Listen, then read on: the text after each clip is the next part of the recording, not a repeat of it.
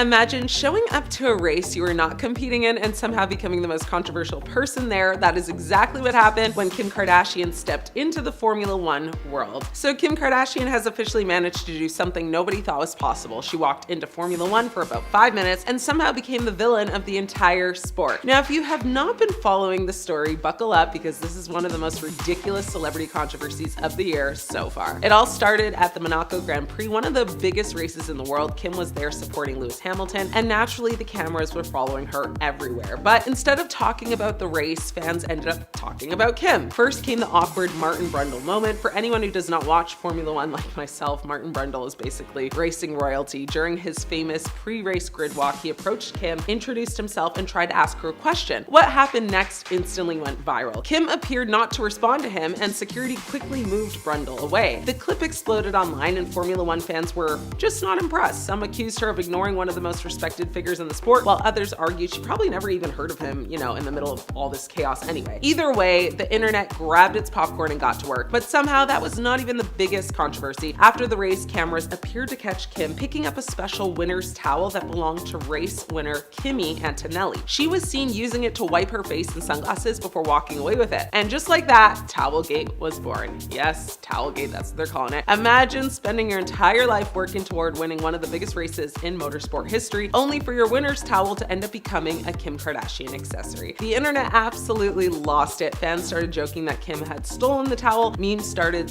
spreading everywhere. And suddenly people were talking more about a missing towel than the actual race itself. Even Mercedes joined the fun. Antonelli started posting videos jokingly asking if anyone had actually seen his towel. His teammate George Russell got dragged into the joke as well. The entire Formula One world was basically conducting, a high-speed investigation over a piece of fabric. And honestly, that might be the most Formula One thing ever. Eventually, though, the situation became so viral that Kim sent Antonelli a replacement towel embroidered with a message saying, "To Kimmy from Kim." Antonelli laughed it off, thanked her, and the whole thing ended with, everyone treating it like one giant joke. Well, almost everyone. I mean, a lot of fans were still annoyed because they felt Kim represented everything they do not want Formula One becoming. More, celebrity spectacle, more reality television energy, and less focus on the actual racing. Others thought the backlash was completely over the top. I mean, after all, nobody got hurt. Antonelli got a new towel, and the entire thing was honestly pretty funny. But whether people loved her or hated her, one thing is undeniable. Kim Kardashian managed to become one of the biggest stories in Formula One without driving a single lap. That takes talent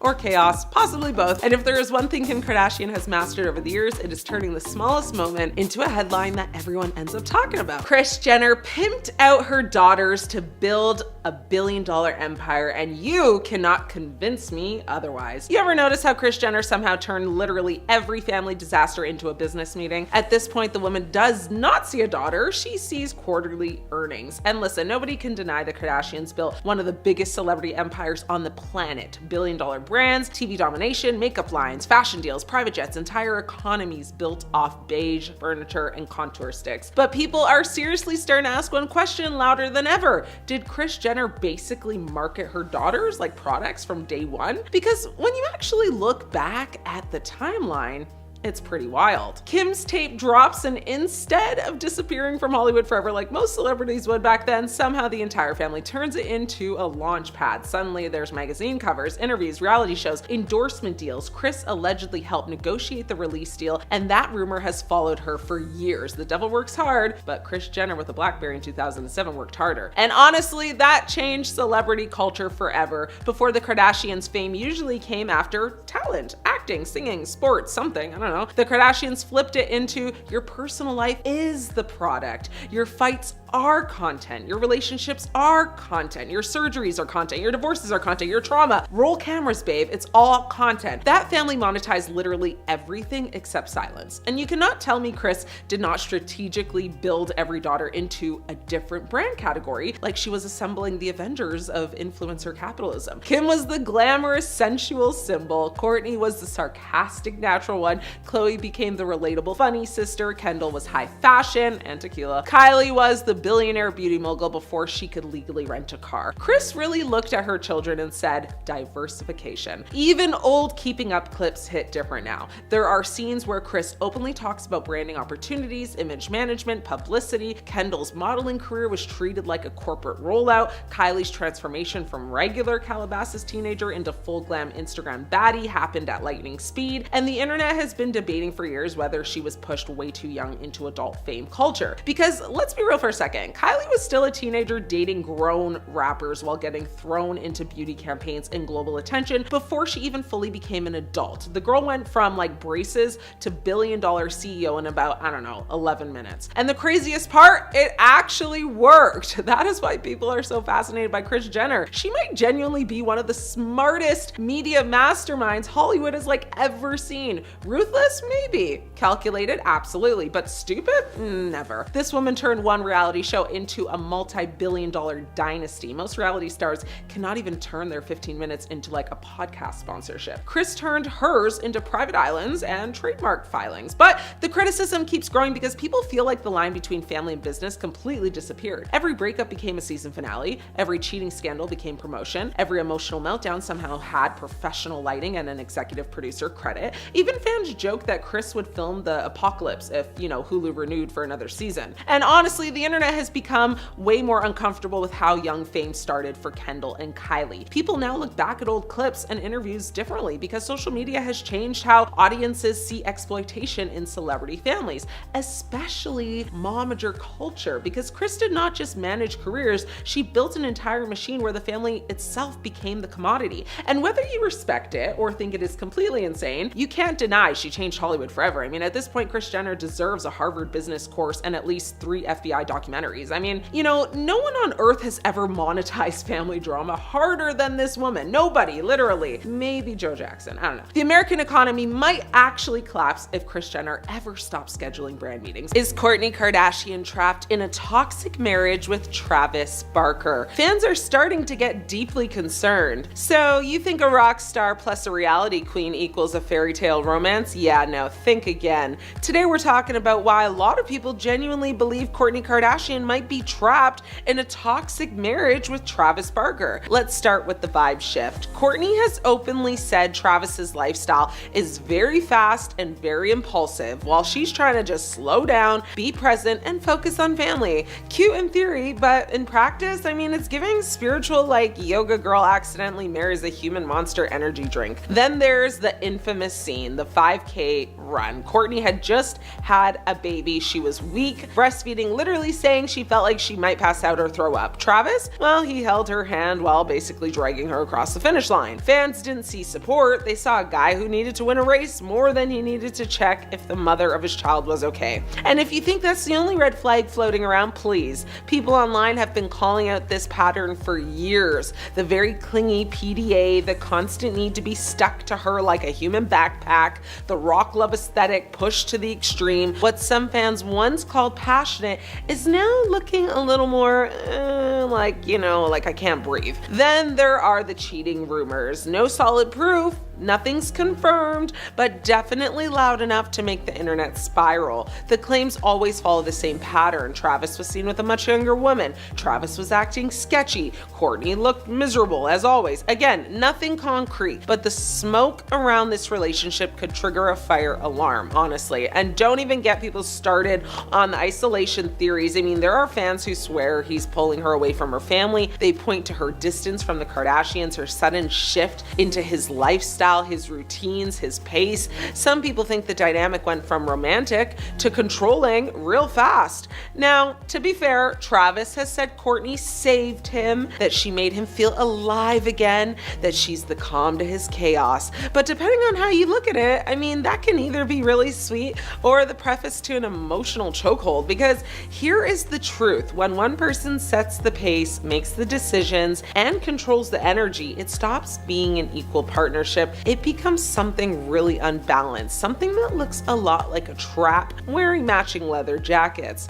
I mean, it's, I'm not here calling this relationship confirmed toxic. I'm just saying there are enough flashing red signs to, pull the emergency brake and ask, if you were Kourtney, would you still call this love, or would you call it a warning? Maybe she's in it for love. Maybe she believes in second chances. Maybe she's trying to create stability for her kids. But from the outside, between the pressure, the rumors, the imbalance, and the constant intensity, this doesn't look like a fairy tale anymore. It looks like the kind of story that starts with soulmates and ends with, girl, why didn't you leave sooner? And if nothing changes, if he doesn't slow down, if she keeps shrinking to fit his world, then the real headline won't be Kravis forever. It'll be Kourtney Kardashian was trapped in plain sight. Do we have a case of jealousy or sisterhood? Because Kim K just got a serious warning from Lewis Hamilton's ex-girlfriend, and she may want to listen to this one. So something is seriously wrong with this relationship already, and the warning signs may have been there before Kim Kardashian even entered the picture, okay? Because now people are resurfacing comments tied to Nicole Scherzinger. That's one of Lewis Hamilton's most famous exes, where the message being repeated is very simple. Be careful of him. He is fun,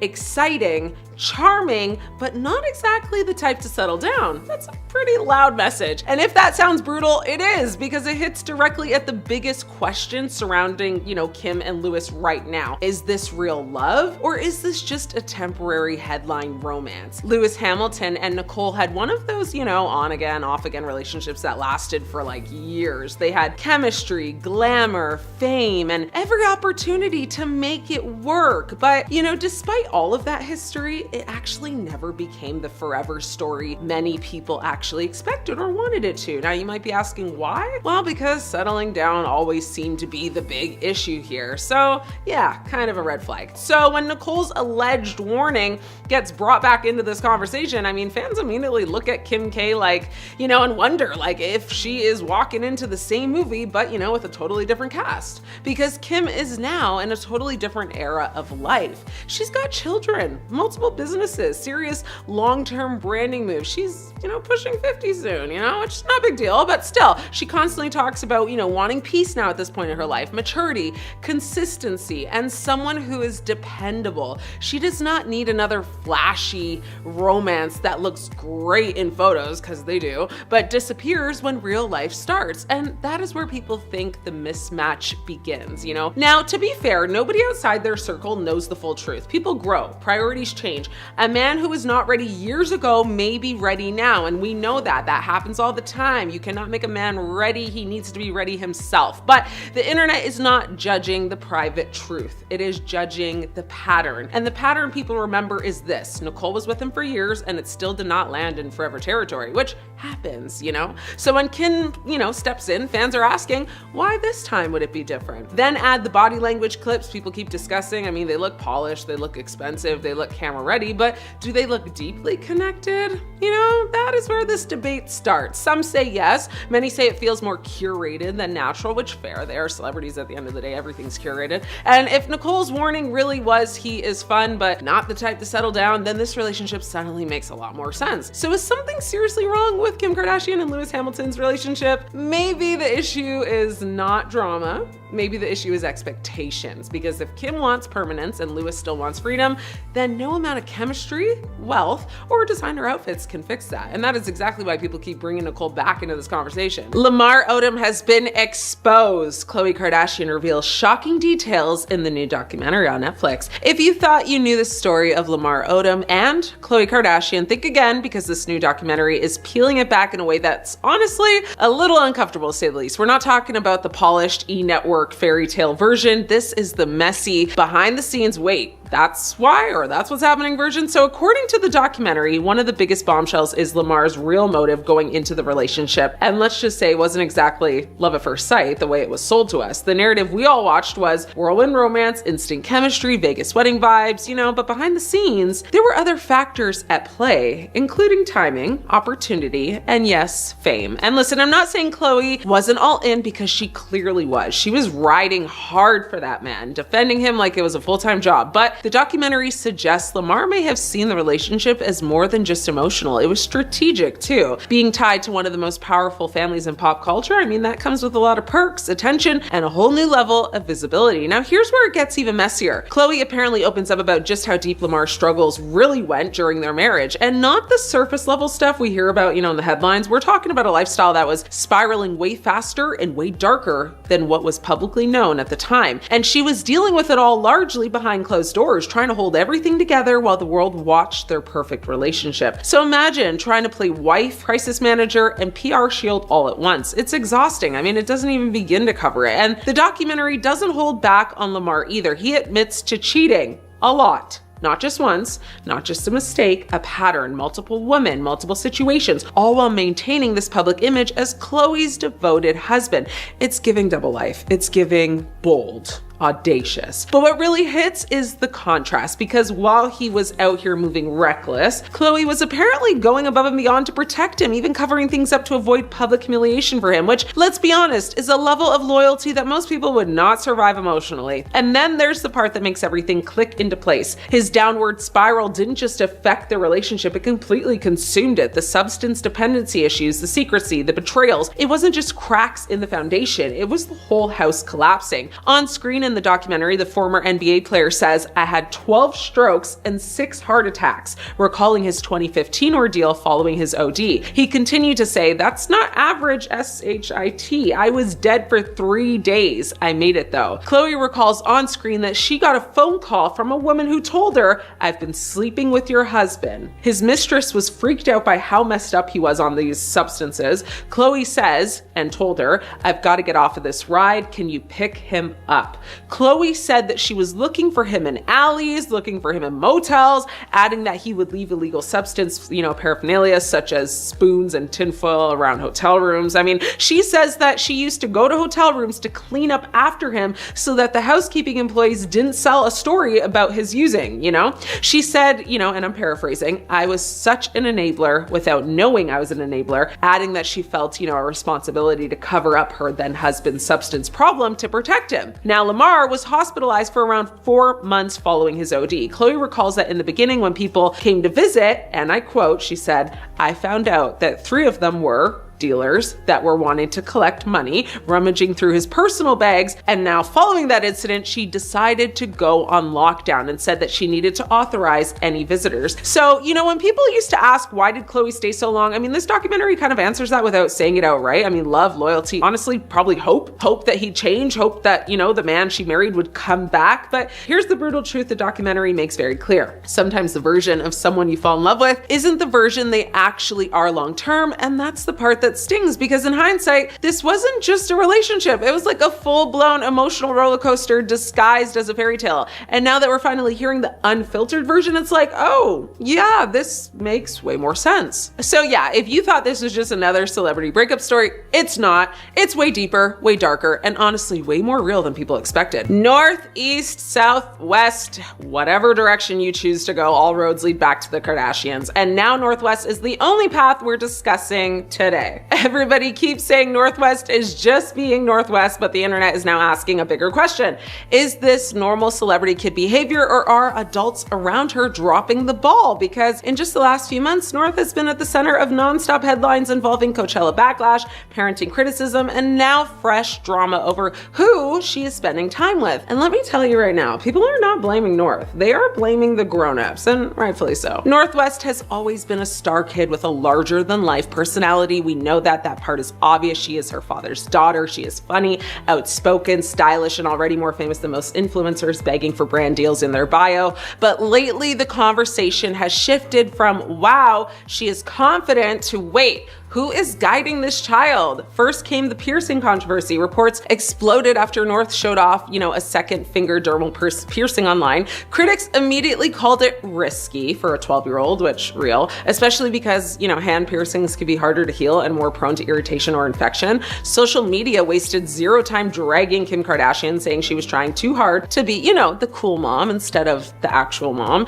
And listen, celebrity parenting, always gets judged harder than regular parenting. But this story hit because people felt it was another example of North being allowed to grow up at like warp speed. Then came Coachella. Now, Coachella is known for music, influencers, unfortunately, dust storms, overpriced lemonade, and people wearing, belts as shirts. So when footage started circulating of 12-year-old Northwest attending the festival, online reactions were intense. Some fans said she simply was enjoying herself with security nearby. Others said a child that age had no business being in that environment, and I kind of agree. The backlash got even louder after viral clips made it seem like North was moving around without either parent right beside her. And then the internet got handed another moment when rapper Young Thug reportedly noticed North in the crowd and asked where her parents were. That clip spread fast because, it fed the exact narrative critics were already pushing. One of the circulating stories online focused on North allegedly preferring to spend time with older teen influencer Sophia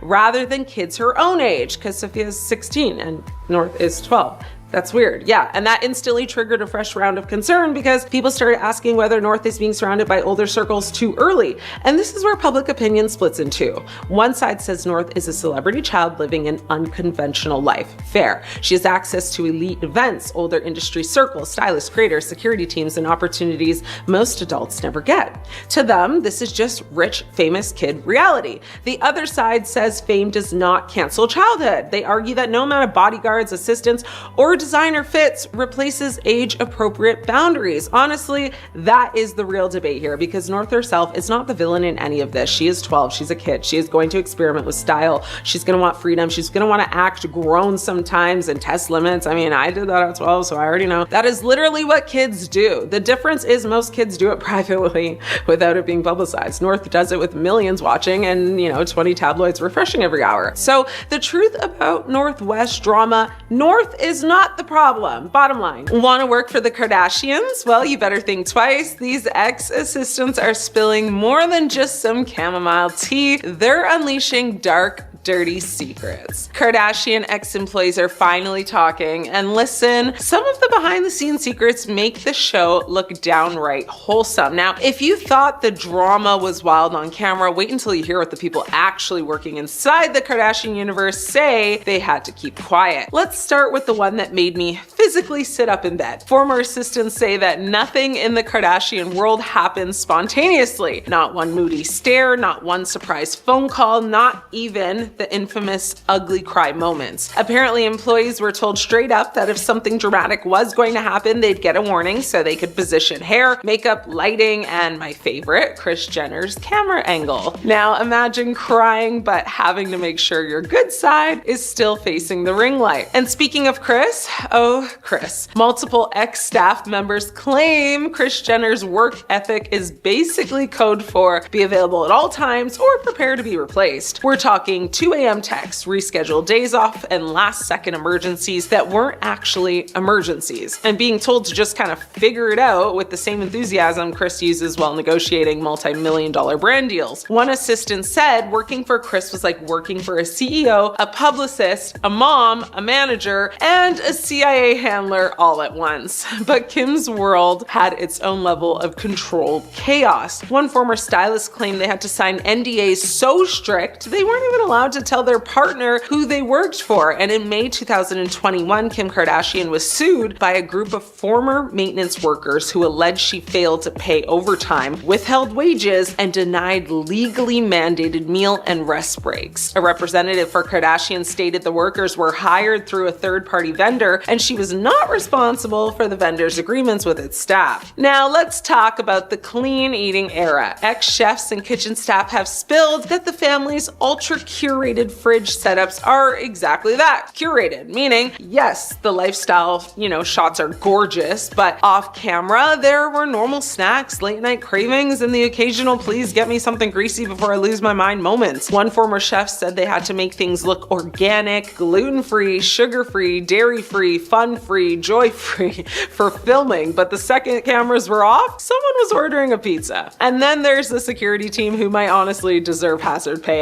Former guard say the family has a strict don't be seen, don't be heard, don't breathe too loud policy when cameras are rolling. One ex-security staffer said they were trained to melt into the walls like vampires and were scolded if even a shadow showed up on film. Imagine being told your shadow is ruining the shot. I mean, that's spiritual warfare. The wildest part, well, several former employees say the moment you leave the Kardashian ecosystem, the NDAs you signed don't just follow you, they haunt you. Some claim they were terrified to even hint at anything because the family's legal team moves like the Avengers. One assistant said they didn't realize how stressful the job was until they literally left and suddenly remembered what sleep felt like. But here's what every ex-employee seems to agree on. The Kardashians are always working, even at home. Even while pretending not to be working, everything is, content. Everything is curated. Everything, literally everything is calculated. So if you ever wondered why the Kardashians, would look so shiny, perfect, and choreographed, now you know. There's an entire army behind the scenes being paid, positioned, and sometimes traumatized to make it look that way. And honestly, I believe every word. Khloe Kardashian apparently slapped her no-good cheating ex in the face, and I've got the details on it. A situation is bad when a man hires a Grammy-nominated R&B singer to fix it and still gets slapped, because yes, this actually happened. Khloe Kardashian slapped her cheating ex Tristan Thompson right in the face, and the story behind it is somehow even more uncomfortable than the headline. So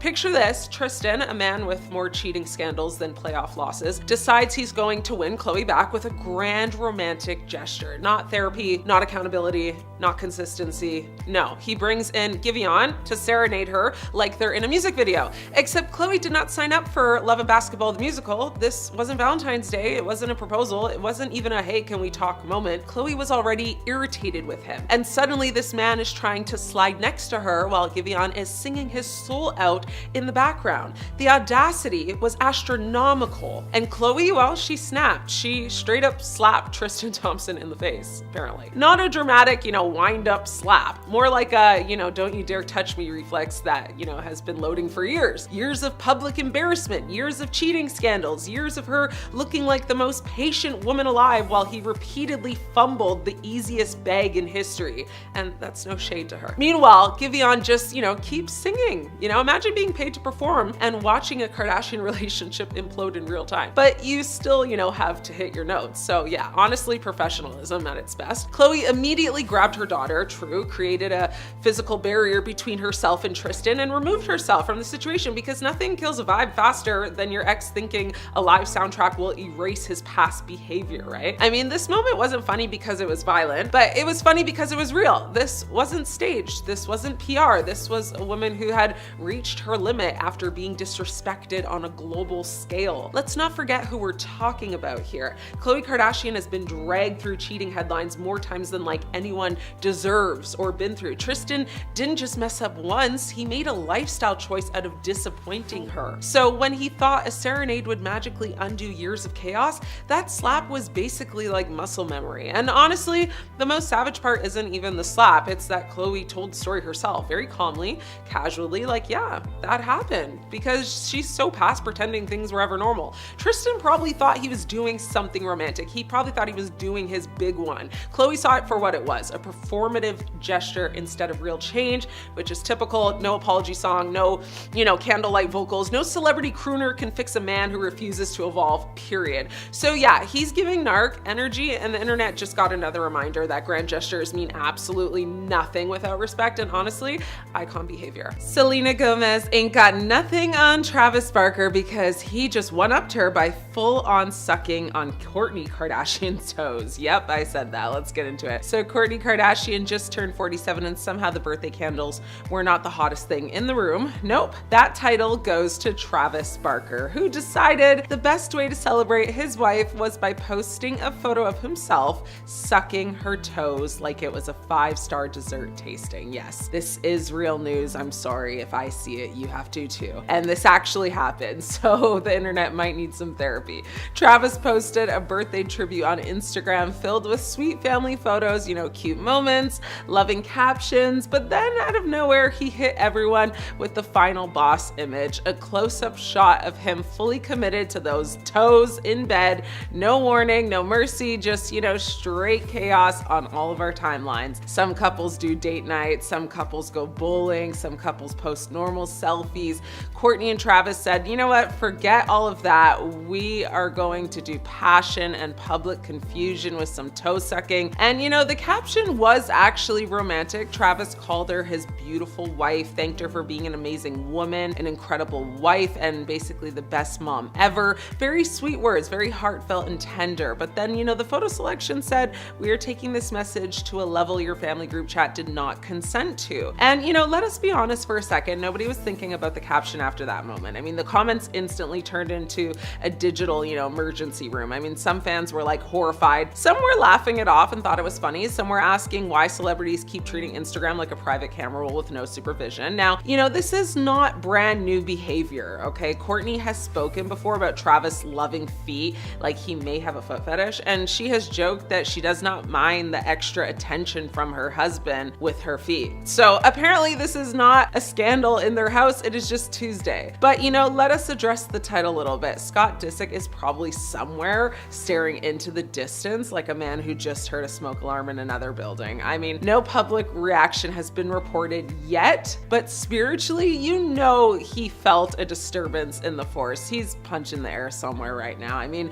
they've got 3 kids together, years of history, and now your ex is trending because her husband posted a toe tasting tribute. The Kardashian universe, you know, it always finds a way to outdo itself. I mean, just when you think the headlines are calming down a little bit, things are getting a little bit quieter, no, boom, we got toes. Travis Barker said romance is alive, weird, but also highly moisturized. I mean, I'm sure her feet are fantastic. At the end of the day, Kourtney looks happy, Travis looks dedicated, and the internet looks traumatized. Another normal week in celebrity land. But if this is how they celebrate birthdays, I do not even want to know what anniversary content looks like. Kim Kardashian was caught making out with Kendall Jenner's ex-boyfriend. Okay, listen up, because this Kardashian situation just exploded into one of the weirdest, juiciest celebrity mix-up of the year. And no, it's not what half the internet is trying to convince you of, but it's close enough to start drama. So here's the tea. At Super Bowl weekend, Kim Kardashian showed up in a VIP suite with Lewis Hamilton.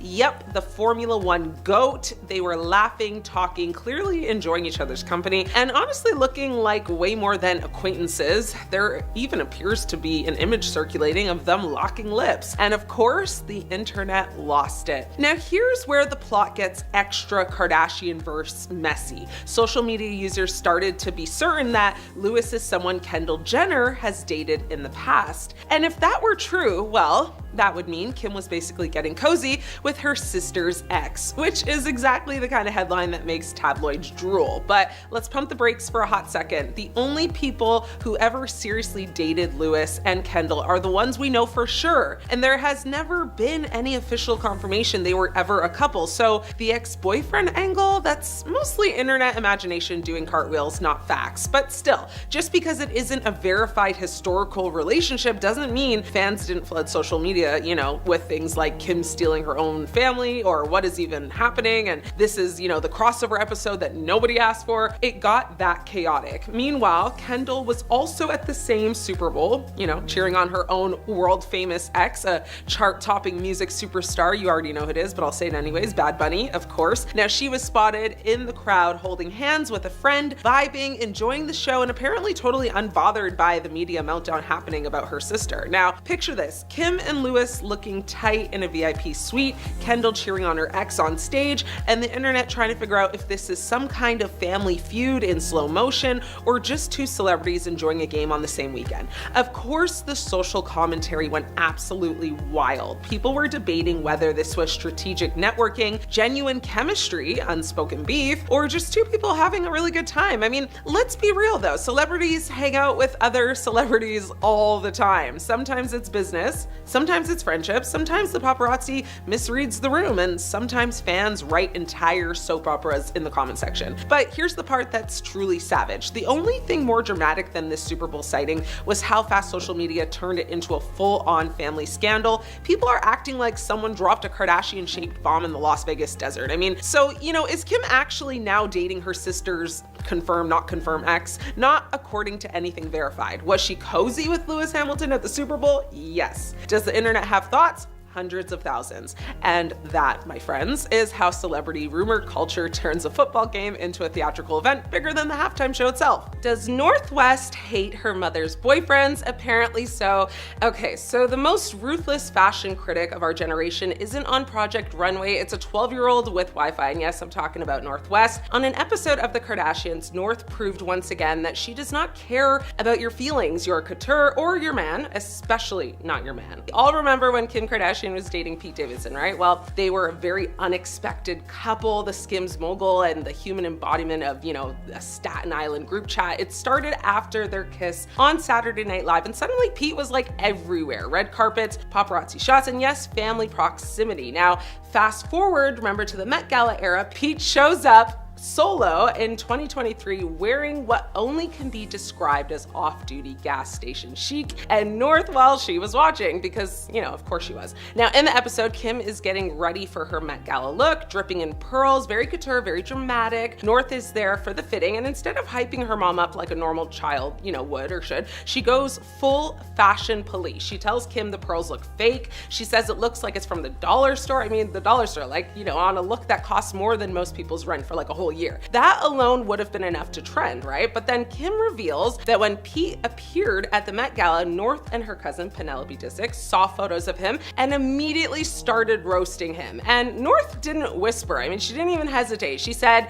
"You're going to the Met Gala, Pete, not the gas station." Now, that wasn't shade. That was like a total solar eclipse. And here's what makes it even wilder, because this wasn't some bitter, dramatic meltdown. It was delivered with the confidence of someone who genuinely believes she is correct. Because in North's world, fashion is very serious for her. Standards are high, and if you show up underdressed to the biggest fashion event of the year, you will be humbled publicly. Now, Kim, in true mom mode, tried to gently explain that, you don't have to hate on people for no reason, be a little nicer. But let's be real, the internet heard that gas station line and collectively decided North is officially that girl. Now, to be clear, this isn't some deep family feud.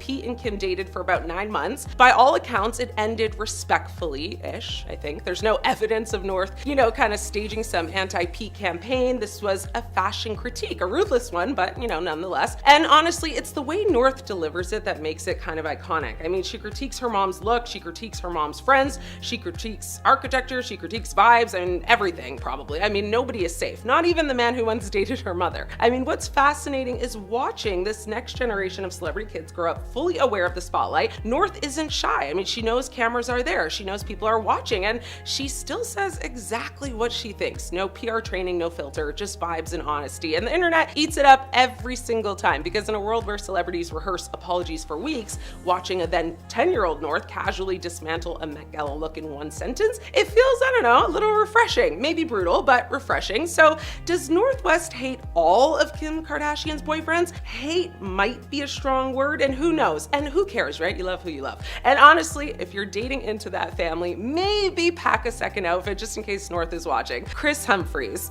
Chris Humphries thought he had it all, an NBA career, fame, and then marriage to Kim Kardashian, but his story turned into one of the most humiliating pop culture disasters of the decade. Their marriage lasted a record-breaking 72 days before collapsing into tabloid chaos. Humphries went from being a solid basketball player to a national punchline, booed by fans in arenas across the country. He later admitted he felt like his entire career had been overshadowed by that marriage, and he never regained his footing in the NBA. One wedding with Kim, and his legacy was destroyed. Kanye West. Now, Kanye West might be the most tragic example. When Kim and Kanye got together, he was a cultural god, one of the most influential artists alive, but during their marriage, the controversy started spiraling. Bizarre Twitter rants, public feuds, his run for presidency, and explosive interviews that tanked his reputation and career. By the time Kim filed for divorce, Kanye wasn't the icon he once was. He was viewed as unstable, erratic, and controversial to the point of cancellation. Some fans argue Kim drained the very life out of his image, leaving him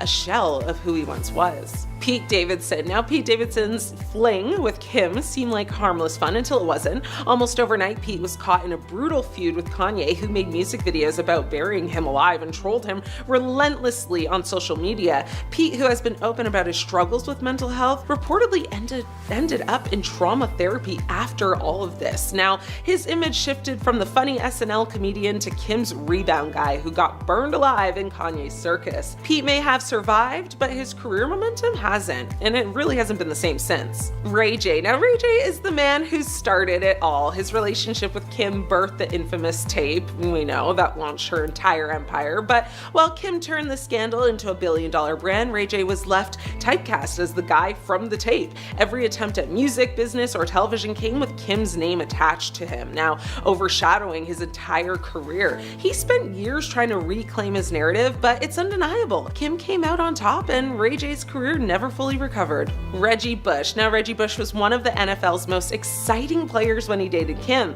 but after their breakup, his career slowly faded into mediocrity. Fans often joked about the Kardashian curse, being Reggie, never lived up to the superstar expectations set early on, and despite being, a Heisman Trophy winner, his name gets brought up less for his sports legacy and more for being one of Kim's exes. Kim Kardashian has done a lot of things, broken the internet, broken the Met Gala, broken out into law school, but this time she broke something way more important, an innocent man's entire life. It all started when Kim decided to jump into a full-blown justice crusade to help save a Texas death row inmate named Ivan Cantu. Very noble, very on brand, very I'm the Elle Woods of Calabasas. And 2 days before his execution day, she posted a very dramatic call to action to her millions of followers, except she accidentally posted a photo of the wrong Ivan Cantu. Not the man on D row, not the man in prison, not the man in any trouble whatsoever. I mean, you gotta laugh, guys, right? She posted a regular dude from New York, a project manager living his 9-to-5 life, and basically told her 350 million followers, hey, this man is about to be executed for schmurder. Boom, reputation, obliterated in 0.2 seconds. And when people pointed that out, well, the post was just quietly deleted, like it was just another Facetune mishap. Kim apologized, of course, saying she would never use, his picture if she knew it was the wrong guy, which, yeah, but also, you're a billionaire with a whole team. How did nobody double check the literal face of the man you're trying to save? This isn't guessing a Starbucks order. This is identifying a D-row inmate. The innocent Ivan, the one minding his business, doing nothing, ended up being, of course, humiliated, terrified, and suddenly associated with a brutal double schmurder. He says he stopped sleeping, developed intense anxiety, and basically entered fight or flight mode without ever signing up for the Kardashian cinematic universe. His bosses, coworkers, friends, everyone saw the post. Imagine waking up and finding out Kim Kardashian told the world you're a schmurderer. That's not even a nightmare. That's a public relations obituary. So what did he do? He sued her hard. Defamation,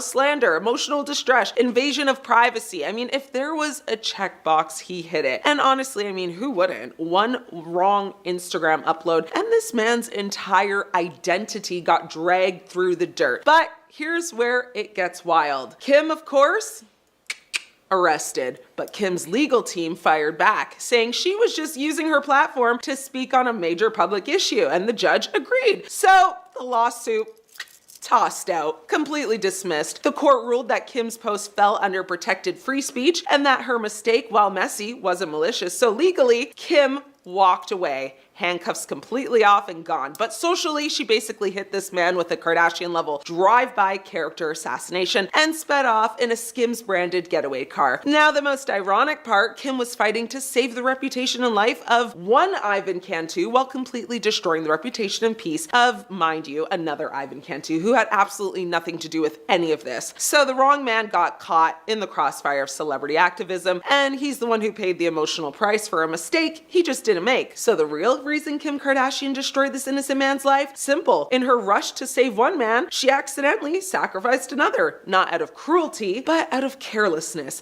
And when you're that famous, even a small mistake becomes a nuclear bomb in someone else's world. That's the power and the danger of a single Kardashian post. One click, one name, one face, and one innocent man's life changed forever. Kim and Kanye were one of the most hated couples during the almost 7 years that they were together. They took their relationship public in the spring of 2012, and after that, it was just mayhem. Kanye, who had been pursuing her for some time, name-dropped his future partner in his 2012 single, cold, saying, "And I'll admit, I had fell in love with Kim around the same time she had fell in love with him." By June of 2012, Kim was calling herself a proud girlfriend, and by the end of the year, she was pregnant with the couple's first child, Northwest, who was born in June of 2013. Kanye proposed to Kim in October of 2013, and the couple wed in Florence, Italy soon after. While they were together, Kim and Kanye had more than their fair share of cringy couple moments. Everyone remembers the music video for Bound 2 because it left a lot of people feeling uncomfortable. So during that video, Kanye rides a motorcycle through the desert, and he's joined by Kim, who's completely in the nude. In every single shot. Like, every single one. They're either kissing or caressing each other, which is nearly impossible to watch without cringing. And while their relationship was messy, the divorce was even messier. When Kim moved on with Pete Davidson, Kanye was extremely threatened. So one of the things that Kanye did to mess with Pete was he posted a photo of a fake New York Times cover on Insta with the headline reading, "Skeet Davidson is dead at age 28. Then he made a social media post saying, "Hold your spouse close, make sure they know how much you love and appreciate them, because there is a skeet lurking in every dirty alleyway waiting to help destroy your family. And walk around in Calvin jeans around your children." So after the divorce, it seems like Kanye set out to ruin Kim's love life. Kim and Ray J met when she was working for his older sister Brandy in 2005. Ray said, "To be honest, the whole thing started off wrong. We'd known each other for a while before we dated, and there was a mutual attraction, but she was married. She let me know she wanted to get with me, and after that, I kind of felt obligated to be with her." Last year, Kris Jenner went on the Late Late Show with James Corden, where she was strapped to a lie detector and interviewed about the infamous tape that was released in 2007 of Kim and Ray J. Kris denied the years-long speculation that she was involved in its production, and once the results came back, it seemed as though she was telling the truth. Of course, Kim kept up with this narrative too, but neither of them had expected Ray J to respond to the interview. He appeared on Instagram Live with a full presentation to prove that she was lying. He showed screenshots of the text messages that Kanye West had sent him, asking for the original tapes because he had wanted to give them back to Kim. In the messages, Kanye asks if there's a time where the two can meet or talk to discuss the matter further. In a response, Ray J said, "I got 2 kids and a tech company. Why would I involve myself in this? I'm so past this, bro. I'm assuming you know the full story from 05, right? How it happened, who brokered the deal, who put it all together, etc." This is when Ray J made the most shocking revelation ever. He said, "Kris Jenner is the one who made us shoot the second tape in Santa Barbara." He then claimed that Kris orchestrated the filming of the last tape and even watched them to decide which was best. Alrighty, time for Pete Davidson. So this coupling happened on the set of Saturday Night Live. Kim later said that she felt a spark when they shared a kiss during their Aladdin comedy sketch. But people started cringing at the relationship when Kim started spilling a few too many details of their bedroom life. While some people appreciated the honesty, others thought it was a bit too much. Then there was the tattoos. Fans thought it was a huge red flag that Pete had tattoos of Kim and her 4 kids. Now that they've broken up, it seems like it was a poorly thought out permanent decision. One of the tattoos Pete had dedicated to Kim said, "My girl is a lawyer," which he got to celebrate her passing the baby bar. He also got the names Aladdin and Jasmine with an infinity symbol between them, which is that reference to that first kiss on SNL. And the 4 children?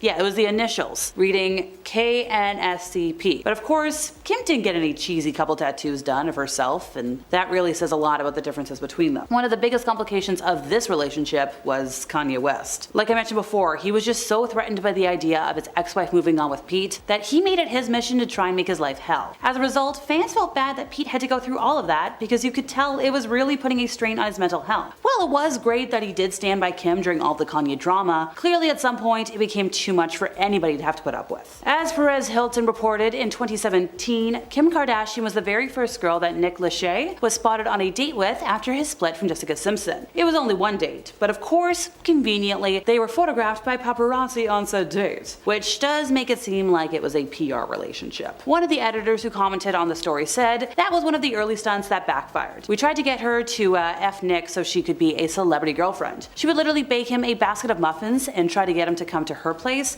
and he wouldn't go. So they went to dinner somewhere in the North Valley and we had paparazzi there. But our paparazzi told all the other paparazzi, so it was a mess." That's their version of the events. But interestingly enough, Kim Kardashian's team denies this, and it's unlikely they would ever admit to one of their relationships being fake. Kris Humphries proposed to Kim on an episode of Keeping Up with the Kardashians after 6 months of dating, and the two wed in August of 2011. 72 days later, she filed for divorce. Kim eventually told Andy Cohen that she knew their marriage was doomed during the honeymoon, but she went through it because of the pressure from getting older. She was 30 years old at the time and thought, "I'd better get married." That 72-day marriage had certainly shown signs that it was going to end quickly. Like a few days before Kim divorced Kris, I think it was day 68, the couple was spotted arguing in their car while out on a dinner date in Hollywood. The newlyweds newlywed couple was photographed heading back to Kim's car after dinner, and you could see the tension in the air. Kris looked fed up, and Kim was giving her new husband the death stare, while yelling and waving her hands at him as the argument was escalating. This very public fight was kind of indicative that their relationship was on the rocks, because, well, that same year, Kim went to file for divorce and get the marriage annulled. The LA Times even reported that Kim had only married him to increase ratings on Keeping Up with the Kardashians. The best part was that Kris asked for a $7 million divorce settlement from his ex-wife, otherwise he threatened to make her endure an ugly public trial. But the NBA star ended up walking away with literally nothing. When speaking about their marriage, Kris said, "Look, I should have known what I was getting into. I was definitely naive about how much my life was going to change. But the one thing that really bothers me is whenever people say my marriage was fake. There's definitely a lot about that world that is not entirely real, but our actual relationship was 100% real. When it was clear that it wasn't working,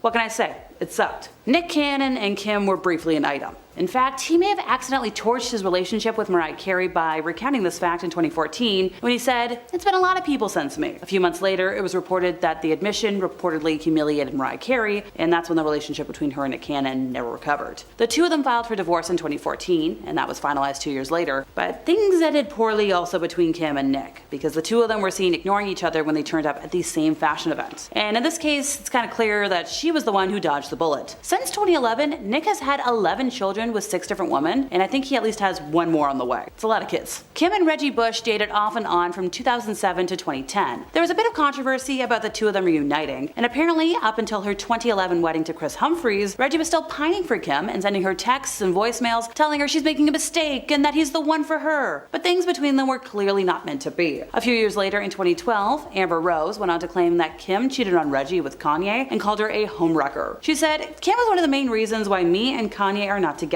She's a homewrecker. They were both cheating on me and Reggie with each other. What an absolute mess." It was reported in April of 2010 that famed soccer star Cristiano Ronaldo and Kim had hooked up during her vacation to Madrid, and they met at an event at the Beverly Hills Hotel. Sadly, by August, he'd moved on, and newspapers everywhere were shooting down rumors that he and Kim were back together. Although it's worth noting that this is not the only sports star she's had a fling with. Kim and Tom Brady have become pretty friendly recently, as it was said that Kim is looking to buy a vacation home in Tom's neighborhood at Baker's Bay and Gulf Ocean Club. This neighborhood is an exclusive members-only residential community in the Bahamas, by the way. She flew to the Bahamas just recently and was spotted touring the resort. A source close to her told Page 6 that Kim and Tom are friendly. She phoned him and asked for his advice on Baker's Bay. She's very familiar with the community, and she's been eyeing property there for quite some time. Other insiders have since come forward saying that they do know each other, but they aren't involved romantically. But hey, if she moves to the neighborhood, maybe their friendship could turn into something more. It was reported in July of 2010 that Kim and Miles Austin looked pretty happy together. They were canoodling all night. He's a pretty shy and low-key guy, so he's perfect for her. Which sounded promising, but of course, the relationship was not meant to last. And whatever it was, it would fizzle by September, leading newspapers to report that they are not getting back together, they are just friends. And sometimes, that's just the way it ends. And last but not least, it was reported in October of 2010 that serial celebrity dater John Mayer had his eye on the curvy Kim Kardashian, referencing a night out that the pair had with friends to see if they would hit it off. It was reported that the two of them had been on several dates by themselves after the group situation, but clearly nothing came out of that outing, because by May of 2019, John was denying any reports that he was dating Kourtney Kardashian. It's no surprise though, considering the singer is a bit of a playboy. His reputation as a womanizer definitely precedes him, especially with Jessica Simpson. So that couple dated for a year, but they broke up like several times throughout the relationship. In fact, sources close to the couple told People that things were always on and off between the pair, and they had arguments constantly. Unfortunately, 2006 marked the year that they split for good. The couple was on vacation in Mexico when photos of them arguing in the balcony of their room hit the papers. Jessica looked like she was in tears, as it was undoubtedly a breakup. The news of their split came out shortly after the photos were released, meaning there's a good chance that the paparazzi actually captured the moment when Jessica and John called things off. Everyone and their mamas are worried about North West right now. Between fake tattoos, hand piercings, and being banned from school, something is seriously wrong. Alright, let's talk about the internet's newest full-time job being deeply concerned about North West, a literal child. And somehow tattoos, piercings, and school drama have all entered the group chat. So let's unpack what's actually going on versus what TikTok detectives think is going on. First off, the tattoos. No, North West does not have a secret sleeve, she doesn't have a neck tattoo, or a tiny face tat, that Kim is pretending not to see, allegedly. What people did see were temporary tattoos and marker-style body art that she's worn in photos and videos before. I mean, the same kind of stuff kids have been putting on their arms since birthday party goodie bags were invented. But because her mom is Kim Kardashian, Kardashian and the internet has zero chill, it turned into North is being allowed to get tatted at 11 or 12, however old she is now, which is simply not backed by any credible reporting, right? I mean, it's body stickers, not like a motorcycle initiation. Now, let's move on though to the piercings panic. North has been seen wearing fake nose rings and ear cuffs, which are just clip-ons. I mean, I had those when I was a kid. They're accessories, costume jewelry, if you will, the kind you can buy in a Claire starter pack next to, glitter lip gloss. Maybe my age is showing. But yeah, some outlets and social media posts ran with the idea that she had real facial piercings, but there's actually no solid confirmation from her parents or reliable sources that she had any permanent facial piercings done. It's fashion experimentation, not a midlife crisis at age 12. But she did recently showcase her hand piercings, which are just weird. I have no other words other than they look weird. I mean, I don't have a 12-year-old, but if I did, she wouldn't be allowed to get that. That's just my opinion though. What do I know, right? And now the biggest rumor. North West was banned from school. This one really took off online with people claiming her behavior, social media presence, or even her style probably got her kicked out. But there's actually no verified report from the family or reputable media confirming that she's been banned or expelled. What has been discussed publicly though is that Kim and Kanye have had very different views on their kids' schooling and upbringing, which has played out in headlines before. So that disagreement has fueled speculation, but speculation is not the same thing as a school saying, yeah, she's not allowed to come back. I mean, that's a big difference, right? Now, here's what's really probably happening. North West is being homeschooled, allegedly. This is what Kim said recently on a podcast. So yeah, either the truth or a cover up, but those are her words, not mine.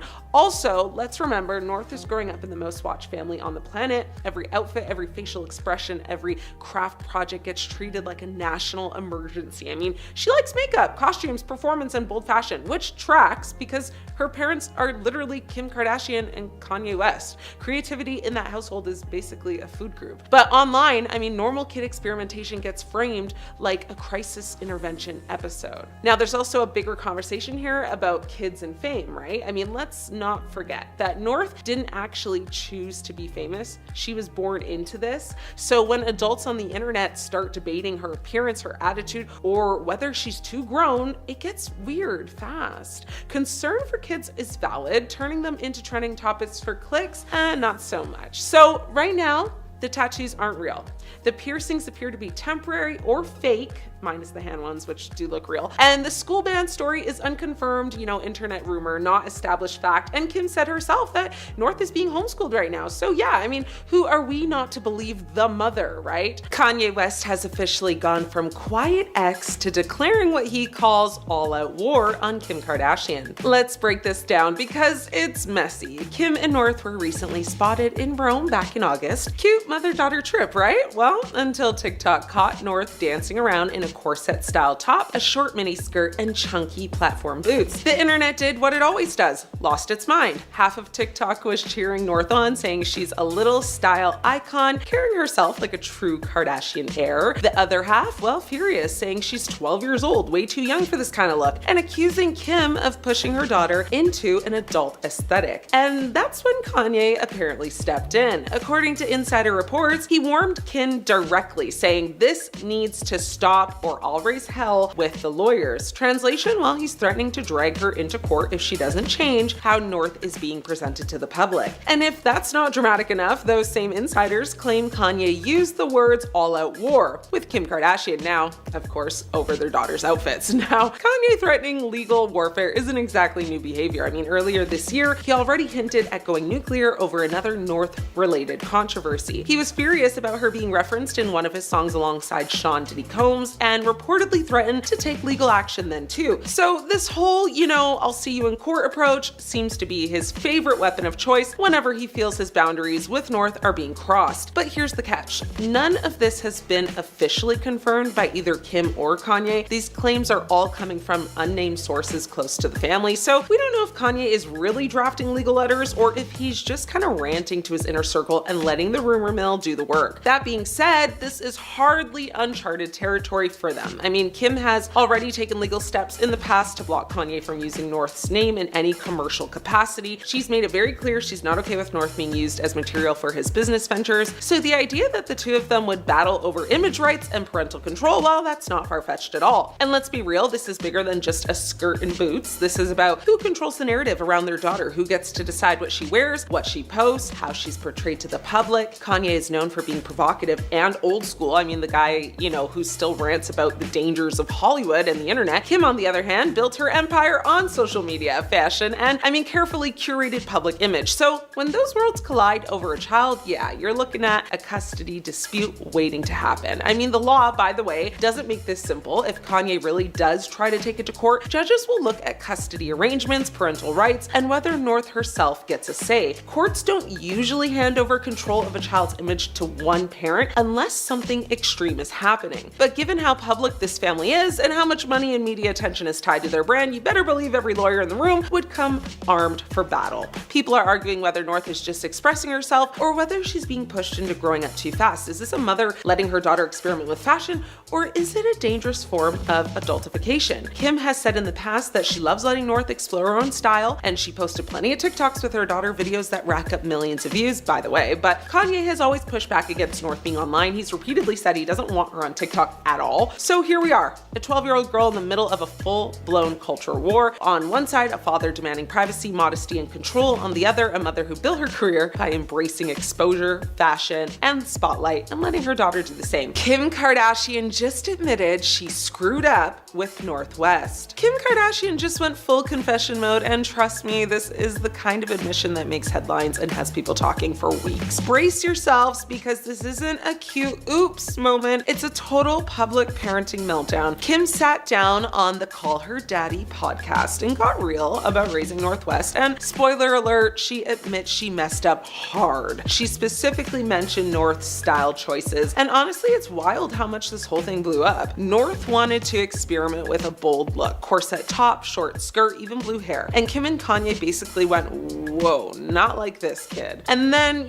that's when the iconic parenting crash happened. Kim admitted that she and Kanye might have overstepped, not letting North fully express herself in front of the whole world. And let's be honest, when your daughter wants blue hair at age 12 and you freak out publicly, that's not just a mistake, it's like a mini scandal. The truth is this, Kim's reaction was peak celebrity parent panic. She was honest, they literally tried to control her style in the spotlight, and yeah, it backfired, because guess what? North doesn't care what anyone thinks. She's like a tween. Kim revealed that when people criticize North's hair, outfits, or choices, North literally just shrugs it off. She's very confident, very bold, and already fearless in a way that makes Kim's meticulously curated public image look a little fragile. Kim admitted that, their overreaction to North's style was something they did in front of the entire world. Let that sink in. North isn't just experimenting with fashion, she's doing it under a microscope of fame, paparazzi, and social media trolls. And Kim's admitting they handled it poorly, very poorly. That's not just accountability, it's a rare, unfiltered kind of peek,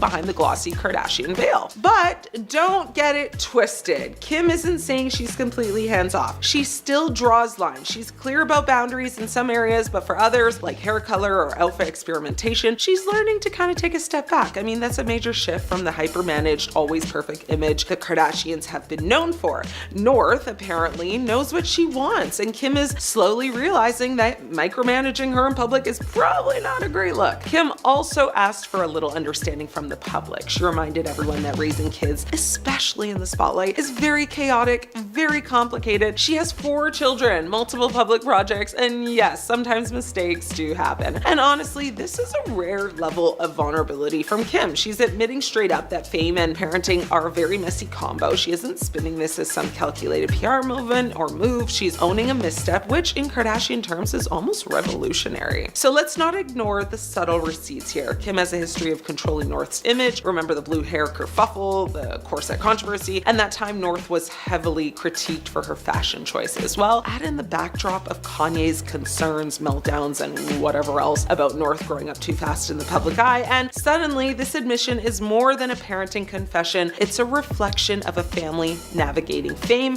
control, and identity, all under public scrutiny. North West is growing up fast, and Kim's slowly learning she can't micromanage micromanage every moment without creating public drama. The best part? North doesn't need permission to shine. She's very confident, bold, and unapologetically herself. Traits Kim is publicly admitting, they tried to suppress in the past. I mean, there's a line in this whole saga when you realize North is already more fearless than the adults trying to control her. That's not shade, it's a fact. Kim isn't perfect, she's human, she's learning. North is fierce, independent, and confident, maybe more so than her mother, and that's both hilarious and terrifying if you're Kim. But the real lesson here of fame doesn't make parenting easier, it just makes your mistakes public and viral. And for those of us watching from the sidelines, this is the most satisfying kind of celebrity confession. Raw, unfiltered, and undeniably entertaining. In the end, Kim owned her screw up. North is thriving anyway. She said herself she simply does not give a F what people think and if they don't like her fashion choices. So yeah, the world watched a style clash turned into a parenting revelation, and honestly, the internet is here for it. North will keep experimenting, Kim will keep learning, and the drama, well, that's guaranteed to continue. Kim Kardashian is under fire once again, and this time it's over her daughter North West's wardrobe choices during a family trip to Rome. And as usual, the internet is losing it. North, just 12 years old, was spotted walking beside her mom, towering over Kim in an outfit that fans call disturbing and wildly inappropriate for her age. So let's break it down. North is rocking a really tiny frilly mini skirt, black chunky boots, bright blue pigtails, glasses, and a heart-shaped Vivienne Westwood handbag. Basically, she looked like a high fashion model who wandered straight into a Roman piazza. Now, meanwhile, Kim herself was not exactly keeping things low-key, wearing a very sheer nightdress-like gown with a plunging neckline and lace bra underneath. Because of course she was, Unsurprisingly, social media exploded. On X, one user wrote, "What 12-year-old wears a corset? Kim really doesn't know how to be a sensible parent." Another person added, "Why do they make North look so grown? North being 12 years old is insane to me." People even started, comparing Kim's parenting to Beyonce's, with one person saying her and Beyonce are the same when it comes to how they dress their children in public. This is literally a child. Oof. Now, Reddit didn't hold back either. Users pointed out that North normally dresses more age appropriately when she's not with Kim. One person wrote, "I swear North only dresses hyper femme like this when she's with Kim. Normally she's in oversized baggy clothes." Others commented just saying it's simply too much. Like, I get she's a tween, but this ain't it, and that outfit is way too adult for her age. Some even said she should be the mom, not a friend, and bluntly, she's just a baby. This is disturbing at 12. I mean, the reaction was very loud, very clear, and extremely judgmental because, well, welcome to the internet. But let's pause for a second. North West is not exactly your average pre-teen. She's been in the spotlight since she could walk, attending Paris Fashion Week, performing alongside her dad, and appearing in media projects that many kids her age couldn't even dream of. Now, the question isn't whether she likes fashion or attention, she obviously does, but whether dressing her in adult-inspired outfits in public crosses a line, that's another story. And I mean, judging by the reactions online, a lot of people think that it does cross the line. Now, this situation brings up the broader debate over celebrity kids and public exposure. Social media has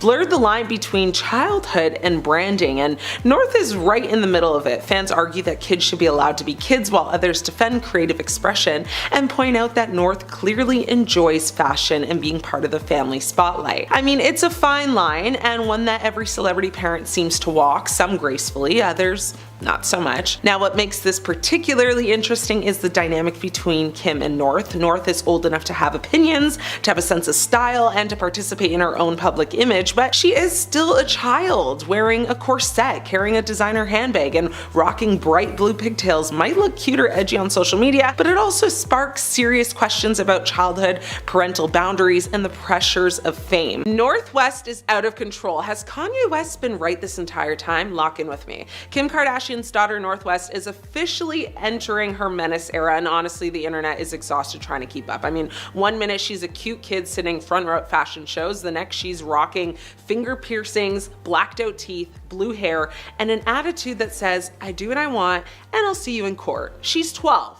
12. Recently, North's personal Instagram quietly disappeared and suddenly everyone was like, oh, so that's where Kim draws the line. Because let's be real, the content had people spiraling, the outfits were edgy, the vibe was grown, the comments were ruthless, parents everywhere were clutching their pearls, critics were asking where the adults were, and Kim allegedly stepped in and pulled the plug when things started getting way too loud online. And yes, the account eventually came back because of course it did. I mean, this is the Kardashian universe. Nothing ever disappears forever. I mean, when it returned, it wasn't baby pics or slime videos. It was studio shots, music gear, and main character energy. Translation, North isn't playing around. She's not trying to be Kim's daughter. She's trying to be a brand. But here's where people really lost it. North previewed a song where she casually raps about piercings, money, and getting banned from school like it's a flex. Not a joke, not ironic, just full confidence. The kind of confidence most adults don't even have after therapy. And suddenly everyone was asking the same question. Is this creative expression or is this a child being pushed way too fast into grown-up territory?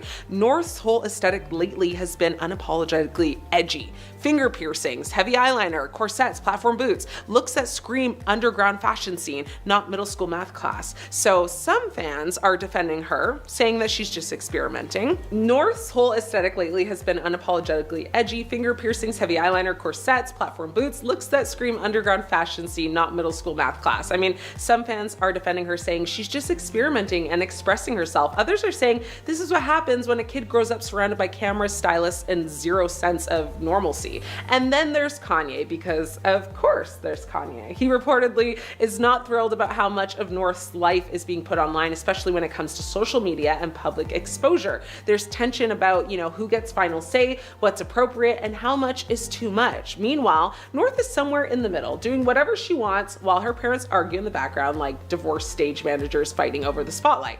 Now, the internet has been especially brutal towards Kim, accusing her of letting things spiral. People are saying she's more focused on being the cool mom than setting boundaries. I mean, others argue Kim is just trying to let North be herself in a world that already watches her every move. Either way, the optics aren't great, when your kids' fashion choices spark, think pieces and comment wars. What makes this whole thing so wild, though, is that North genuinely seems unfazed. I mean, she's very confident, outspoken, and clearly comfortable being watched, which honestly might be the scariest part. I mean, fame doesn't scare her. Criticism doesn't slow her down. And at 12 years old, she already knows how to command attention better than like half of Hollywood. At this point, North West isn't just a celebrity kid, she's a walking controversy generator. Every appearance turns into a debate about parenting, boundaries, and whether childhood even exists anymore when you're born into fame. So, is she a fearless fashion icon ahead of her time, or is this what happens when nobody ever says no because the kid is already famous? One thing's for sure, this isn't just a phase the internet will forget. North West is growing up in real time under a microscope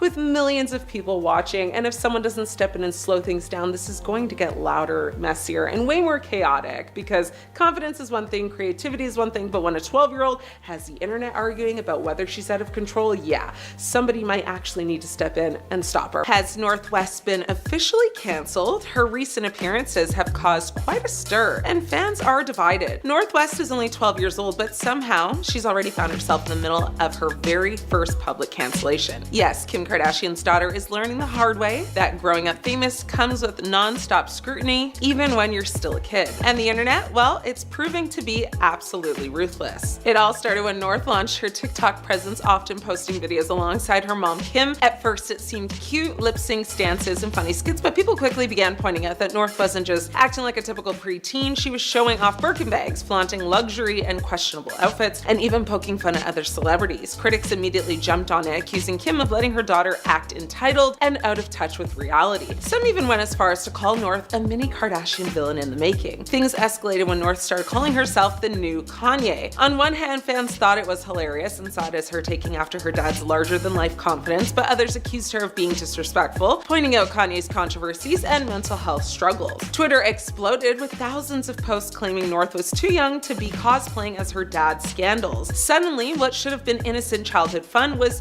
painted as a full-blown cancellation. And then came the Met Gala controversy. North didn't even walk the red carpet, she's too young, but she did sit front row alongside Kim in outfits critics called attention-seeking. When clips surfaced of North seemingly mocking paparazzi and making faces at photographers, the backlash got even worse. People accused her of being spoiled and disrespectful, while others defended her, saying she was just a kid who clearly doesn't enjoy being shoved in front of the cameras 24/7. Still, the damage was done. a cancellation hashtag with her name trended for hours. Now here's where it gets really messy. North isn't just some random kid, she's the future of the Kardashian empire. Kim and Kanye have both said publicly that North has the star power to take over the family brand one day. But after this so-called cancellation, people are now questioning whether putting her in the spotlight so young is a huge mistake. Is North being groomed for fame at a cost of, a normal childhood? Or is she just being unfairly kind of attacked because of her last name? Now, what's undeniable here is that North West is growing up in a pressure cooker, where every move is documented, judged, dissected, and filmed at that. At 12 years old, most kids are just worried about math homework and schoolyard drama, but North West, on the other hand, she's already trending worldwide and facing the full weight of cancel culture. North West may want to change her last name, and here's the tea on that. So it's no wonder North West wants to change her last name to Kardashian, because the ongoing saga between Kim Kardashian and Kanye West has officially crossed into this is exhausting and I'm a child territory. Now let's be real, Kim is reportedly considering legally changing her kid's last name from West to Kardashian. That means North, Saint, Chicago, and Psalm, potentially dropping West altogether. And honestly, after everything we've watched unfold in public, this feels less like a shock and more like a plot twist everyone saw coming. North West is old enough now to understand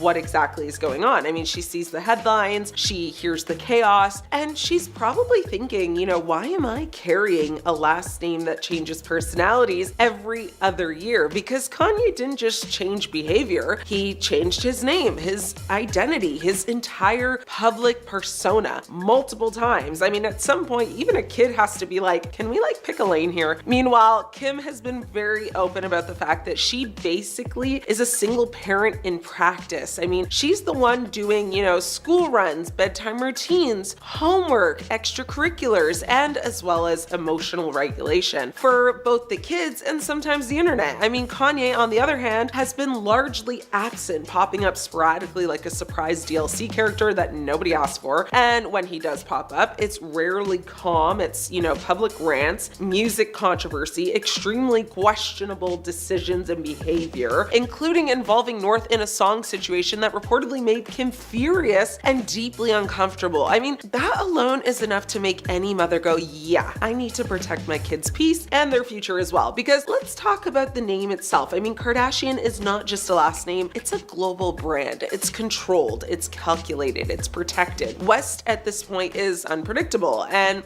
when you're raising 4 kids in the public eye, predictability is everything. Imagine being North and going to school knowing your last name trends on social media for literally all the wrong reasons. Imagine wanting to just exist without your dad's latest controversy being attached to you by default. So changing, her last name wouldn't be rejection, it would be self-preservation at this point. Also, let's not pretend this isn't about legacy. Kim has built an empire that's stable, strategic, and still expanding. I mean, Skims, law school, billion-dollar deals, constant reinvention that actually makes sense. The Kardashian name opens doors, it protects opportunities, and it comes with a playbook. The West name, well, right now it's kind of a gamble, and branding matters in this family whether people like it or not. So North Kardashian sounds like a future mogul, a designer, creative director, a force. North West sounds like a clever baby name that accidentally grew up into a full-time headline. I mean, there's also the emotional side when one parent is consistently present and the other is consistently chaotic or absent. Kids notice that, right? I mean, loyalty forms where stability lives. If Kim is the constant, the safe space, the organizer of their entire world, then sharing her name actually just makes sense, right? It's symbolic, it's grounding. People love to scream, but he's their father. And yes, biologically, but parenting is more than DNA. It's consistency, it's protection, it's showing up without turning every moment into a skeptical or spectacle. And honestly, if Kanye can change his own name whenever the vibe shifts, why is it controversial for a child to want alignment with the parent who's actually raising her? So no, it's not shocking that North might want to be a Kardashian. It's logical, it's emotional, and frankly, it's pretty on brand. I mean, because when your life is already under a microscope, at least you deserve is a last name that feels safe. North West went live on Instagram the other day, and it was going great until one very famous interruption turned into absolute chaos. Picture this, North is chilling, fans everywhere, and then all of a sudden you hear rustling. She turns, looks right right at the camera and goes, "Why are you watching my live?" And it's Kim Kardashian walking in like she's about to steal the spotlight. North instantly transforms into the biggest fangirl on the planet. She's hyping up her mom like Kim just walked the Met Gala red carpet instead of just, kind of sauntering into North's room. North literally tells everyone watching, "Guys, the GOAT is here." And in case you don't know what the GOAT means, it's like greatest of all time. And Kim, completely unbothered, says something like, "I hope every source, somebody recorded that." Now, classic Kardashian moment, right? And honestly, I love that. Imagine casually crashing your kid's live stream and your first thought is whether someone got footage of it. That is peak Kardashian energy right there. But then it gets even better. North, being North, had grand plans. She tried to turn this into a money moment. She looked at the camera and said she needed to get Kim in front of it to make some money. And Kim's reaction, it was a solid no. It was like, no, no, no, no, no, followed by like that universal mom shut down, "I'm ready for bed." She was basically like, "Girl, we don't do that." Listen, Kim Kardashian enforcing bedtime like she's negotiating $1 billion brand deal. Yeah, that is the most 2026 parenting we've ever seen. She wasn't mad. She was just kind of like, "I'm not doing this live, go to bed." Now let's be real for a second. If you let your 12-year-old run their own social media accounts with millions of followers, you gotta have some rules, right? And I mean, Kim absolutely does have rules. I mean, not no, dessert before dinner type rules, actual boundaries. This entire live had everything: jewelry, fashion, parents wandering in. North was serving looks with black grills and long nails and total confidence. And as soon as Kim entered, the whole vibe instantly switched from cool live to family sitcom chaos. And the internet had their thoughts, of course. People were totally divided. Some were calling North a style icon in the making. Others were like, "Why is a 12-year-old doing this at all?" Social media blew up debating the grills, the wig, the whole personality. I mean, of course, whether Kim is a genius mom or just really good at putting on a show, but you have to give it up for North as well though, right? She didn't even blink. She turned, her mom crashing her live into content. She hyped her mom up. She almost tried to monetize the moment. And then she ended the live stream because, mom said it was bedtime, which honestly might be the most relatable Kardashian moment ever captured on the internet. Is North West being exploited by her own mother? Grab your cup and cuddle, it's tea time. The internet is absolutely losing its mind over Kim Kardashian letting 12-year-old North West strut around Rome in a corset and mini skirt. And honestly, the photos look like they were ripped straight from a high fashion magazine. But the fact that she's only 12 has people seriously divided. So here's the scene. Kim and North head out for dinner at a fancy Roman hotspot. Kim, of course, is in a silky black slip dress with lace details peeking through, classic, sultry Kardashian. But North, she shows up in full goth glam black corset top, pleated lace mini skirt, knee-high platform boots, silver jewelry, a heart-shaped Vivienne Westwood purse, and waist-length blue ombre pigtails. She looked more like the star of a runway show than a middle schooler out for pasta. Naturally, social media had a meltdown. People called the look so inappropriate and disturbing, pointing out that a corset just doesn't belong on a child. Now, others complain that Kim is pushing her daughter into the spotlight way too young, dressing her like a grown woman when she should still be in her Disney Channel era. But not everyone saw it that way. Some people defended the outfit, saying, "Relax, it's 2025, kids can experiment with fashion." Others even applauded North, pointing out that she's not just following trends, she's kind of setting them. And honestly, that's the truth. This kid has been building a fashion identity since before most people learned to tie their shoes. She's walked into Fashion Week, performed on stages, gone viral on TikTok, and already has plans for her own music. She's not exactly living the average 7th grader's life. Still, the criticism is very loud and it raises bigger questions. Where's the line between letting your kid express themselves and dressing them in ways that blur childhood and adulthood? A corset has historically been seen as lingerie adjacent. Pair it with a micro skirt that suddenly, it's not just edgy fashion anymore, it's kind of sparking debates about exploitation. And because it's the Kardashians, every choice is magnified under a microscope. Now, let's not pretend this is new territory. North has always had a bold wardrobe. She's been rocking oversized jackets, big boots, flashy hairstyles, and designer bags since she could literally walk. She's even styled Kim before. At this point, it's fair to say she's not just influenced by her mom, she's shaping her mom's style too. And yes, Kim knows exactly what she's doing. She's built an empire on shock value, conversation, and controversy. When Kim steps out, it's not just about dinner, it's about headlines, clicks, and keeping the Kardashian machine running. If North shows up looking like a pint-sized goth couture queen, Kim knows it will dominate timelines and headlines, and here we are, case in point, talking about it. But here's the part that really gets people. North is still a child. The corset look made her appear tall taller than Kim even, more adult than her age, and that's what's unsettled so many. It's one thing to wear playful fashion, it's another to blur the line between preteen and full-grown influencer. Critics argue it's Kim projecting her own image onto her daughter before she's even had a chance to grow into herself. The defenders argue the opposite. North clearly has personality, confidence, and her own taste, so why hold her back? I mean, if she wants to be expressive and creative, why shouldn't she? I mean, after all, she's not exactly an average kid stuck in math class. She's been raised in the spotlight since birth. At the end of the day, this whole debate circles back to one big question. Is North West being exploited? Or is she just being North West? I mean, the Kardashians thrive on this gray area, always kind of towing the line between empowerment and controversy, expression and exploitation. And because it's happening in public, the world feels entitled to weigh in. My take, North is definitely growing into a fashion icon way earlier than most, but it's impossible to separate that from the Kardashian brand strategy. So whether she's being allowed to shine or being pushed into it, one thing is clear: every outfit, every hairstyle, every headline keeps the Kardashian legacy alive. North West's behavior is out of control. Is her mom to blame though? So let's talk about Kim Kardashian's daughter, North West. The 12-year-old just popped up on TikTok rocking a look that honestly screams adulting before algebra. We're talking a star tattoo under her eye, her name inked across her cheek, a faux septum ring, blue braids, and black grills on her teeth. Before anyone faints into their oat milk lattes, yes, the tattoos are fake, but that didn't stop the internet from losing its collective mind. Within minutes, people were online panicking like North had just joined a biker gang. The headline vibe? Well, help, North West has gone rogue. And right on cue, Kim swooped in with her classic PR, serenity, brushing it off like it's just another Tuesday in Calabasas. So her take, well, it's such a non-issue. That's right, the woman who made contouring a cultural movement thinks fake tattoos on her 12-year-old are not a big deal. Translation for that is really just relax. It's just self-expression and probably a little product placement. But here's the thing. This isn't just, a kid having fun with a marker and an attitude. This is a glimpse into the Kardashian world where playing dress up means turning your preteen into a fully styled mini influencer. North isn't putting on mom's heels and,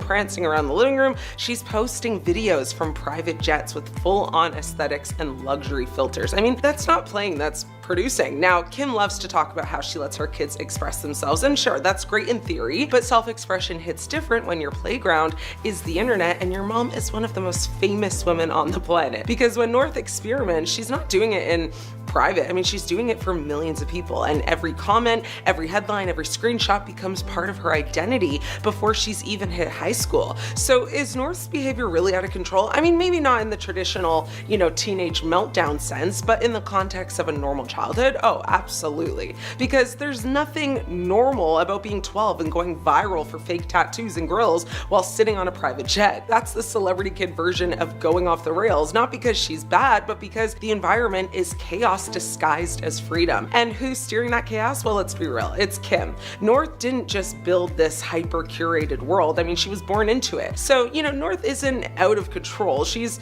kind of perfectly on brand, which honestly is a little scarier. Kim keeps saying, I'm just letting her be herself, but when yourself is shaped by fame, filters, and $1 billion spotlight, how much of that is really your choice? North doesn't even get a chance to be bored, awkward, or invisible, the luxury, every kid deserves, because her life is content. So yeah, Kim, your daughter's behavior is out of control a little bit, but it's only because the world you built doesn't have any breaks. You gave a 12-year-old a social media empire, a glam squad, and a global audience that acted surprised, or then you acted surprised when she started performing. Overrated or overstimulated. Too much Kardashian drama has made fans turn against them. The reality royalty fam is over and canceled. Kim Kardashian is now contemplating a court request to strip ex-husband Kanye West of custody of their kids after new drama has unfolded, and fans are over it all. Kim is reportedly considering changing her custody agreement with West after he released a song featuring their eldest child, daughter North West, without her approval. Physical custody is reportedly not an issue, as the rapper rarely sees his kids, and Kardashian still wants them to have, a good relationship with their father. However, it's a different story when it comes to decision making for their kids. The former couple couple's divorce agreement reportedly states that they must attend a private hearing with a judge in the event there's a conflict regarding their children. However, after this weekend's debacle, it has become very clear that the rapper refuses to abide by the rules of their agreement. Kardashian requested an emergency hearing with their lawyers, a mediator, and a judge after learning West was planning to drop a song featuring their eldest daughter North and disgraced rapper Sean Diddy Combs. Now, although Kanye skipped the meeting, he reportedly agreed not to release the track titled Lonely Roads Still Go to Sunshine. However, he went back on his word and dropped the song on X one day later, declaring that, men make the final decision. The rapper also shared a heated text exchange between himself and Kardashian, who made it very clear she did not want their daughter involved with the jailed Bad Boys record mogul. Kanye seemed furious about Kardashian sending him a cease and desist letter and trademarking their daughter's name despite it allegedly being a decision they made together. He allegedly texted his ex-wife in the now since deleted upload, of course. The text said, "I'm never speaking with you again." However, Kardashian claimed they had agreed to trademark all of their kids' names when they were born so that no one else would take them. She replied saying, "I asked you at the time if I can trademark her name. You said yes. When she's 18, it goes to her. So stop. I sent paperwork over so she wouldn't be in the Diddy song to protect her." Kanye asked her to amend the legal papers or risk going to war. He also threatened her, adding, "And neither of us will recover from the public fallout. You're going to have to unalive me." So dramatic, I can't. Soon after, he went on a very lengthy X-rant like usual, accusing the Kardashian mogul of restricting, his parenting abilities and comparing their current custody agreement to visitations in jail. Messy, problematic, and chaotic. Fans are done with this drama. It's above them now. The Kardashian family launched a debit card with ridiculously high fees. Back in 2010, the Kardashians launched the Kardashian card, a very short-lived prepaid debit card so that fans could live, a life of luxury similar to the family. It was issued by the University National Bank, which actually later changed their name to Sunrise Bank, and they are known to issue prepaid cards with insane fees though. So yearly fees, monthly fees, card purchase fees, card replacement fees, ATM withdrawal fees, even a fee to just check your balance at an ATM. Who would want this? Nobody. Unfortunately, well actually fortunately, because the card ended up having these insane fees, including a $100 per year membership fee, and for very obvious other reasons, the card did not do well, clearly. You don't say. Now, Forbes actually described it as one of the worst financial products ever introduced ever. The family seemed to have missed the memo that not everyone could afford those kinds of fees for a debit card, and the Connecticut Attorney General even accused the family of unfairly targeting financially unsophisticated young adults. It took less than like a month for the whole thing to get shut down, which would explain why it's likely you, me, everyone else has not heard of it till now. When Kendall denied allegations that her modeling career was handed to her in many interviews, it officially made people hate her and turn against the catwalker. There's no doubt that Kendall works hard as a model, but she raised some eyebrows when she shared conflicting statements about the origins of her modeling career. While Kendall said she did everything she was supposed to do to get her to her current position in the industry, there's no denying the fact that her family status played a very big role in propelling her to being,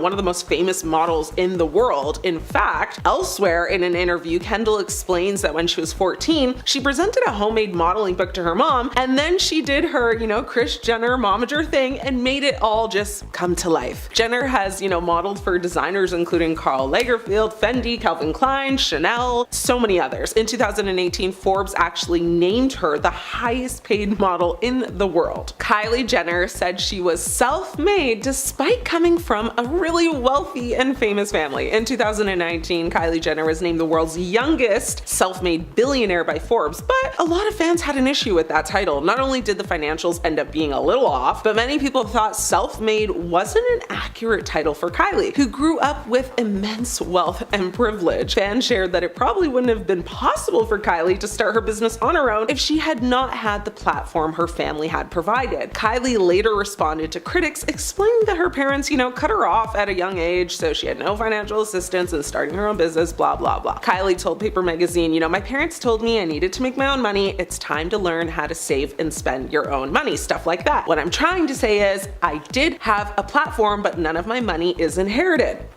Jenner has said that she credits her success to social media and her large following, kinda true. She has said that she was able to advertise her products directly to her fans with little marketing expense. And just like her big sis Kendall, she has faced immense backlash for several reasons. Some honorable mentions include, lying about her net worth and exaggerating her role in building her cosmetic company. She's also been accused of cultural appropriation, just like her sisters, and of course she's faced a lot of criticism for promoting very unrealistic beauty standards and using Photoshop and editing tools on literally all of her photos and videos. Kim losing her diamond earring might have been in the first 5 moments fans started turning against the family. You know this one well, at least you should. Kim's then boyfriend Chris Humphries tossed her into the ocean, and her $75,000 earring was a casualty. The force of the throw caused a diamond earring, which was a part of a larger necklace, to actually come off and fall into the ocean. Kim had a significant emotional reaction to the loss, full-blown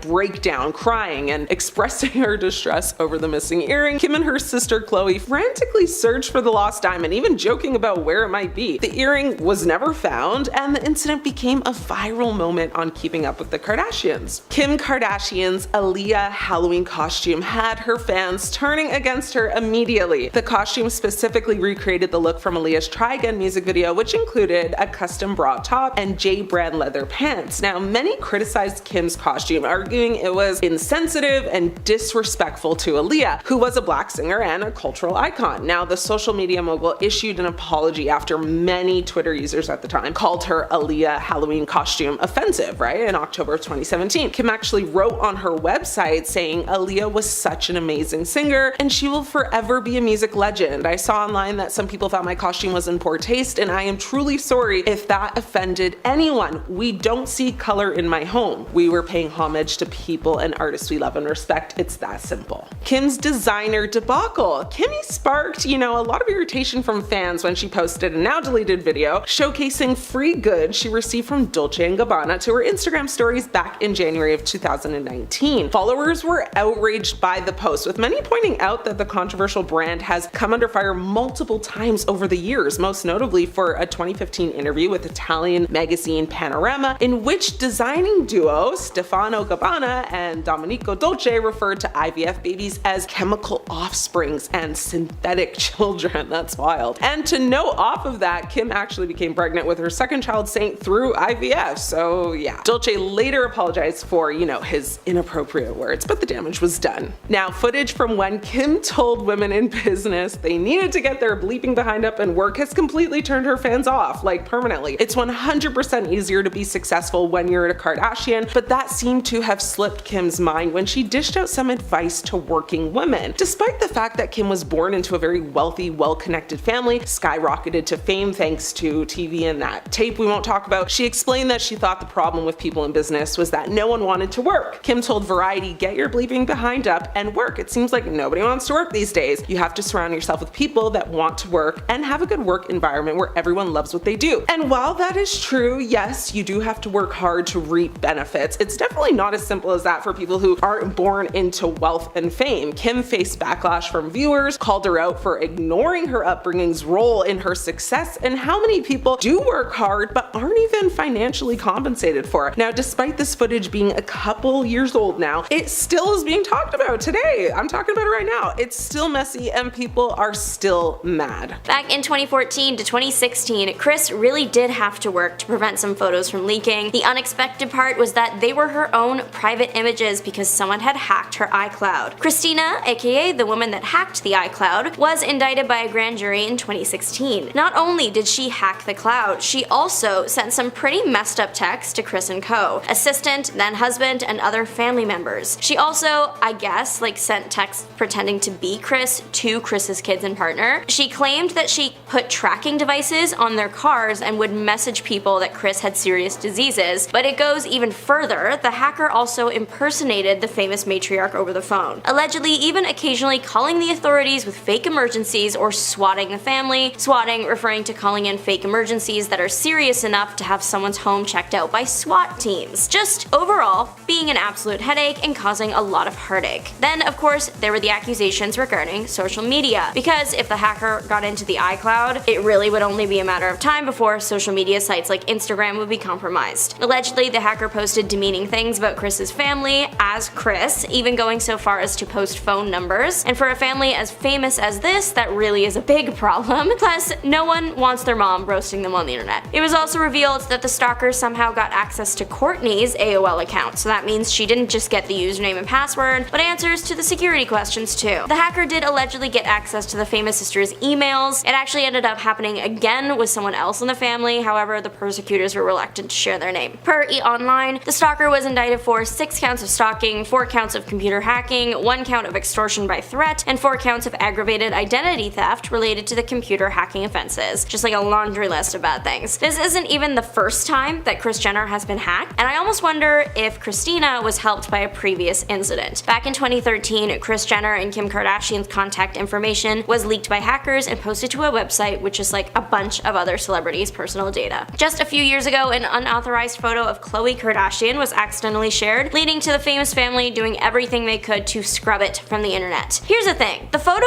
isn't scandalous, it isn't unflattering, in my opinion, she isn't doing anything offensive. It is literally just a photo of Khloe in a bikini by the pool. She's holding her phone in one hand and smiling for the camera, and that is literally it. That's the whole photo. However, there isn't any filter on the photo. Many photos posted by the sisters and, well, a lot of big celebrities, they use filters to smooth out the skin, smooth out the makeup, shape the body, whatever, right? People are used to seeing an airbrushed look to the family that getting an unfiltered iPhone photo shot was definitely a moment. However, they do occasionally post unfiltered photos, so why was this one a big deal? Well, they said the internet couldn't have it and started contacting people to take it down or risk legal action. So pretty soon, people started sharing it simply because they were told no. Then it became people wanting to see the photo that people were risking legal action from one of Hollywood's richest families for. Then people just being confused why she would want the picture to disappear considering she looks good. Eventually, fans got answers. The reason it had to go was simply because it was unauthorized. One of the many Kardashian or Jenner assistants posted the photo without, I guess, checking the right avenues. The official statement from Chief KKW Marketing Officer Tracy Romulus was, the color-edited photo was taken of Khloe during a private family gathering and posted to social media without permission by mistake by an assistant. Khloe looks beautiful, but it is within the right of the copyright owner to not want an image not intended to be published taken down. For a family of women that have had their every move picked apart, it's understandable that they would want to control exactly what gets out there about them. Of course, the picture is still out on the internet. Khloe ended up posting some photos herself shortly after this went viral. Right now, having a photo with Diddy is like a guilty verdict to the internet, and Kris Jenner doesn't just have one, she's got a whole collection, plus past interviews with him, even one where he admitted that he once had a crush on her. Yeah, so the Kardashian Jenners, it's no secret that to help maintain their status, they interact with other people at the same level of fame, and like it or not, Diddy was one of those people. He was at the top of the food chain when it came to hosting parties and having famous friends. Kris Jenner posted many selfies with the man over the years. It appears that she was quite close with him, and one can assume that she and her daughters received many invites to his parties. I mean, we know that they did because they have been photographed and videotaped at them many times. This has led to people wondering what the famous family knew and if they kept anything quiet. Khloe once spoke about her experience at a Diddy party in a 2014 episode of the reality show. She made claims that many of the attendees were unclothed, and then previously in the episode she had been talking about all the big names that she saw there, and now of course people are wondering if she was at just like a regular Diddy party or the type that he is now in jail for. But back to Kris Jenner, because there is an absolutely wild story circulating online right now regarding the matriarch. One woman that is claimed to be a Diddy victim has shared a troubling story involving not just the disgraced rapper, but also Kris Jenner and Jennifer Lopez. Adria English joined the Lionel B Show podcast to share a story from someone she knew that was allegedly a Diddy victim. She claims that her homegirl was harmed in a ritual to conjure up demons, that J-Lo was damaging her skin using glass, and that Kris Jenner watched. English claims that in order for the girl to escape, she had to pierce Kris's shoulder with the glass. English says that if you look back at past interviews, Kris says that she'd once been pierced, different word, but hopefully you get it. Unfortunately, Honestly, I have not been able to find anything that indicated that Kardashian has ever been involved in an incident like that. She doesn't appear to have a scar on either of her shoulders either, and she's worn a lot of clothes that's shown off her shoulders and collarbone. The interview has gathered about 710,000 views on YouTube, with a comment section overwhelmingly in favor of English. Again, I couldn't find anything to support her claims, but Diddy's trial is coming up very soon, so maybe we will get answers then. In an early season of Keeping Up with the Kardashians, you might have seen Kim and Kourtney pretty upset over some photos nearly being leaked to the press. Well, fan speculation and facts go hand in hand. Kim K's first husband seemingly wasn't the nicest guy. There are court documents that accuse the man of being physically and mentally rough with the reality TV star. Of course, this was like before the show, so we never actually saw any of that on camera, but the description of the alleged events are hard to read. Anyways, they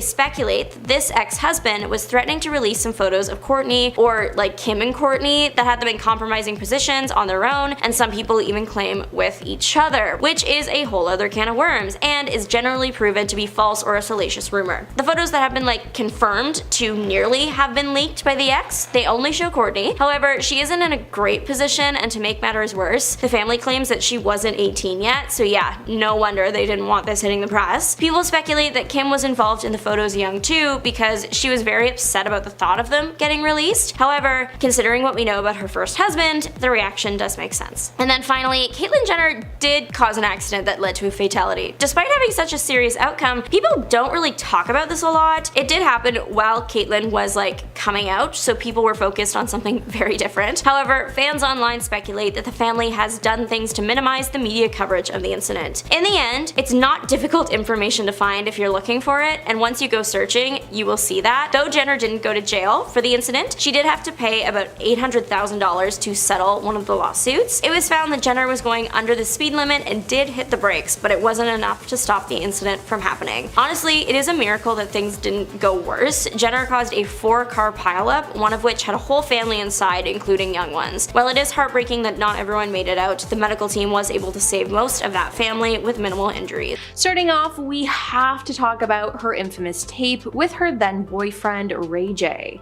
Now, the tape was leaked in 2007 and it thrusted Kim into the spotlight, but for all the wrong reasons. Now, Kim sued Vivid Entertainment for ownership of the tape, and in late April 2007, Kim dropped the suit and settled for $5 million. Now, many people judged her for this, and in 2022 there were actually rumors that there was a second part of the tape that was going to get leaked.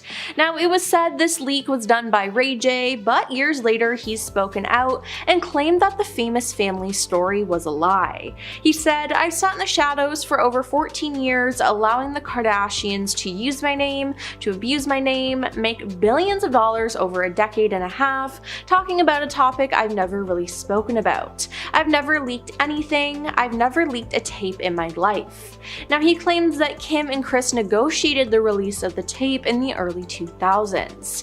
Kris apparently watched 3 different Ray J and Kim tapes and chose to leak the one that gave her daughter a better look, which is honestly just so gross. Now, since then, Kris has denied being a part of the leak, but it really wouldn't surprise me if she actually was. Then there was the time in 2024 where she offended a lot of people with what she wore to a wedding. In July, Kim and her sister Khloe attended the lavish wedding of billionaire heir Anant Ambani and his fiancée in India. The sisters looked stunning at the traditional wedding, but for one of the events, Kim wore red, which is considered by some to break the Hindu wedding etiquette. Now, the color red is generally reserved for the bride, and it's often frowned upon for guests to wear red. It's practically like if you wore white to someone else's wedding in the Western world. It's a big no-no. Now, after sharing photos of her outfit on Instagram, Kim faced backlash from her followers who thought it was an inappropriate outfit choice and called out her lack of respect. Now, Kim chose not to respond to the comments, but fans were disappointed that she didn't research the culture beforehand to know what was acceptable. Controversy also arose when it was announced that Kim would appear on Variety's Actors on Actors. Now, Kim starred in one season of American Horror Story, which some fans didn't even like to begin with. Now there was outrage, but Kim still did the interview, and she was partnered with Chloe Sevigny, who, like Kim, had also worked with Ryan Murphy. Although Chloe allegedly wasn't initially supposed to be Kim's interview partner, the interview itself went well. But viewers online were offended that Kim was being called an actor though. Kim Kardashian's work on one season of American Horror Story does not put her on par with anyone on this list. She's nowhere near their level of talent and many accomplishments, one person said. Kim Kardashian, can we be serious please? While another chimed in, Kim Kardashian is not an actor. Now a few fans even accused the star of paying her way onto the series. Real actors exist, why did Kim K pay to be there? Then there's everything with Taylor Swift. Now, she and Kim have a bad relationship because of Kanye West. Now, we all know that Taylor Swift and Kanye West have a history, and when Kanye released his song Famous, in which he calls out Taylor Swift by name, I feel like me and Taylor might still have sex, why I made that be famous. Taylor Swift's reps shared a statement saying that Taylor was never made aware of the actual lyric "I made that be famous" in the song.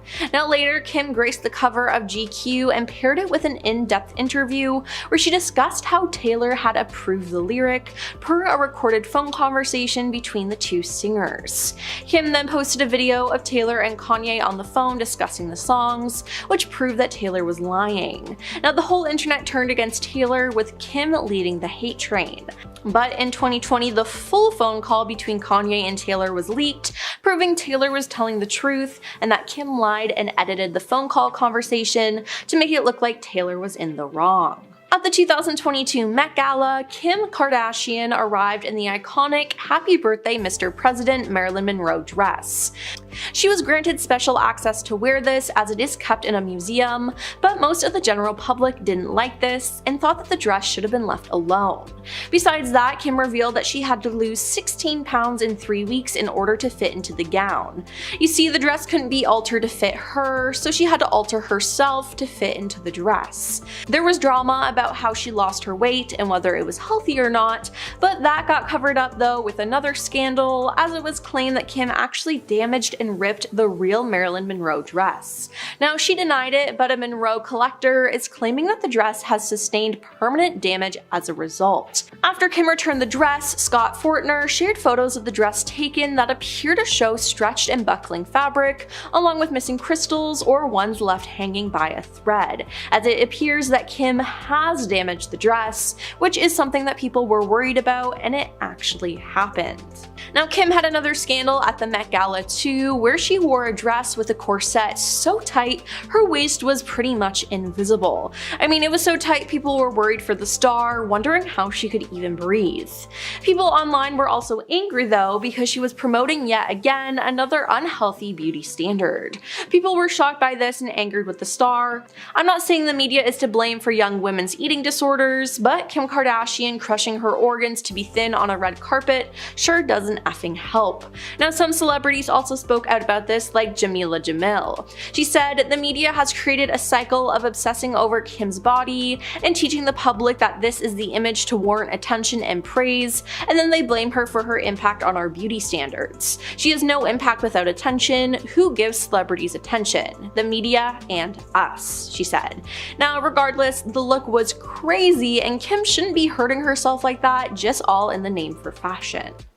Now, Kim hasn't had the best luck when it comes to love, because she once had a marriage that lasted for only 72 days. Yeah, she was married to Kris Humphries, and they made a lot of money with their photos and filming the whole experience on Keeping Up with the Kardashians.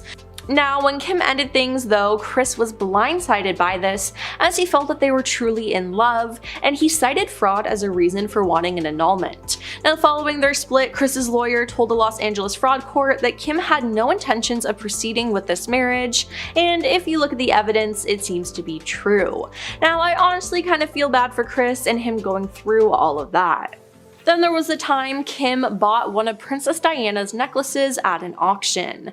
Kim snagged the diamond-encrusted amethyst Atala cross pendant famously worn by Princess Diana for $197,453 in 2023. Now, in November, Kim attended the 2024 LACMA Art Plus Film Gala, where she wore a dramatic white dress with a plunging neckline. Now, people called out Kim for wearing the necklace though, writing that it was weird that she would continue to wear pieces once owned by deceased celebrities, and they felt that she was trying to upstage Diana. Now, others called the move disrespectful. Some felt her wearing it with that dress was offensive to the religious symbol.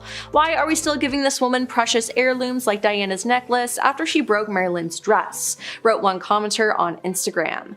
And I mean, Kim has the money to do these things, but should she be allowed to do it? I don't think so. Now, Kim was also called out for doing blackface while promoting her beauty products.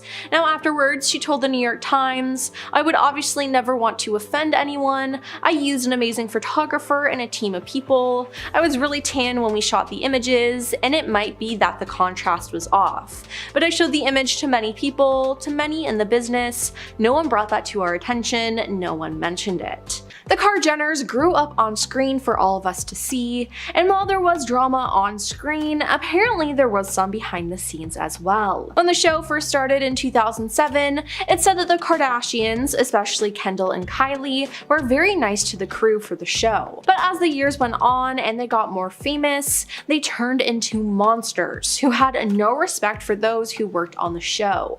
According to The Sun, the Kardashians repeatedly berated crew members and made unreasonable demands on anyone in their path. Additionally, the girls often try to direct what happens or demand multiple reshoots of simple moments on the show to place themselves in the best light they can at the expense of the rest of the family and crew, a source said. Now, this isn't a good look for them at all, and they should honestly be ashamed. Now, Kim Kardashian's marriage to Kris Humphries was something, let me tell you. Now, they dated for 6 months before they got married, and this might be due to all the money that they were making or were going to make. Kim was paid $1.5 million by People magazine for their wedding photos alone. They also got $300,000 for their engagement announcement, and then was given even more for both her bridal shower and honeymoon pictures. Not to mention, the pair got a bonus check from airing their wedding on Keeping Up. But things went downhill after that though, as just 72 days later, Kim filed for divorce from Kris. Yep, the marriage only lasted 72 days, which is honestly just embarrassing. Now, Kris was blindsided by this as he felt that they were truly in love, but he cited fraud as a reason for wanting an annulment. Now, Kim's paperwork stated irreconcilable differences for hers. Now, following their split, Kris's lawyer told a Los Angeles fraud court that Kim had no intentions of proceeding with this marriage. Jonathan Jackson, who worked with Kim between 2007 and 2009, said the pair's union was a publicity stunt. Speaking on Good Day LA back in 2011, Jackson said, "2 weeks prior to her wedding, she knew it was not something she wanted to do. Unfortunately, they were obligated to honor contracts with E!, the network which had TV rights, otherwise they would have owed a lot of people a lot of money." Now, this is so unfortunate, especially for Kris, as he was practically used. And then there's everything that happened with Lamar Odom and Khloe. Throughout 2013, countless stories circulated about Lamar cheating on his wife Khloe. Later on, Lamar admitted to struggling with addiction and infidelity from early on in his marriage to Khloe. "There were too many strippers to count," he said in his memoir. Now, Khloe actually grew suspicious and hired a private investigator to track her husband. And while all this was going on, the couple put on a happy front on Keeping Up with the Kardashians and their own spin-off show, Khloe and Lamar. Now, in 2013, an insider claimed Khloe had not only photographic proof that Lamar cheated on her with at least 5 different women, but had copies of text messages between Lamar and the other women. She is a very smart woman and knew she had to get the proof proof because of the infidelity clause in their prenup, the source said. Though Khloe would later talk about Lamar's cheating on Keeping Up, she didn't do so until his cheating was widely publicized. And all of Lamar's issues were publicized by the Kardashians themselves. You see, not everyone in the family knew about the substance misuse and the cheating, but someone in the family was tired of it. It's said that it wasn't until Rob Kardashian learned of Lamar's dark secrets that he helped push Lamar out. While it hasn't been validated, Lamar still claims to this day that it was the Kardashians who revealed his dark secrets to the press, which then drove a wedge between him and Khloe. Now, Lamar even said that Kris Jenner orchestrated an incident after their divorce to get more press surrounding their broken relationship. But of course, no one in this family would admit to all of that though. And then there's the fact that pretty much all the Kar-Jenners have gotten some sort of plastic surgery and have never admitted to it. In addition to that, some of them have even had their plastic surgery removed or reversed and lie and say they've been working out or have just been eating healthy. But I mean, we all know the truth. Now, a lot of people have pointed out that Kim has had liposuction and fat implants, but she has denied it. And then, after her daughter North was born, it was even more apparent that she got more work done, but once again, she denied it, but we seem to know the truth. There have been rumors since the beginning of time that Khloe Kardashian is not actually a Kardashian at all, and now we may have some proof. Numerous sources have reported that Kris Jenner told Robert Kardashian repeatedly that Khloe was not his daughter.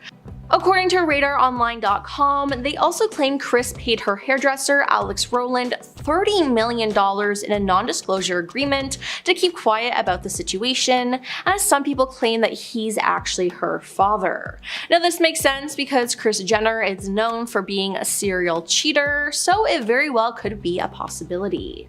Now, Kim Kardashian was investigated by the FBI after getting $250,000 in a trash bag. Yep, you heard that right. Now, according to a March 2023 Bloomberg Businessweek report, Kim was questioned by the feds as a part of an investigation and a mogul at the center of an embezzlement scandal. Now, in 2019, Kim told the FBI that she once played baccarat in a Las Vegas casino with Lowe and others when she ended up winning big. Now, Lowe allegedly told Kim to keep the chips she won, which were worth $350,000. Now, Kim told the FBI when she went to the casino counter to cash out, she was handed $250,000 in a trash bag full of 100 bills. Now, she put the trash bag full of cash in her carry-on bag and boarded a Southwest Airlines flight back to Los Angeles, the FBI agents wrote. Now, on a later trip to Vegas, Kim collected the remaining $100,000, again in a trash bag full of cash, which is honestly just weird. Now, Kim Kardashian has been accused of mistreating her workers by not paying them, which is messed up. In May 2021, Kim was sued by 7 workers accusing her of wage theft, retaliation, and more. The complaint alleged that cleaning and maintenance workers at her Santa Monica home weren't paid for all the hours they worked, didn't get overtime pay, weren't given required meal and rest breaks, and didn't get any pay stubs or documents related to employment. Kim has largely tried to deflect the blame by saying this was the fault of a company she hired to manage the workers. Now, the case, which was ongoing, has been pushed under the rug by the family, who never addressed the scandal themselves. And apparently, a lot of Keeping Up with the Kardashians was fake. Now, Kris Humphries spoke out about this after his short-lived marriage to Kim. He told a source, "Kris says that Kim's reality shows are a total sham. He doesn't think there's anything real about the shows at all." Now, the source also references one of the most quoted scenes of the show, in which Kim loses an earring after being thrown into the ocean by Kris during a family trip. Kim was crying hysterically, but then miraculously, one of the younger sisters found the earring in the ocean, where the group had been swimming. But they said that Kim didn't actually lose her earring, that the move was a publicity stunt to get views, the source said. Which, yeah, I do honestly believe this point. And finally, we have to address Kim's adult film that was released with her ex Ray J. Now in 2007, the tape was leaked online, and it's how Kim rose to fame. The talk of the tape was a prominent topic on the first season of Keeping Up with the Kardashians, and it made Ray J a villain. But Ray J has since come out and said that he had nothing to do with the tape being released, and that it was all up to Kim and her mother Kris. He said, "I sat in the shadow for over 14 years, allowing the Kardashians to use my name, to abuse my name, making billions of dollars over a decade and a half, talking about a topic I've never really spoken about. I've never leaked anything, I've never leaked a tape in my life." Now, Ray J claims that Kim and Kris negotiated the release of the tape in the early 2000s. Kris apparently watched 3 different Ray J and Kim tapes and chose to leak the one that gave her daughter a better look, which honestly is just gross. Now, Ray J also claimed that Kim has the videotapes in a box under her bed and that he's never been in possession of the tapes.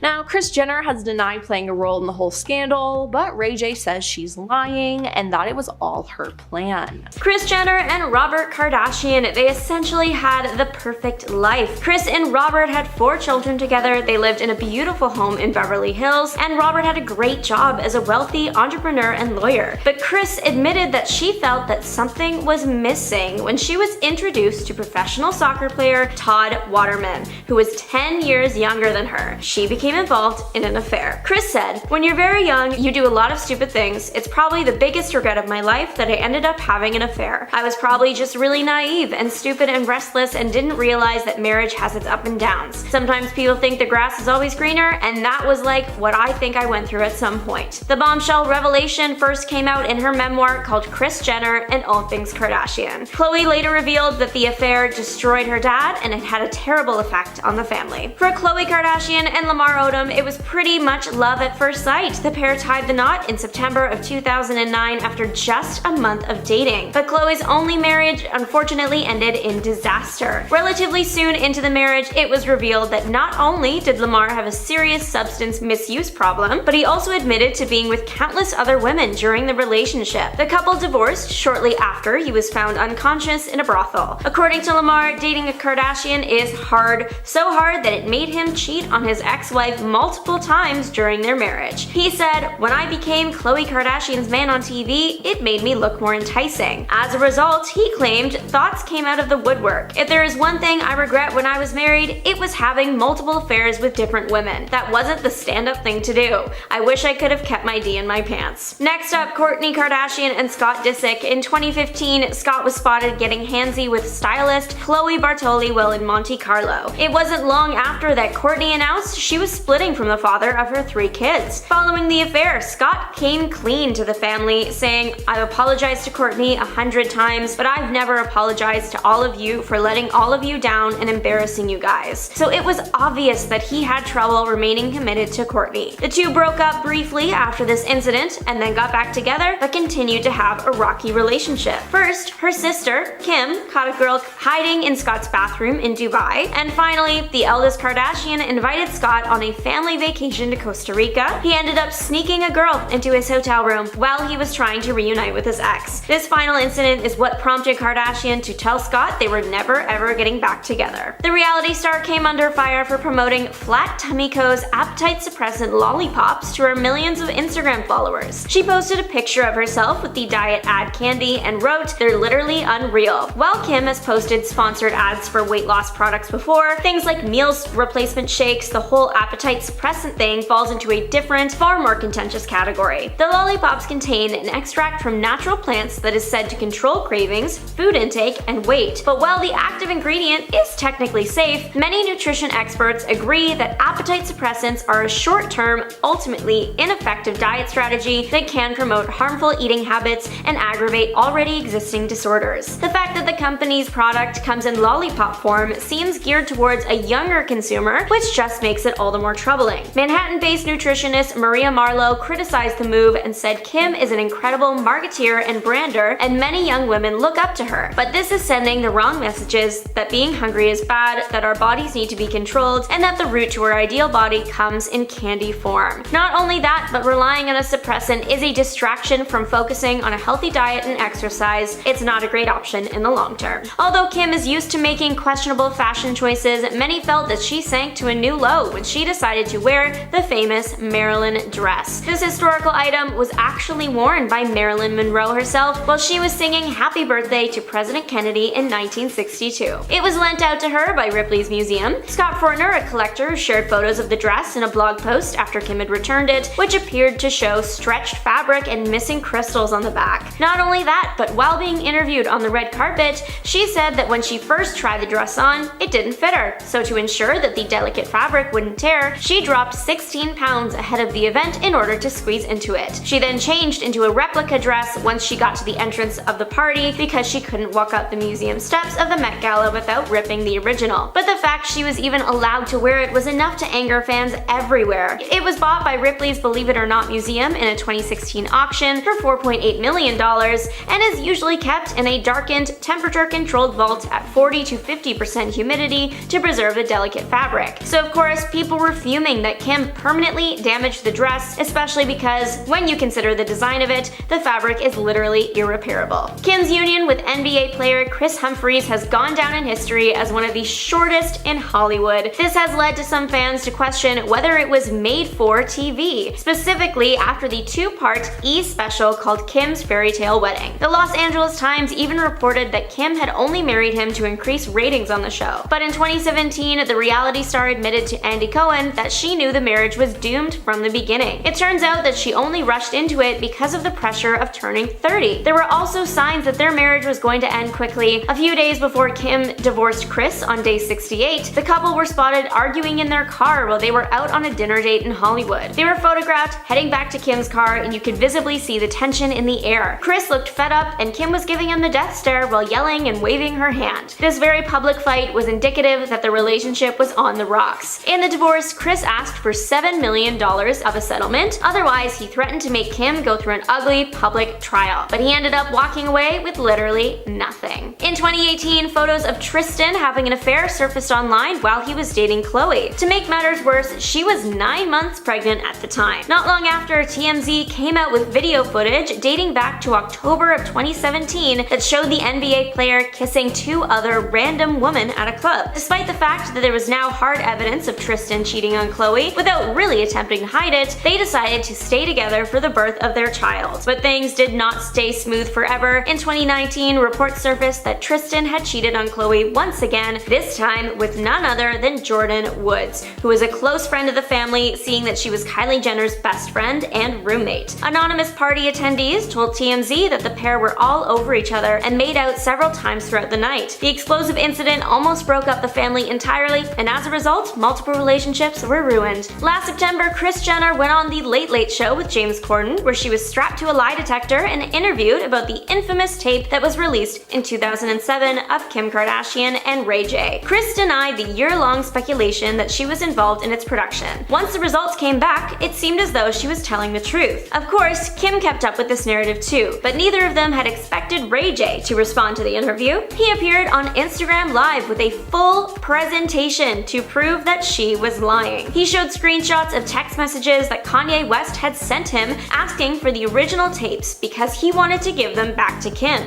In response, Ray J said, "I got 2 kids and a tech company. Why would I involve myself in this? I'm so past this, bro. I'm assuming you know the full story from 05, right? How it happened, who brokered the deal, who put it all together, etc." This is when Ray J made the most shocking revelation ever. He said, "Kris Jenner is the one who made us shoot the second tape in Santa Barbara." He then claimed that Kris orchestrated the filming of the last tape and even watched them to decide which was best. Kim K came under fire when she bought the iconic cross necklace that was worn by Princess Diana for $197,000. 4 people competed in a bidding war, but Kim ended up winning the auction after 5 minutes. The amethyst cross is a 1920s pendant by a luxury jewelry designer, which Diana wore on many occasions. The cross-shaped pendant features large amethyst stones framed by a 5.2 carat diamond. After news of the purchase came out, Kim started trending on Twitter as everyone was jumping to create their own Kim Kardashian has purchased meme as a way to make fun of the historical artifacts she had bought. They have quoted Kim as saying, "I just did what needed to be done." Kim and Scott Disick are being sued for $40 million after they were accused of hatching a contest scam and fooling innocent people. The lawsuit alleges that the two created a fake lottery in 2020 and announced that the winner will get $100,000 and 2 first-class tickets to LA, as well as a 3-night stay in Beverly Hills, and they could shop like Kim. But turned out this was all fake. The filing claims it says that Kim and Scott worked with an Australian company, Curated, to sell the personal information of the players to advertisers. Apparently, the winners of the contest were announced, but their Instagram handles were quickly made private, which raised a few red flags. The people that did enter the contest and lost were then invaded by hundreds of advertisers, soliciting them with potentially offensive and unwanted content. However, the Australian company has said that the contest is legitimate and there is legal paperwork to back it. Both Kim and Scott have yet to comment on the lawsuit. There's one image in the news